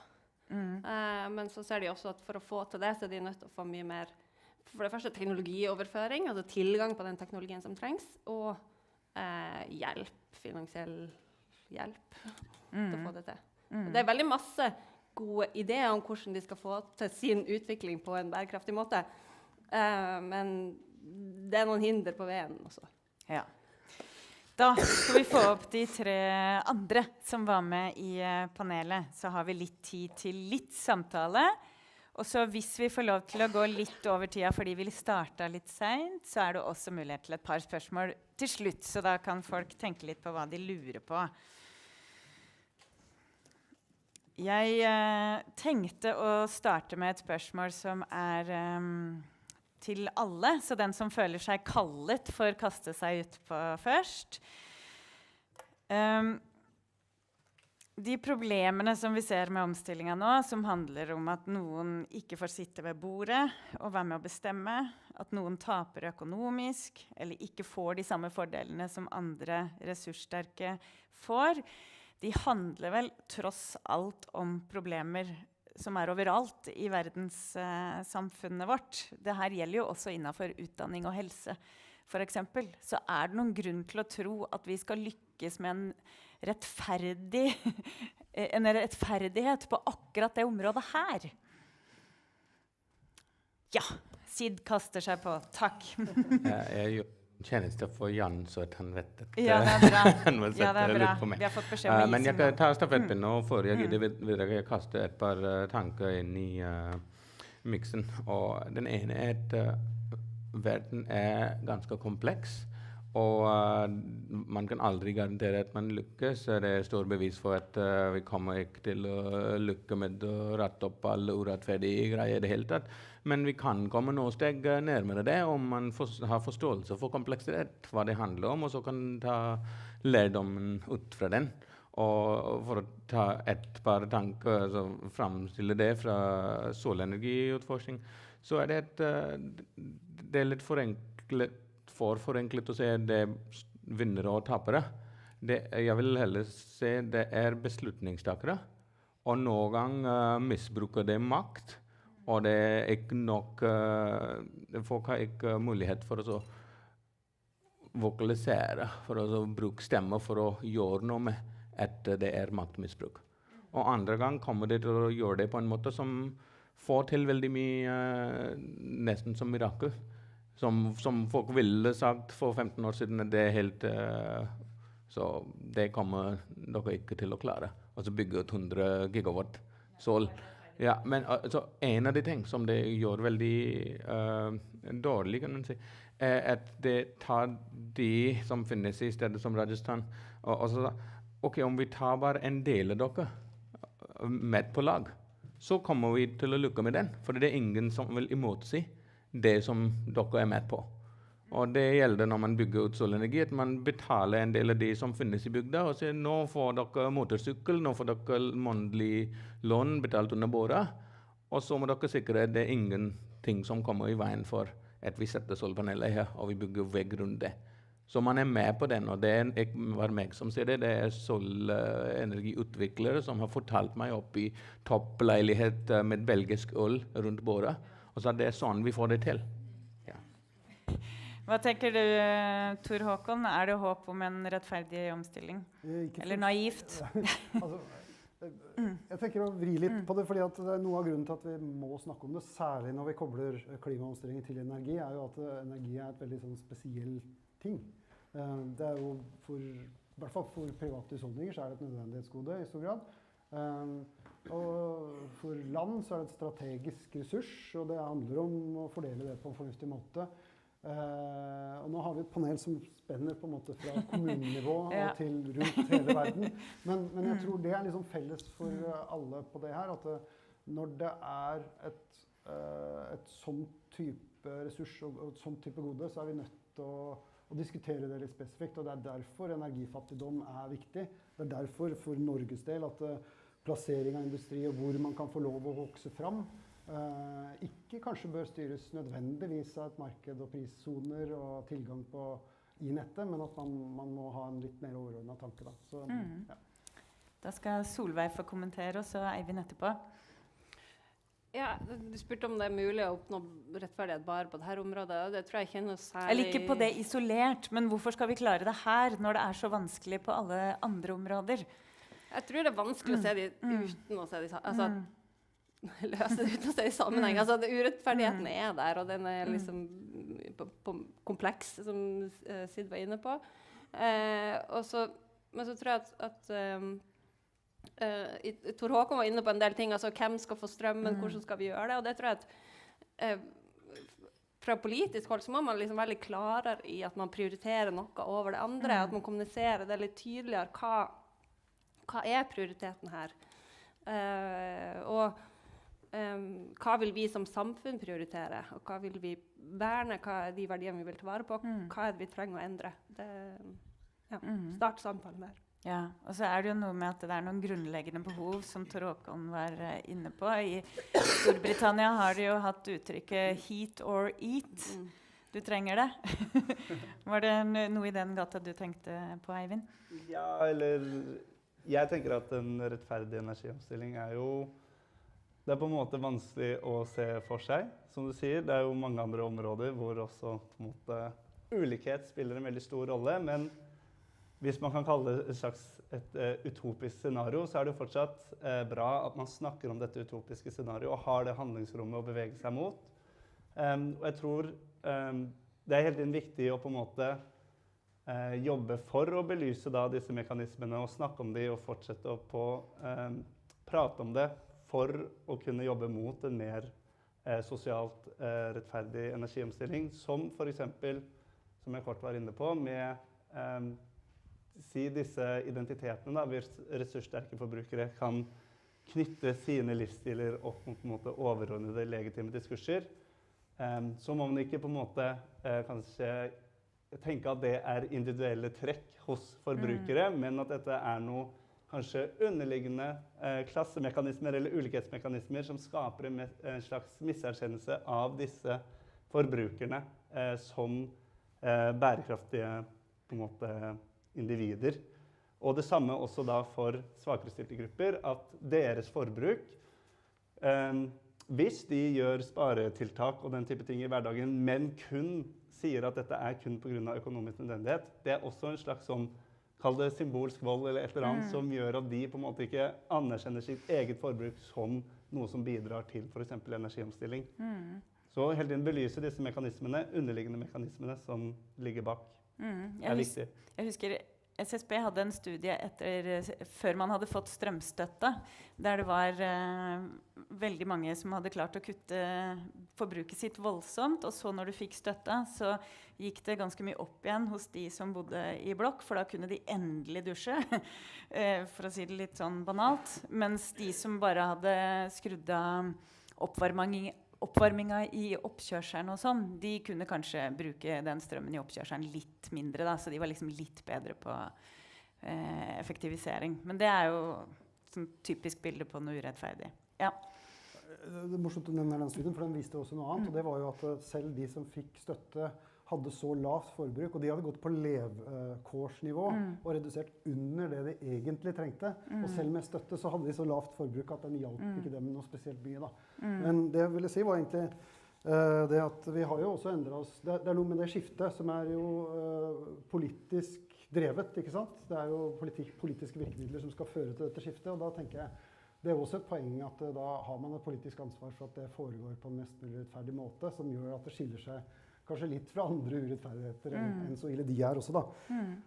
Og i Norge på kraftsystemet så har vi hatt en historisk utvikling der vi startet på tidlig 1900-tall med staten hadde ansvar for å dekke grunnleggende behov for befolkningen, og så var det mer lokale lommer og industriutvikling og sånn. Og det egentlig det vi ser også i dag, med at det reflekteres i denne organiske utviklingen av kraftsystemet, men vi har forlatt tanken litt, i hvert fall i energiloven, så det på en måte alle har lik tilgang, alle har lik rett, og systemet skal da bare putte det inn. Mens nå det litt usikkert i hvilken grad det skjer, og vi begynner å se tegn til at det blir en sånn, skapes noen forskjeller regionalt, særlig. Da bør vi håndtere det. Ja, Energikommisjonen i 2023, den konkluderte med at vi trenger mer av alt raskere på strømutbygging, mens Klimautvalget 2050, som kom samme år, snakket om tiltakshierarkiet, og at vi må prøve å unngå en del ressursbruk og fordele og tenke annerledes. Men hvis vi skulle tenkt mer av alt raskere, så kommer det vel en del urettferdighet med det også. Var det litt det du tenkte på? Det var ikke det jeg egentlig tenkte på. Nei. For når du snakker om fordeling, at vi må fordele og ta noen politiske grep på hvem som skal få strøm og ikke. Masse utfordring med å få inn mye fornybar kraft raskere. Det har vi sett mange tegn på vindkraftdebatten. Areal, vi var inne på det tidligere i dag også. Så det jo ikke noe quick fix her på noen som helst måte. Men jeg skal prøve å spørre dere om dere har noen sånne, ikke quick fix akkurat da, men noen konkrete forslag. Og det nå det begynner å bli vanskelig. Hvordan kan vi unngå at storsamfunnet eller de rikestes behov overkjører enkeltgrupper? Kunne vi for eksempel gjort noe med strømstøtta? Det noen? Ja, Eivind? Ja, det har jo vært ulike forslag for hvordan man kan forme for eksempel strømstøtta eller alternativ til Norges pris. Og det også, for eksempel under strømkrisa, har det jo vært andre tiltak i andre land som har vært annerledes enn den mer universelle ordningen som Norge har gått for. Så blant annet på Klimastiftelsen sine sider så har det blitt lagt ut av Didrik Lund og Rosenow, som 2 økonomiprofessorer, Og jeg skal ikke prøve å forklare liksom, måten de har regnet ut hvordan man skal gjøre dette her på, men enkelt forklart, jeg skrev det ned her, så det at man baserer seg på et gjennomsnittlig strømforbruk i et prisområde hvor hver enkelt person får en fast sum basert på det gjennomsnittet. Så hvis man da får denne faste summen, alle får en lik sum, så vil jo på en måte strømbruket ditt, hvis man da tenker seg at de som mer sårbare, bruker mindre, bor i leiligheter, de vil jo få mer ut av denne faste summen man får utbetalt hver måned, kontra de som for eksempel bruker mye. En sånn type ordning vil jo insentivere mer til å spare og være energieffektiv, i tillegg til at den vil ikke på en måte gi like mange goder til de som allerede sitter med mye ressurser og som har mye ressurser i banken. Og så bare et annet eksempel med, som jeg sa, med Danmark under på en måte begynnelsen av energikrisa eller strømkrisa. De hadde en helt annen måte å dele ut på en måte strømstøtte på, eller de hadde i hvert fall en tilleggsordning som ble kalt en varmesjekk, som jeg tror gikk på, jeg tror grensen var satt på 650 000 danske kroner, som ganske høy, og så måtte man bruke gass til oppvarming eller ha fjernvarme med 60% gass og noen flere parametere. Men uansett, tanken var at den skulle treffe mer sårbare forbrukere og gi de da en fast månedlig utbetaling som kun gikk til disse gruppene som var mer utsatt. Og samme har man også gjort i Portugal for eksempel, og Ungarn og mange andre land. Så det mulig å innrette på en måte politikken til å være mer rettet enn å være kun på en måte en slags sånn universell ordning som treffer alle likt. Du har jo jobbet med Portugal blant annet, og mange andre land. Har du noen konkrete ideer til tiltak som kan gjøre omstillingen mer rettferdig? Absolutt masse. Det mange gode eksempler. Og jeg har ofte tatt tog gjennom Tyskland og Østerrike blant annet, og så ser man på mange som mellomskalert solcelleanlegg på 5 eller 10 megawatt. Og det nå de som det indiske eksempelet ikke klart å legge til rett for. De hadde nemlig 40% mål på å bygge opp så småskalert solanlegg, og det ikke noe i veien for at vi gjør det samme i Norge. Det dårlig regelverk som vi har rettet opp delvis som kommer i gang nå. Så det har muliggjort en del teknoøkonomiske modeller som kan gjøre det lønnsomt. Det finnes også flere 10 000 energisamfunner, som det kalles, Renewable Energy Communities, under EU-regelverket. Så det finnes allerede mye man kan lære fra, og det som ikke finnes store aktører som gidder å bruke tid på å gjøre det som lønnsomt og som nå fordeler for hele samfunnet, ikke bare største profittmarginer for dem. Og det problem med regelverket, og at vi ikke så tar fram de mulighetene. Jeg vil nevne at Oslo kommune gjør det en god del med å incentivisere at flere små aktører, borettslag og sånn, kommer inn i fleksibilitetsmarkedløsning på strømnett. Det kommer inn med å bygge ut vi har til og med Per Ove og Torok og jeg gitt ut bok om Are Low Carbon Futures Decentralized? Så det finnes absolutt mange løsninger. Det finnes bare mangel på folk som tar tid nok til å kjempe mot fossilmakter som uinteressert i det. Det masse kreative løsninger her fra SID. Vi har jo også sett på og diskutert andre løsninger, som for eksempel at man har en sånn slags baseload-rettighet på strøm, som skiller. Vi har jo historisk hatt det på 80-tallet med andre tariffer, der vi hadde overforbruk, som vi kalte det, og det går an å gjøre sånne skiller, men det passer ikke så veldig godt inn i nåværende rigg, da, kanskje. Og så skal jeg si noe som kanskje ganske kontroversielt, og det jo det at hvis vi vender tilbake til den gamle ideen om at grunnleggende forbruk skulle da sikres av staten, og industri hadde en litt annen situasjon, så ligner jo det litt på hva Norgespris gjør nå, faktisk. For det, altså, Norgespris verner jo private forbrukere pluss hytteeiere. og de får jo en kjempestor kake, og dette her jo berettiget kritikk mot løsningen på mange måter i forhold til energieffektivisering i husholdningene, som blir ganske kraftig underminert, og solcelleproduksjon, plusskunder og sånne ting på tak, det et veldig kraftig insentiv mot det, men det gjør jo å beskytte forbrukerne og I hvert fall skape legitimitet. Så det en litt sånn dual løsning, så akkurat den koblingen til den biten, det har ikke jeg sett så veldig mye I den politiske diskusjonen om Norgespris. Den har, og jeg gjentar det, med god rette fått sterk kritikk, men den har noen elementer som selvfølgelig myntet på å sikre politisk legitimitet da, rundt det. Solveig, du nevnte klimafinansiering I sted som en løsning, og der det jo nå flertall på Stortinget, ser du til, ganske stor enighet om at vi kan styrke klimafinansiering, blant annet gjennom Norfund. Ønsket du å si noe mer om det da du rakk opp hånda nå, eller ville du kanskje nevne andre mulige løsninger på internasjonalt nivå? Ja, altså jeg er ikke ekspert på Norgespris, jeg skal ikke si noe om det, men det jo altså det å tenke at man kan liksom løse rettferdighetsspørsmål innenfor klima- og energipolitikken uten å forholde seg til alle andre politikkområder, det tror jeg, altså man nødt til å liksom se ting I sammenheng, og Elin I forrige balk var inne på at velferdspolitikken og klimapolitikken I EU kjører liksom ulike spor, og det har man jo mulighet I Norge da, for å se tingene mer I sammenheng. Men ja, klimafinansiering har jo også vært litt preget av det som Sid var inne på, altså det de store prosjektene, det som er lønnsomt, det som kan gi avkastning over tid, det som kan telles som utslippskutt, det liksom sexy å investere I, og det liksom landene vil si penger til det, eller bedriftene vil si penger til.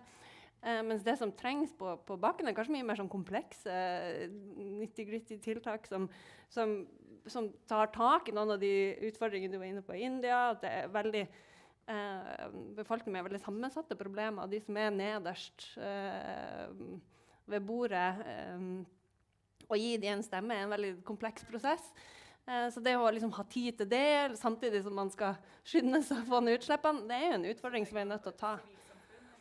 Ja, og det noe som land som Norge kan bidra til, og det har man I stor grad gjort I Brasil, at man har klart å støtte sivilsamfunnet, fordi sivilsamfunnet I en del land de som bærer en del av kunnskapen, og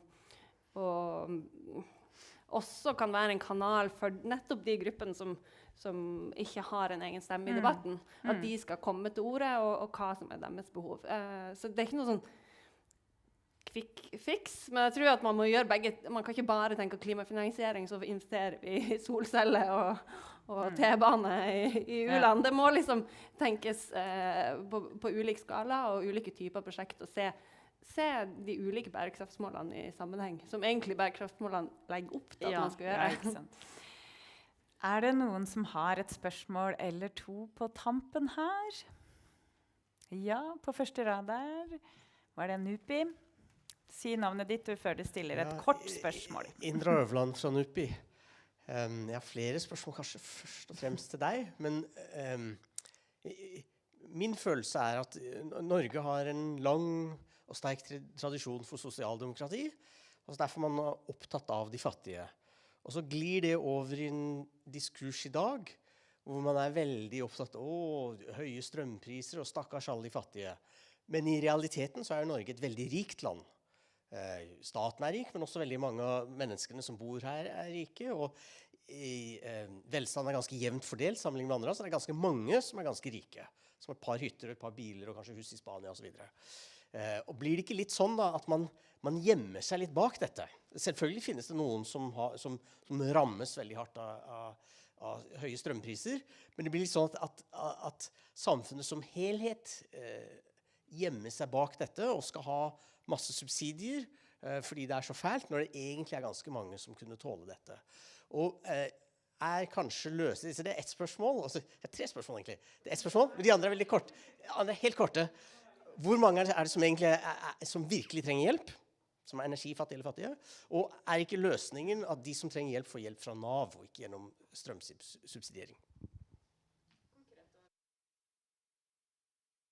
Ja, vanskelig å svare på, og jeg lurer på om kanskje Tor Håkon sitter egentlig på bedre tall på noe av hvor mange, eller dere holder på å kartlegge dette I et annet prosjekt. Skal jeg få den, ja? Ja, altså jeg har jo tross alt ikke forsket på energifattigdom, men det med at det er mange som, altså relativt sett, velstanden i Norge er god, og som vi har snakket om tidligere på en måte, strømprisene på en måte sett i forhold til Europa, så er jo strømprisene ganske lave i Norge. Så, men det er jo liksom denne tanken med også sånn relativ fattigdom, altså hvis man opplever seg selv som energifattig, og energikostnader blir et problem i hverdagen, så tror jeg tallet sikkert er høyere enn det vi tenker også. Jeg tror ikke man skal på en måte, fordi det er mye velstand i Norge, på en måte overse at det sikkert finnes flere enn man tenker da, som opplever vanskeligheter med det å betale energiregninger, eller strømregninger i Norge, og ikke på en måte bagatellisere det. Og så, om det bør gå gjennom strømstøtte, eller på en måte strømrettet politikk, eller velferdspolitikk. Jeg tenker jo at det er fornuftig å rette strømpolitikk mot sårbare forbrukere, og at det ikke blir sånn at på en måte legger alt bort til at velferdsstaten eller velferdsnettet på en måte fanger opp alle. Man må ta konkrete tiltak med rettet strømpolitikk som hjelper forbrukere som opplever på en måte vanskeligheter med de høye strømprisene. Jeg vet ikke om det var et godt nok svar, men ja. Og så har vi jo en relativ fattigdomsdefinisjon også i Norge. Men en siste kommentar, Tor Håkon. Konkret, altså det finnes ikke presise enkelttall på det i Norge. Det gjør det ikke. Men vi har et prosjekt på energifattigdom der vi holder på å jobbe med det sammen med SSB for å kunne prøve å finne ut utbredelsen av det. Forbrukerrådet hadde en undersøkelse der de fant at 30% i leiemarkedet kan falle under en sånn definisjon. Definisjonene varierer, så tallene varierer ekstremt, avhengig av hvordan man regner ut. Men det tallet er høyt. Andre tall indikerer at det også er høyt, så det passer med det. Men det avhenger av, for det er komplisert å finne ut hva dette fenomenet egentlig er, på mange måter. Men poenget mitt er at det er signifikant i den forstand at det er ikke en liten flik av samfunnet som opplever denne situasjonen. Husk på, vi har rurale samfunn, altså grisgrendte strøk. Og typiske profiler på de som er single foreldre, innvandrere, svakerestilte på andre måter, eller de som ikke har fast og stabil lønning. Så det er knyttet til økonomisk fattigdom, men det er en egen kategori, fordi det er så avhengig av energi og for å kunne leve et tilstrekkelig liv på den biten der. Så det var den biten. Bare en kommentar på det med Nav. Dette er også et veldig godt spørsmål som vi av og til får. Men det er klart, når strømsektoren er utformet på en måte, så er det også bestimelig å spørre om utforming av design av det skal håndteres innenfor kraftsektoren, eller innenfor strømbransjen, eller om man skal bare henvises til en annen sektor og håndteres av Nav. Så det kan man jo mene veldig mye om. Men det viktigste her er at det finnes nok ikke tilstrekkelig rettet politikk for å adressere dette problemet i Norge. Og uansett om det skulle vært på Nav, Husbanken eller innenfor kraftsektoren med en sosial tariff eller hva det skulle være, så tror jeg man må i hvert fall etablere noe på der, en reell politikk på det. En siste ørliten kommentar. Den strømstøtten kunne jo vært utformet med mål om å oppnå flere politiske mål samtidig. Altså, Nav har jo noen mål de skal oppnå. Så man kunne jo liksom tatt en bredere prosess på hvilke mål kan vi oppnå med denne strømstøtten. Som kanskje ville ha svart på noen av de spørsmålene. Ja. Vet du hva? Jeg tror vi runder av. Så kan vi snakke sammen etter det her og etter neste bolk. Så da vil jeg bare si at ja, det er ofte ressurssterke som vinner, og ofte ressurssvake som taper. Det er vanskelig å finne vinn-vinn-løsninger, men det er mulig å gjøre noe for at omstillingen skal bli mer rettferdig. Tusen takk til et strålende panel.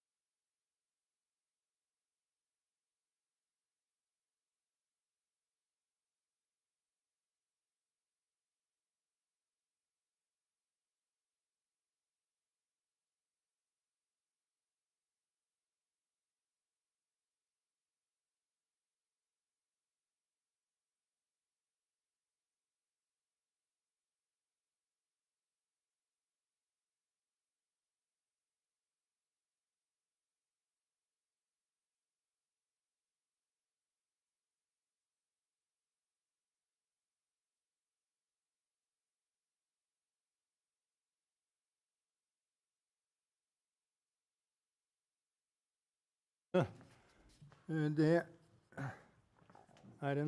opptil flere måter å se energipolitikk på. Jeg har vært her i snart 6 år, og jeg hadde ventet at det hver dag skulle komme en porsjon med aktivisme, og det har det ikke gjort. Men det har kommet en porsjon med aktivisme hver uke. Så det blikket på energi jeg blitt godt kjent med, eller enda bedre kjent med. Næringslivet har sitt blikk. Hvor ligger ting? Hvor mye koster det å hente det opp? Hva logistikken? Jeg husker jeg skrev en liten sak for det som da het Norsk Hydro om et aluminiumsverk i Tadsjikistan på begynnelsen av 1990-tallet. Og de ville vite hva jeg tenkte politisk om å hente ut alt dette. Og jeg sa dette galemattis. Dette landet på randen av borgerkrig. Det en eneste vei ut av det stedet der dette aluminiumsverket ligger, og strømtilførselen ekstremt ustadig. Og hvis et aluminiumsverk blir stående nok timer uten strøm, så smelter hele greia, og alt en eneste stor klump. Så den blir seende ut som Odda omtrent, tenker jeg. Så dette må dere ikke gjøre. Og så hadde vi en lang prat med 19 ingeniører som sa at liksom, dette forferdelig, fordi det også state of the art. Så sa jeg, ja, men dere får ikke ut aluminium. Ja, og da sa de, ja, men hva med å ta det i ryggsekker og gå over fjellet til Afghanistan med det? Og da tror jeg de skjønte at de hadde tapt. Så det flere forskjellige blikk på energikilder og ting man trenger til produksjonen. Og det vi skal diskutere i dette panelet, det det geopolitiske blikk. Og det betyr rett og slett hvordan geografi spiller inn i politikken. Hvordan det politisk ser ut at det og det ligger der og der. Vi har 4 innledere. De får 7-8 minutter hver. Så har vi en samtale, og vi åpner selvfølgelig opp til spørsmål til sist. Så vi skal være ferdig til 4. Og førstemann ut le grand seigneur her på FNI, Arild Moe, som skal snakke om russisk energipolitikk etter Ukraina. Vær så god. Ja, takk skal du ha, Iver. Ja, Russland jo, som dere vet, i overskriften hver dag, men i litt andre sammenhenger.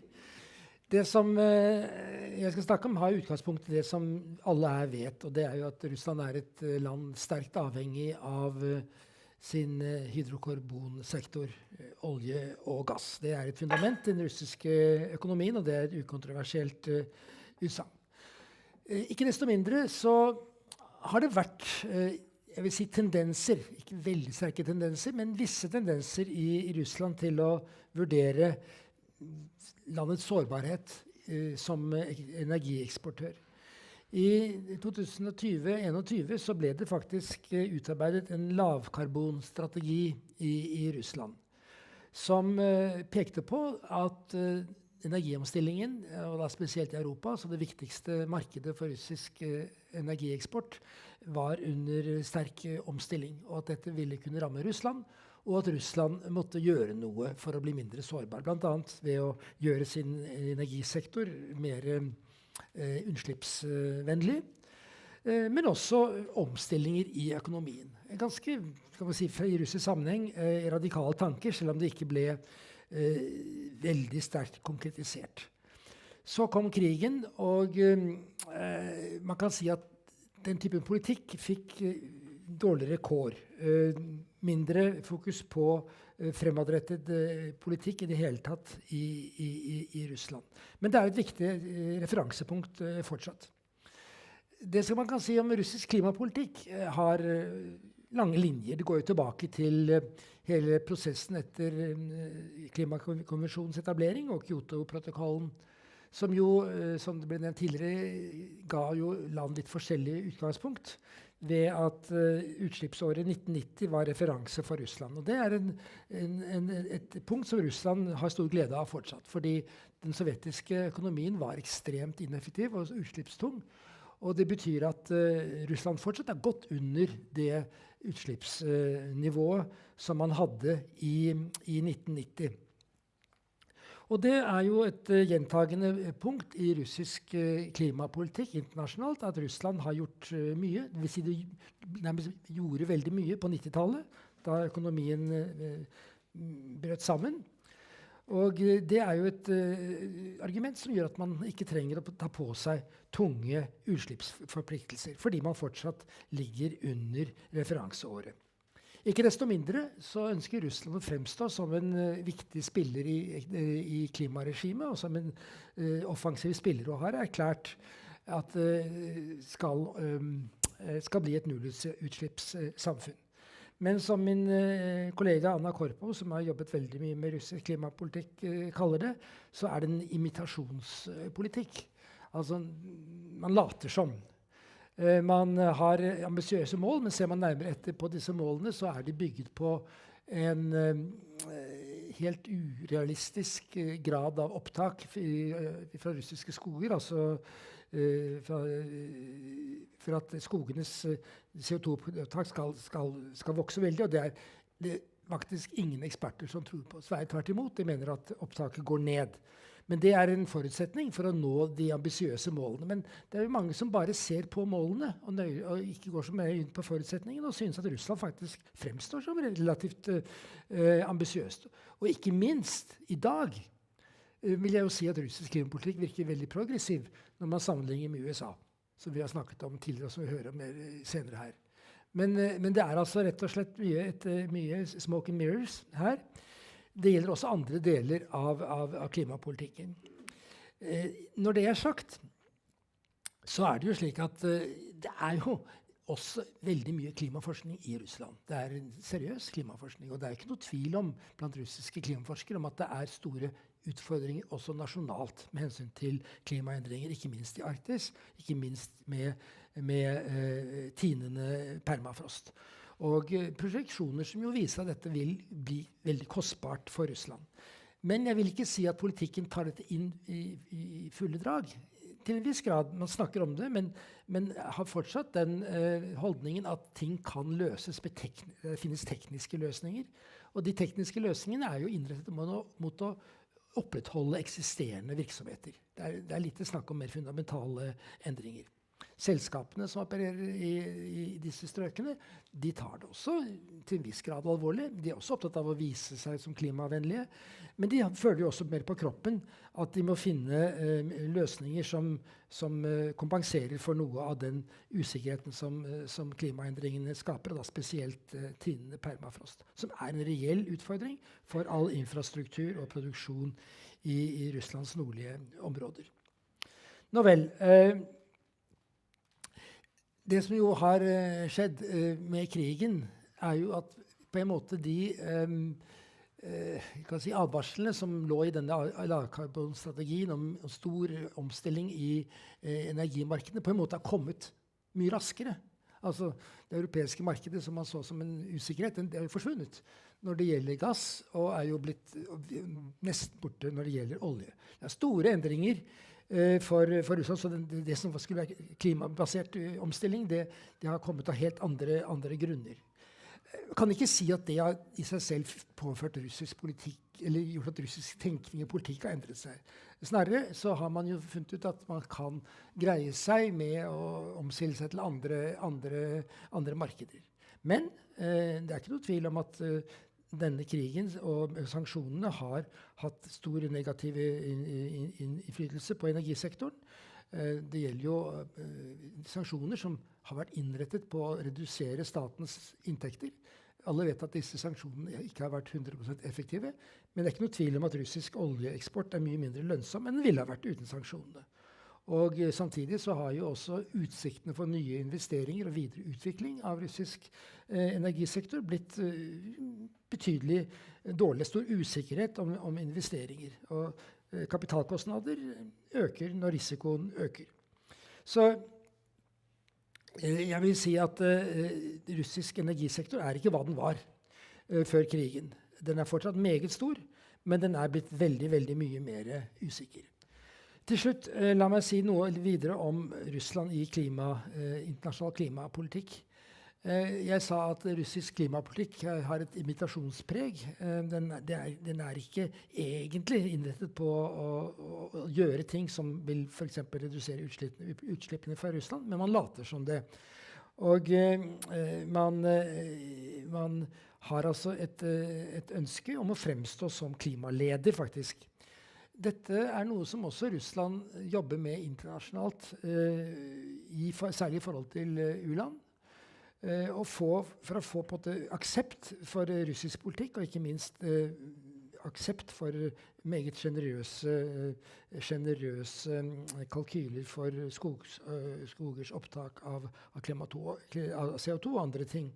Så Russland har også en internasjonal klimapolitikk som mange vil betrakte som destruktiv, i den grad de får aksept i et bredere publikum internasjonalt for det. Det som jo er et spørsmål mange stiller seg, hva med Kina? Kina som nå er blitt en helt dominerende handelspartneren for Russland, og som vi vil høre om senere, har mange interessante, og vi vil kanskje si progressive elementer i sin klimapolitikk. Hvordan forholder de seg til et Russland som fortsatt er ganske regressivt? Vil de ha noen som helst rolle der? Det vil være et interessant spørsmål fremover. Takk. Takk til deg, Arild. Da vil jeg be Caroline Pontieu komme frem. Caroline er PhD-stipendiat ved NTNU i Trondheim, forsker på kritiske mineraler, geopolitikk og grønn omstilling, og hun er vår gjesteforsker her på F9. Det er hyggelig å ha deg her, Caroline. Jeg ser frem til å høre hva du har å si om geopolitikken bak mineralene. Ja. Takk for det. Jeg forsker om hvordan EU fremstiller seg selv i sikkerhetisering av mineraler. Og først så skal jeg begynne med et litt bredere geopolitisk kontekst. Som vi har hørt i dag, så energiomstillingen i gang. Og for denne energiomstillingen så trenger vi egentlig mineraler. Mineraler som ofte finnes i andre steder og andre deler av verden enn den europeiske unionen. Og disse her mineraler kreves for batterier, og etterspørselen for lithium, kobalt og nikkel forventes å mangedobles innen 2040. Det er flere forskere som snakker om et race for resources, race for critical materials. Men det tar også omtrent 17 år for å åpne en ny gruve. Og disse her mineraler er veldig konsentrert i få steder i verden. Så for eksempel så forventes Indonesia å representere 2/3 av det globale forsyning for nikkel. Det demokratiske republikken Kongo står for nå for omtrent 70% av kobaltproduksjon. Samtidig så dominerer Kina raffinering og prosessering for mange mineraler og sjeldne jordarter. Og EU er selvfølgelig sterkt avhengig av importering av disse her mineraler, som de så kalles for kritiske mineraler. Gjennom første delen av min doktorgrad har jeg sett på 2 EUs reguleringspolitikk, Critical Raw Material Act og Battery Regulation. Og i disse her dokumenter snakkes det om å redusere sårbarhet, diversifisere forsyningskjeder, slik at EU ikke er mer avhengig av et enkeltland i mer enn 65% før 2030. Og det justifiseres gjennom det som EU kaller for strategisk autonomi, et begrep som har vært først militærbegrep. Samtidig så vil EU-kommisjonen gjerne øke produksjonen innenfor EU til 40% før 2030, og har et mål om å øke egen gruvedrift innenfor EU til 10% innenfor 2030, og et mål om å øke resirkulering til 25% innenfor 2030. Altså for at disse her målene blir til virkelighet, så har EU-kommisjonen valgt noen prosjekter som kalles for strategiske prosjekter, både innenfor EU og utenfor EU. Innenfor EU er det 47 prosjekter, og utenfor EU er det 13 prosjekter. Og det er egentlig også et strategisk prosjekt her i Norge, i Nord-Norge, i Repparfjord også. Så det er også interessant å følge med det. Men disse her strategiske prosjekter er gruve- eller prosesseringsprosjekter som defineres av overordnet interesse, og som kan fremme disse her 40, 10, 25 og 65% måler for EU. og som hjelper EU med å få til disse her målene. Og så det prosjekter som også får raskere godkjenning, finansiering, politiske støtte av EU. Og disse her prosjekter interessant å følge, fordi de hjelper å forstå hvordan EU plasserer seg selv i en endrende geopolitisk tid, hvor mineraler får økende betydning. Altså I tillegg til disse her strategiske prosjekter, så ble det et obligatorisk pass, som ble nødvendig for alle batterier fra 2027, som settes på EUs marked. Altså fra 2031 ble det et krav om minimum resirkulert innhold for kobolt, litium, nikkel og bly, så det også interessant å følge for å forstå hvordan EU fremstiller seg i denne endrende geopolitiske tid. Og disse her initiativer gir EU et verktøy for å diversifisere leverandører og redusere avhengighet av enkelte land i tråd med deres tidligere uttalte mål. Men samtidig så rettferdiggjøres disse her prosjekter gjennom normative og bærekraftsbasert retorikk, diskurser, og blir direkte tilkoblet til diversifisering, måler, og ved å bruke disse her retorikker og koble dem til diversifisering måler, så blir det her normative diskurser og retorikker egentlig geopolitisk. Men det finnes fortsatt en dikotomi mellom EU-planer og hverdagsrealitet, der gruver handler egentlig om mennesker, og fort oppskalering kan også møte lokal motstand og tråde over fordeling, prosessuelle og anerkjennelsesrettferdighet. Takk for meg.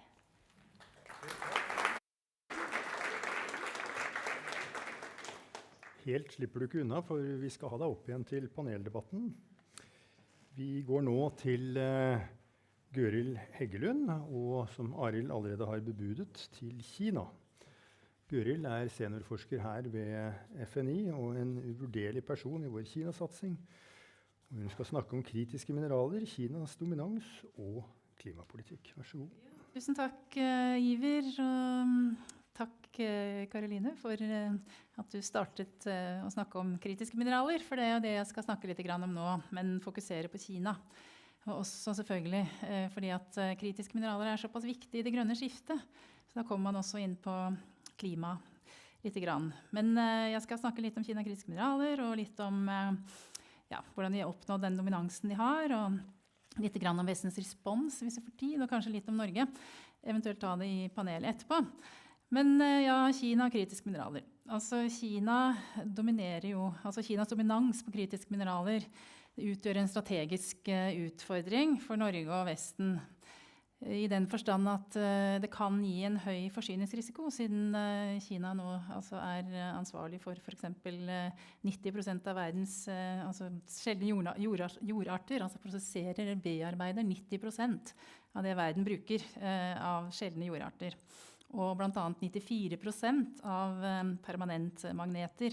Og disse magnetene jo ganske viktige. De brukes jo i elbiler, de brukes i hard drives, vindturbiner. Det rett og slett helt unnværlig i det vi kaller det grønne skiftet. Så det som ønskelig, som Karoline også snakket om, at man ønsker å redusere avhengigheten av Kina på det området. Og det skaper da noen utfordringer for oss i Vesten når det gjelder den grønne omstillingen. Også noen risikoer, kan man si, for Norges nasjonal forsvarsindustri, for eksempel, for vi bruker jo disse mineralene også i forsvarsindustrien, faktisk. Men det vi tenker her på FNI, vi jobber med Kina, vi som gjør det her, vi forsøker å forstå hva som skjer innad i Kina, innenrikspolitiske prosesser og politikk og så videre. Og mye av det som skjer, jeg skal ikke gå så mye i detalj, men det viktig å forstå hva Kina prioriterer på dette området. Kina har for eksempel kommet med en ny revidert lov om mineralressurser i 2025, som viser noe av dette, altså, hva skal jeg si, altså dette geopolitikken som kommer inn i Kinas også lovgivning på en måte, at det er i forbindelse med lagring av det man kaller stockpiling da, av kritiske mineraler, for eksempel, og hamstring av mineraler, og at man også har satt av reserveområder i Kina som man ikke skal benytte med en gang, men skal ligge der som en slags reserve da, til senere utvinning for eksempel. En annen ting er at Kina også er avhengig av import av mineraler, blant annet fra Kongo, så Kina er også på en måte litt sårbart da, i denne prosessen. Og her ser vi også at geopolitikken og den situasjonen verden er i på en måte global i dag, kommer også inn i Kinas på en måte, politikk i den forstand at mineralressursplanlegging i Kina er blitt mindre transparent. Tidligere kunne man søke opp forskjellige typer politikk på nettet for eksempel. Det er ikke like enkelt i dag. Viktige nasjonale planer er ikke offentlig tilgjengelig på nett. Og det viser en sensitivitet da, på dette temaet i forhold til Kina her. Ellers så har man også sett at i økende grad, altså sjeldne jordarter er blitt i økende grad statskontrollert i Kina. Et annet aspekt jeg hadde lyst på å bare snakke litt om, siden vi fokuserer ikke sant, på Kinas mye innenrikspolitisk, er hvordan altså, oppnådde Kina dominans over forsyningskjedene. Dette er jo også noe som er viktig å forstå, synes vi. Altså det som har skjedd, er jo at Kina har hatt en veldig langsiktig politikk med betydelige investeringer over en rekke år. Man har også politikk, altså nasjonale mineralressursplaner, som jeg nevnte. Provinser har egne planer, også spesielle sektorer. Mange har sikkert hørt at Deng Xiaoping, den tidligere lederen for Kina, sa i 1992 at Midtøsten har olje, Kina har sjeldne jordarter. I tillegg så kommer det at andre lands politiske beslutninger har vært å ikke prioritere den type industri. Det har vært billigere å importere materialer fra Kina, for eksempel, altså mineraler. Og i Europa har det vært lavere sosial aksept for gruvedrift, for eksempel, på disse områdene, fordi at det er forurensende, det er energieffektivt, eller ikke effektivt, men det krever energi og ressurser. Så dette er på en måte et aspekt som har gjort at Kina har oppnådd den posisjonen de har i dag. Så Kina er veldig viktig for oss i det grønne skiftet globalt. Vi vet at vi importerer masse teknologi fra Kina, både når det gjelder solceller, vindturbiner og elektriske biler som kjører rundt på norske veier. Kina forsyner verden med teknologi til dette grønne skiftet. Og det har blitt en kjempeindustri for Kina faktisk. Altså det var vel nevnt noe om industri og penger og så videre her. Det vi har sett rapporter på er at altså det man kaller en clean energy industry, altså ren energiindustri, bidro til 10% av Kinas BNP i 2024. Altså den har gått forbi for eksempel eiendomssektoren, som var en veldig stor industri i Kina. Ikke industri, men et område da, som var veldig stort. Og i tillegg så har man sett at Kinas eksport av ren energi i 2024 vil kutte ca. 1% av CO2-utslipp utenfor Kina. Så det har impact, eller påvirker også utslippene, altså utenfor Kina. Og for Kinas del også så er det jo viktig med den rene energien. Altså dette er jo ikke noe Kina bare gjør for å eksportere, men det gjør også for å ha sitt eget grønne skifte og klimapolitikken. Kina har satt seg en del mål som de må nå, og ren energi og mineraler og så videre. Det er absolutt veldig viktig i den prosessen innad i Kina. Man ser at nå 57% av elektrisitet altså, i Kina kommer fra ren energi faktisk, i forhold til altså, fossil elektrisitet, som utgjør 43% da, i 2024. Dette er Global Energy Monitor blant annet, som har fastslått. Så dette er kjempeviktig for Kina også. Ellers så tenkte jeg bare 2 ord om Vestens respons, men det kan vi komme litt tilbake til også. Men et eksempel, altså som svar på Kinas dominans og geopolitiske spenninger, så har jo USA og EU iverksatt en del strategier for å redusere avhengigheten av kinesiske mineraler. Og et eksempel på det er Mineral Security Partnership, som ble etablert under president Biden. Der er også Norge med da. I tillegg så ser jo mange mot Arktis, for eksempel. Arktis og havbunnen. Dette er jo noe som også har kommet mer og mer frem i og med geopolitikken og Kinas dominerende rolle, at man ønsker større uavhengighet av Kina. Vi ser det også med Grønland og Trump, for eksempel, at man ønsker å overta, eller i hvert fall ha noe kontroll med det som skjer på Grønland. Så jeg tenker vi er avhengige av Kina i overskuelig fremtid. Det vil ta tid, som Caroline også snakket om, med gruver og utvinne gruver og så videre. Starte produksjon av disse tingene, men vi har gjort forsøk i Norden, blant annet i Norge. Vi har hatt Freyr i Mo i Rana, det gikk ikke så veldig bra. De måtte flytte til USA, og startet med helt andre ting, altså solceller. Så har det Morrow i Arendal, som også forsøker noe lignende, og det er også i Sverige, Northvolt for eksempel, også, som ikke har gått så veldig bra. Så spørsmålet er det mulig å konkurrere med Kina? Akkurat nå så tror jeg ikke det er helt mulig. Er jeg over tid? 1 minutt. Og så har det konsekvenser da, selvfølgelig for Norge. Vi har en mineralstrategi i Norge fra 2023 som snakker om at Norge kan utvikle verdens mest bærekraftige mineralnæring. Og vi ser jo da at Fensfeltet i Telemark og Eigersund er nå et svar på økende behov da, for mineraler i Norge, og kanskje kan da Fensfeltet for eksempel, som er Europas største forekomst av sjeldne jordarter, kanskje vi kan være med å redde Europa. Så dette er bare noen få punkter om kritiske mineraler, Kina, miljø eller klima. Takk for meg, eller for et lite øyeblikk i hvert fall.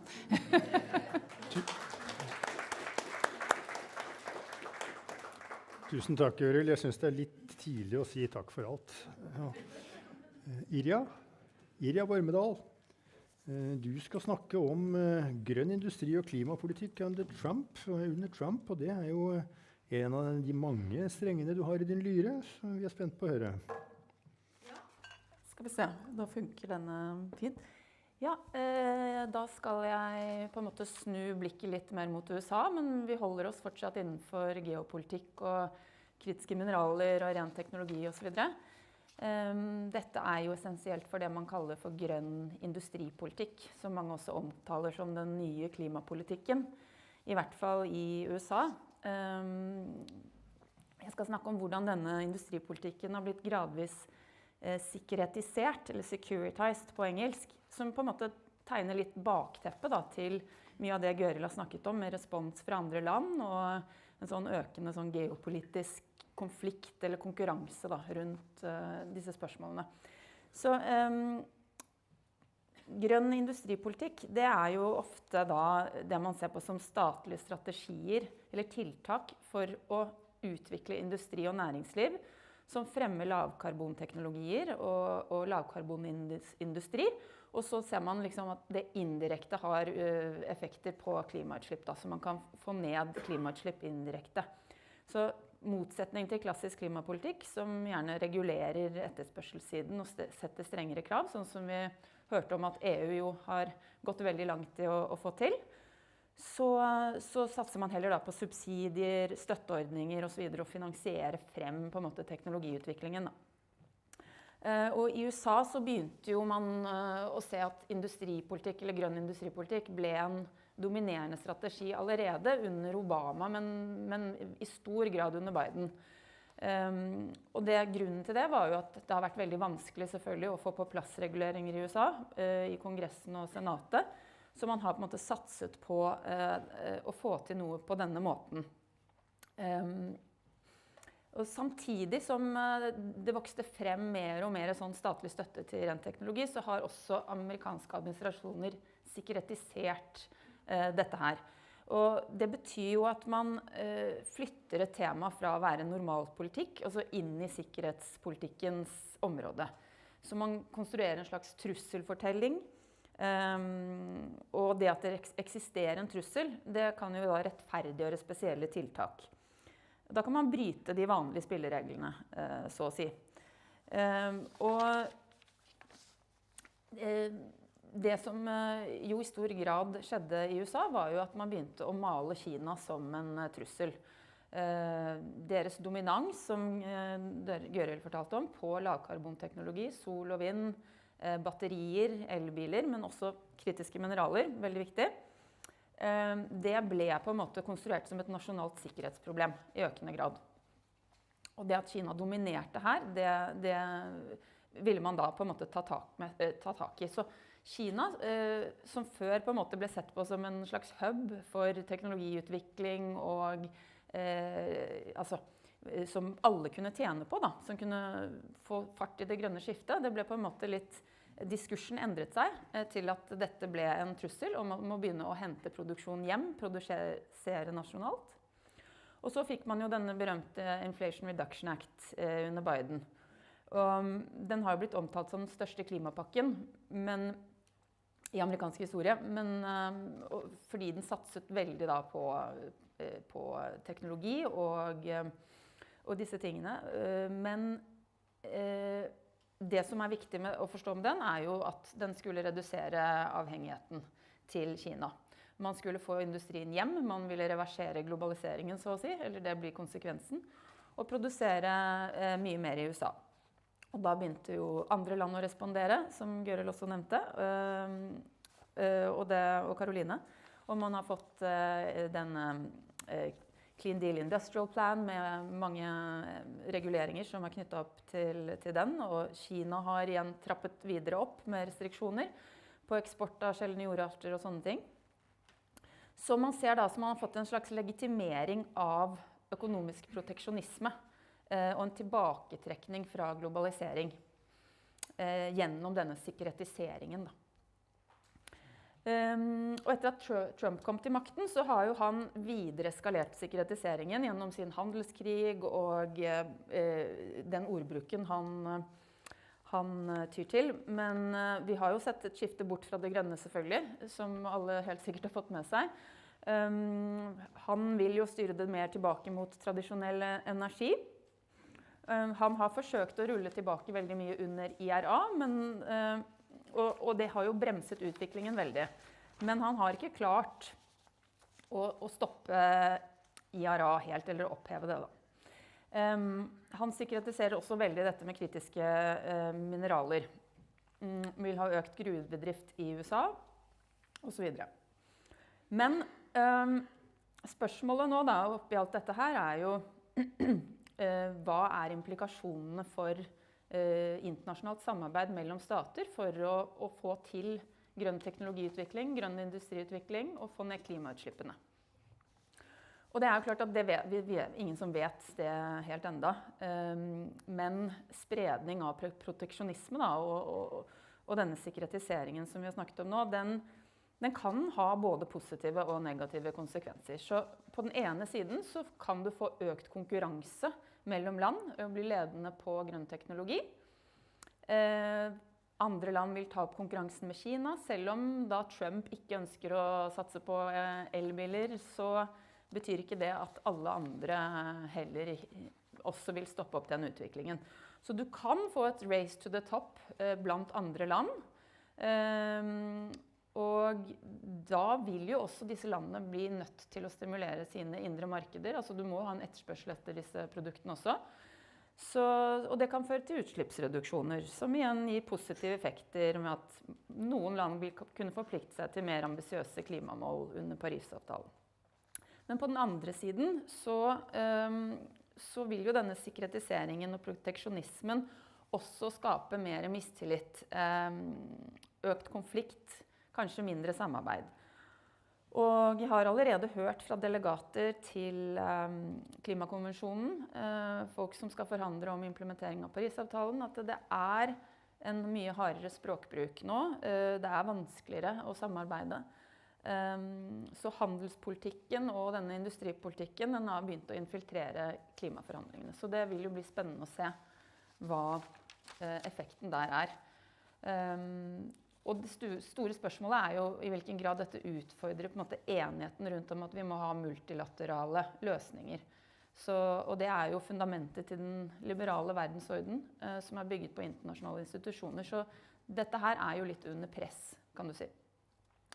Og til sist så det også en fare for at handelskrig og fragmentering av globale verdikjeder, altså at man vil ha produksjonen hjem eller til venner, det gir mindre samarbeid om teknologiutvikling, gir høyere kostnader, og da tempo til energiomstillingen reduseres.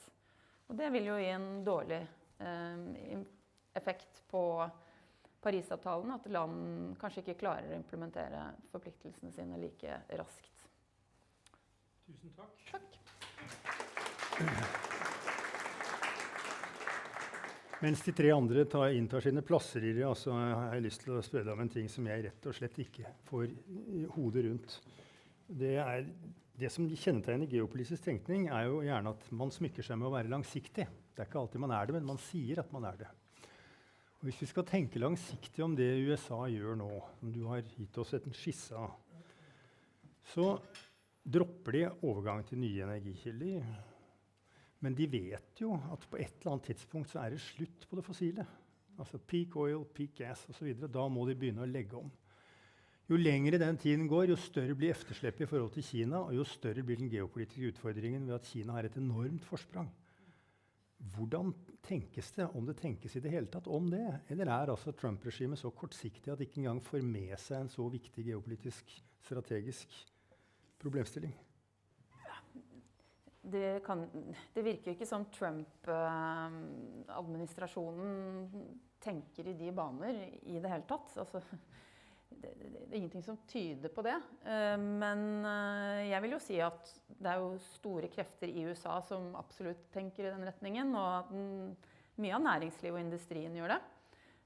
Og hvis man ser på bilindustrien for eksempel, de har ikke vært veldig fornøyde nødvendigvis med dette skiftet. Fordi at næringslivet tenker jo mye mer langsiktig, og de skjønner jo at dette skiftet kommer, om ikke i USA, så i andre deler av verden, og da taper man konkurransen.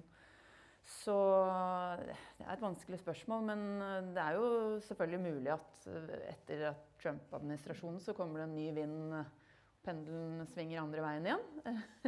Det kan jo skje, og det kan også skje at næringslivet selv, at det blir på en måte mye mer fragmentert og mye mer større konflikt innad i industrielle sektorer mellom bedrifter som velger å tenke globalt og gå i grønn retning, og de som på en måte tviholder på det gamle.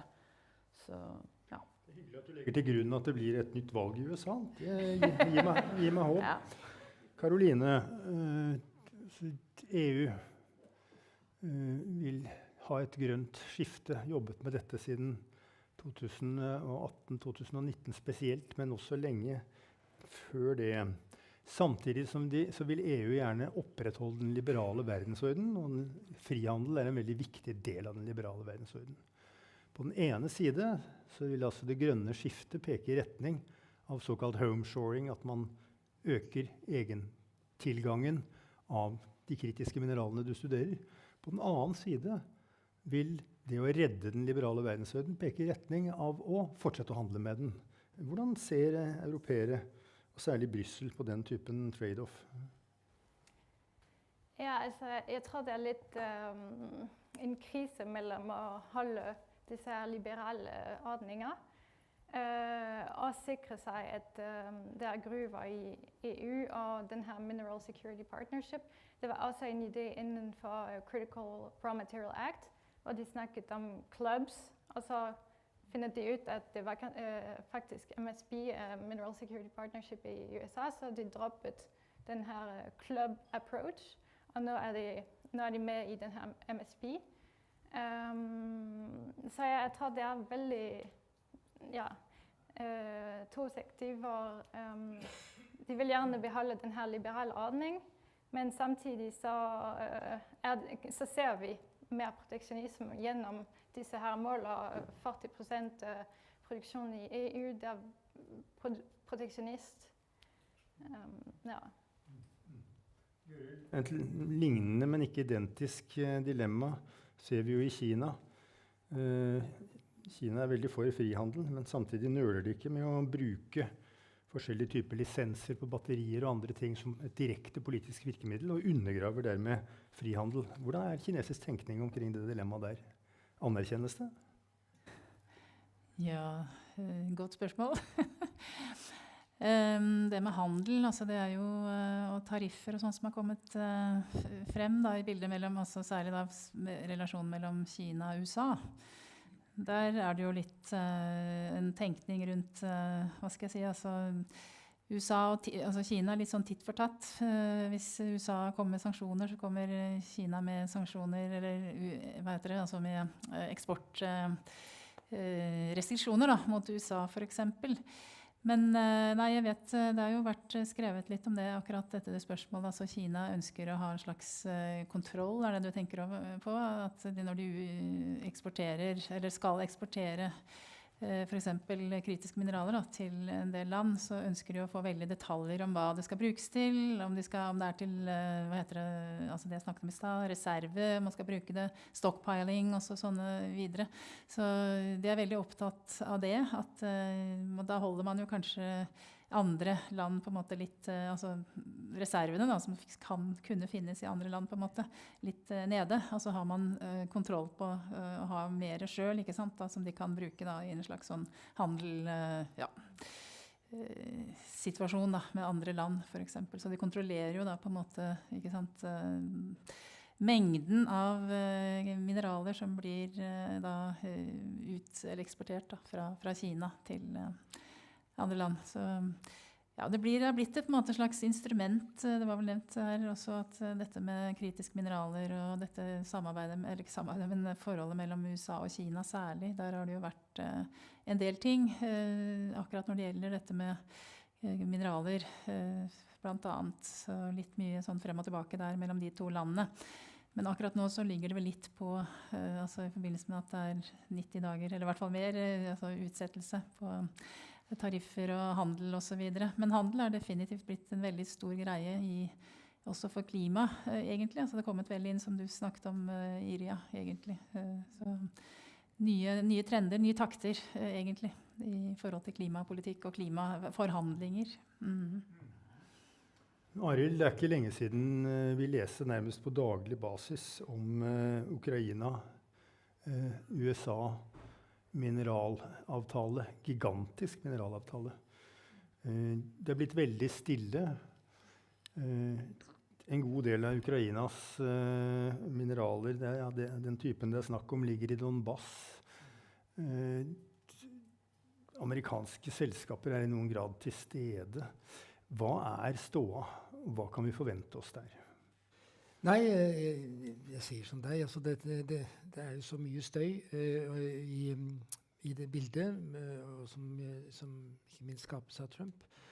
Jeg har ikke noen direkte innsikt, jeg bare noterte det samme som deg, at det så en periode ut til å være et form for lokkemiddel for at USA skulle engasjere seg sterkere i Ukraina. Men klart at en god del av ressursene ligger i Donbass, vil jo vært et Columbia, sett fra Ukrains side. Det nærmest i USA økonomiske interesser i området okkupert av Russland. Men jeg vet ikke. Det har jo også figurert, for å vri spørsmålet litt, figurert litt i disse også veldig løse, man må vel si, samtalene mellom Russland og USA, som jo også var på toppen av agendaen for noen par måneder siden. Det føles veldig lenge siden nå. Men hvor både da energi, men også mineralressurser var liksom skissert som et samarbeidsområde. Veldig løst fundert, lite utarbeidet og gjennomtenkt, som mye Men til russisk så landet et potensiale som kan bli viktig. Og det ikke noen uenighet om at Russland har store mineralressurser, også av sjeldne jordarter. Men dette ikke nytt. Dette har man visst lenge. Så hvorfor det ikke blitt utnyttet? Vel, det to hovedgrunner til det, vil jeg hevde. Det ene at selv om de har veldig mange ressurser, så de spredd. Altså konsentrasjonen ikke så stor. Det mye høyere konsentrasjon i Kina, mye bedre, for ikke å si Kongo. Så det en grunn. Og så det selvfølgelig veldig svære avstander, langt borte, store kapitalkostnader ved å utvikle det. Og det jo et problem i Russland med langsiktige investeringer, risiko for investeringer. Det gjelder både russiske og utenlandske investorer. Så derfor ingenting skjedd. Hertugen av Alba skrev for 500 år siden at Russland var så rik på råmaterialer at det ville bli morgendagens land. Det har man altså sagt i et halvt årtusen. Russland morgendagens land? Tja, noen mener det. Jeg har et generelt spørsmål til panelet som jeg opplever som veldig utfordrende. Og det hvordan EUs, og dette supergeopolitisk, hvordan EUs omlegging til sirkulasjonsøkonomi påvirker sikkerhetspolitikken generelt. Man ville tro at alt som het lukking av et system på den måten, ville bety at sikkerhetspolitikken ville få mer å si i EU. Det noen av dere som føler dere kallet til å bite på det agnet der? Karoline? Hvordan et mer, hva sa du, sirkulær økonomi? Ja, vil påvirke EUs åpning til verden. Sirkulær økonomi lukker jo grenser. Ja. Det betyr jo at man får en mer konsolidering av en enhet, og da vil jeg jo tro at det hadde sikkerhetspolitiske konsekvenser. Ja, det vanskelig. Da vi legger den i bakhodet alle sammen, så åpner vi for spørsmål fra salen. Hvem vil være først?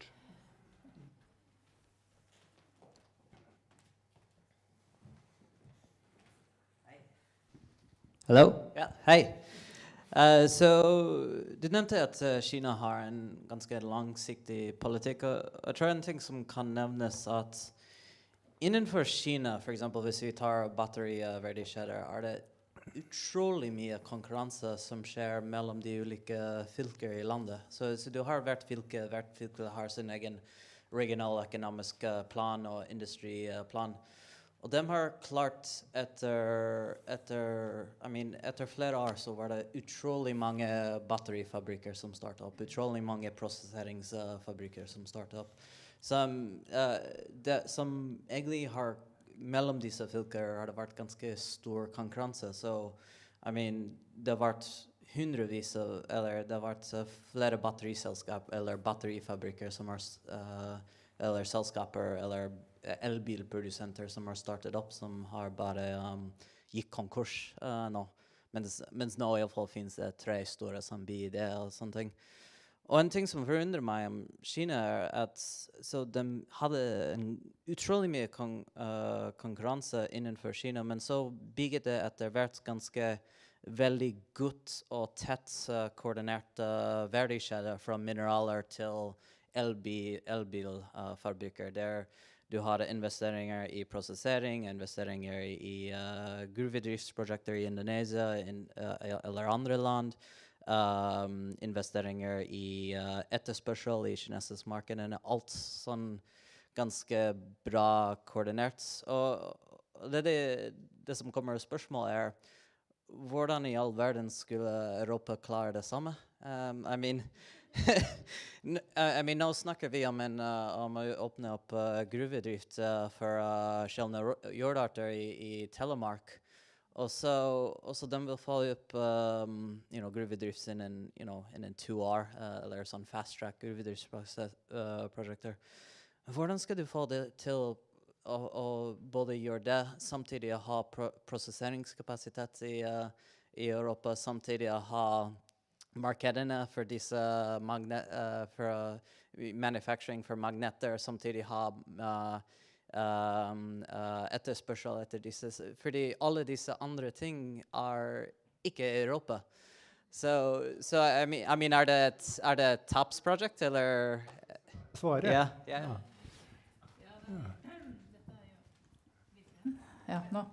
Ja, nei, det var jo en innledning da, du hadde der med mange forskjellige ting, prosesser og så videre, og Kina, som du sier, ikke sant, det jo en svært land, det har jo enorme economies of scale, som vi snakket om i sted, ikke sant, altså det jo virkelig masse mennesker, og de har kapasitet, de kan gjøre dette her på en annen måte enn det vi kan gjøre i Europa. Og mange selskap, som sier, har jo gått konkurs, nå har du noen få store kanskje igjen, men og dette var også typisk for fornybar energisektoren. Da den startet, så var det veldig mange fornybarselskaper som også startet, men det skjedde det samme, ikke sant? Hvor det var mange små, og så forsvant. Så det tror jeg det liksom en del av prosessen, og det tror jeg kinesiske myndigheter synes helt greit. Det ikke bra å ha alt for mange. Men om dette mulig å replicate, altså gjøre i Europa, det Jeg vet ikke om jeg skal si det jeg mener, men jeg tror kanskje ikke at det er på samme nivå I hvert fall. Det tror jeg blir veldig vanskelig. Jeg tror egentlig at det derfor at det så mange reguleringer som kommer nå.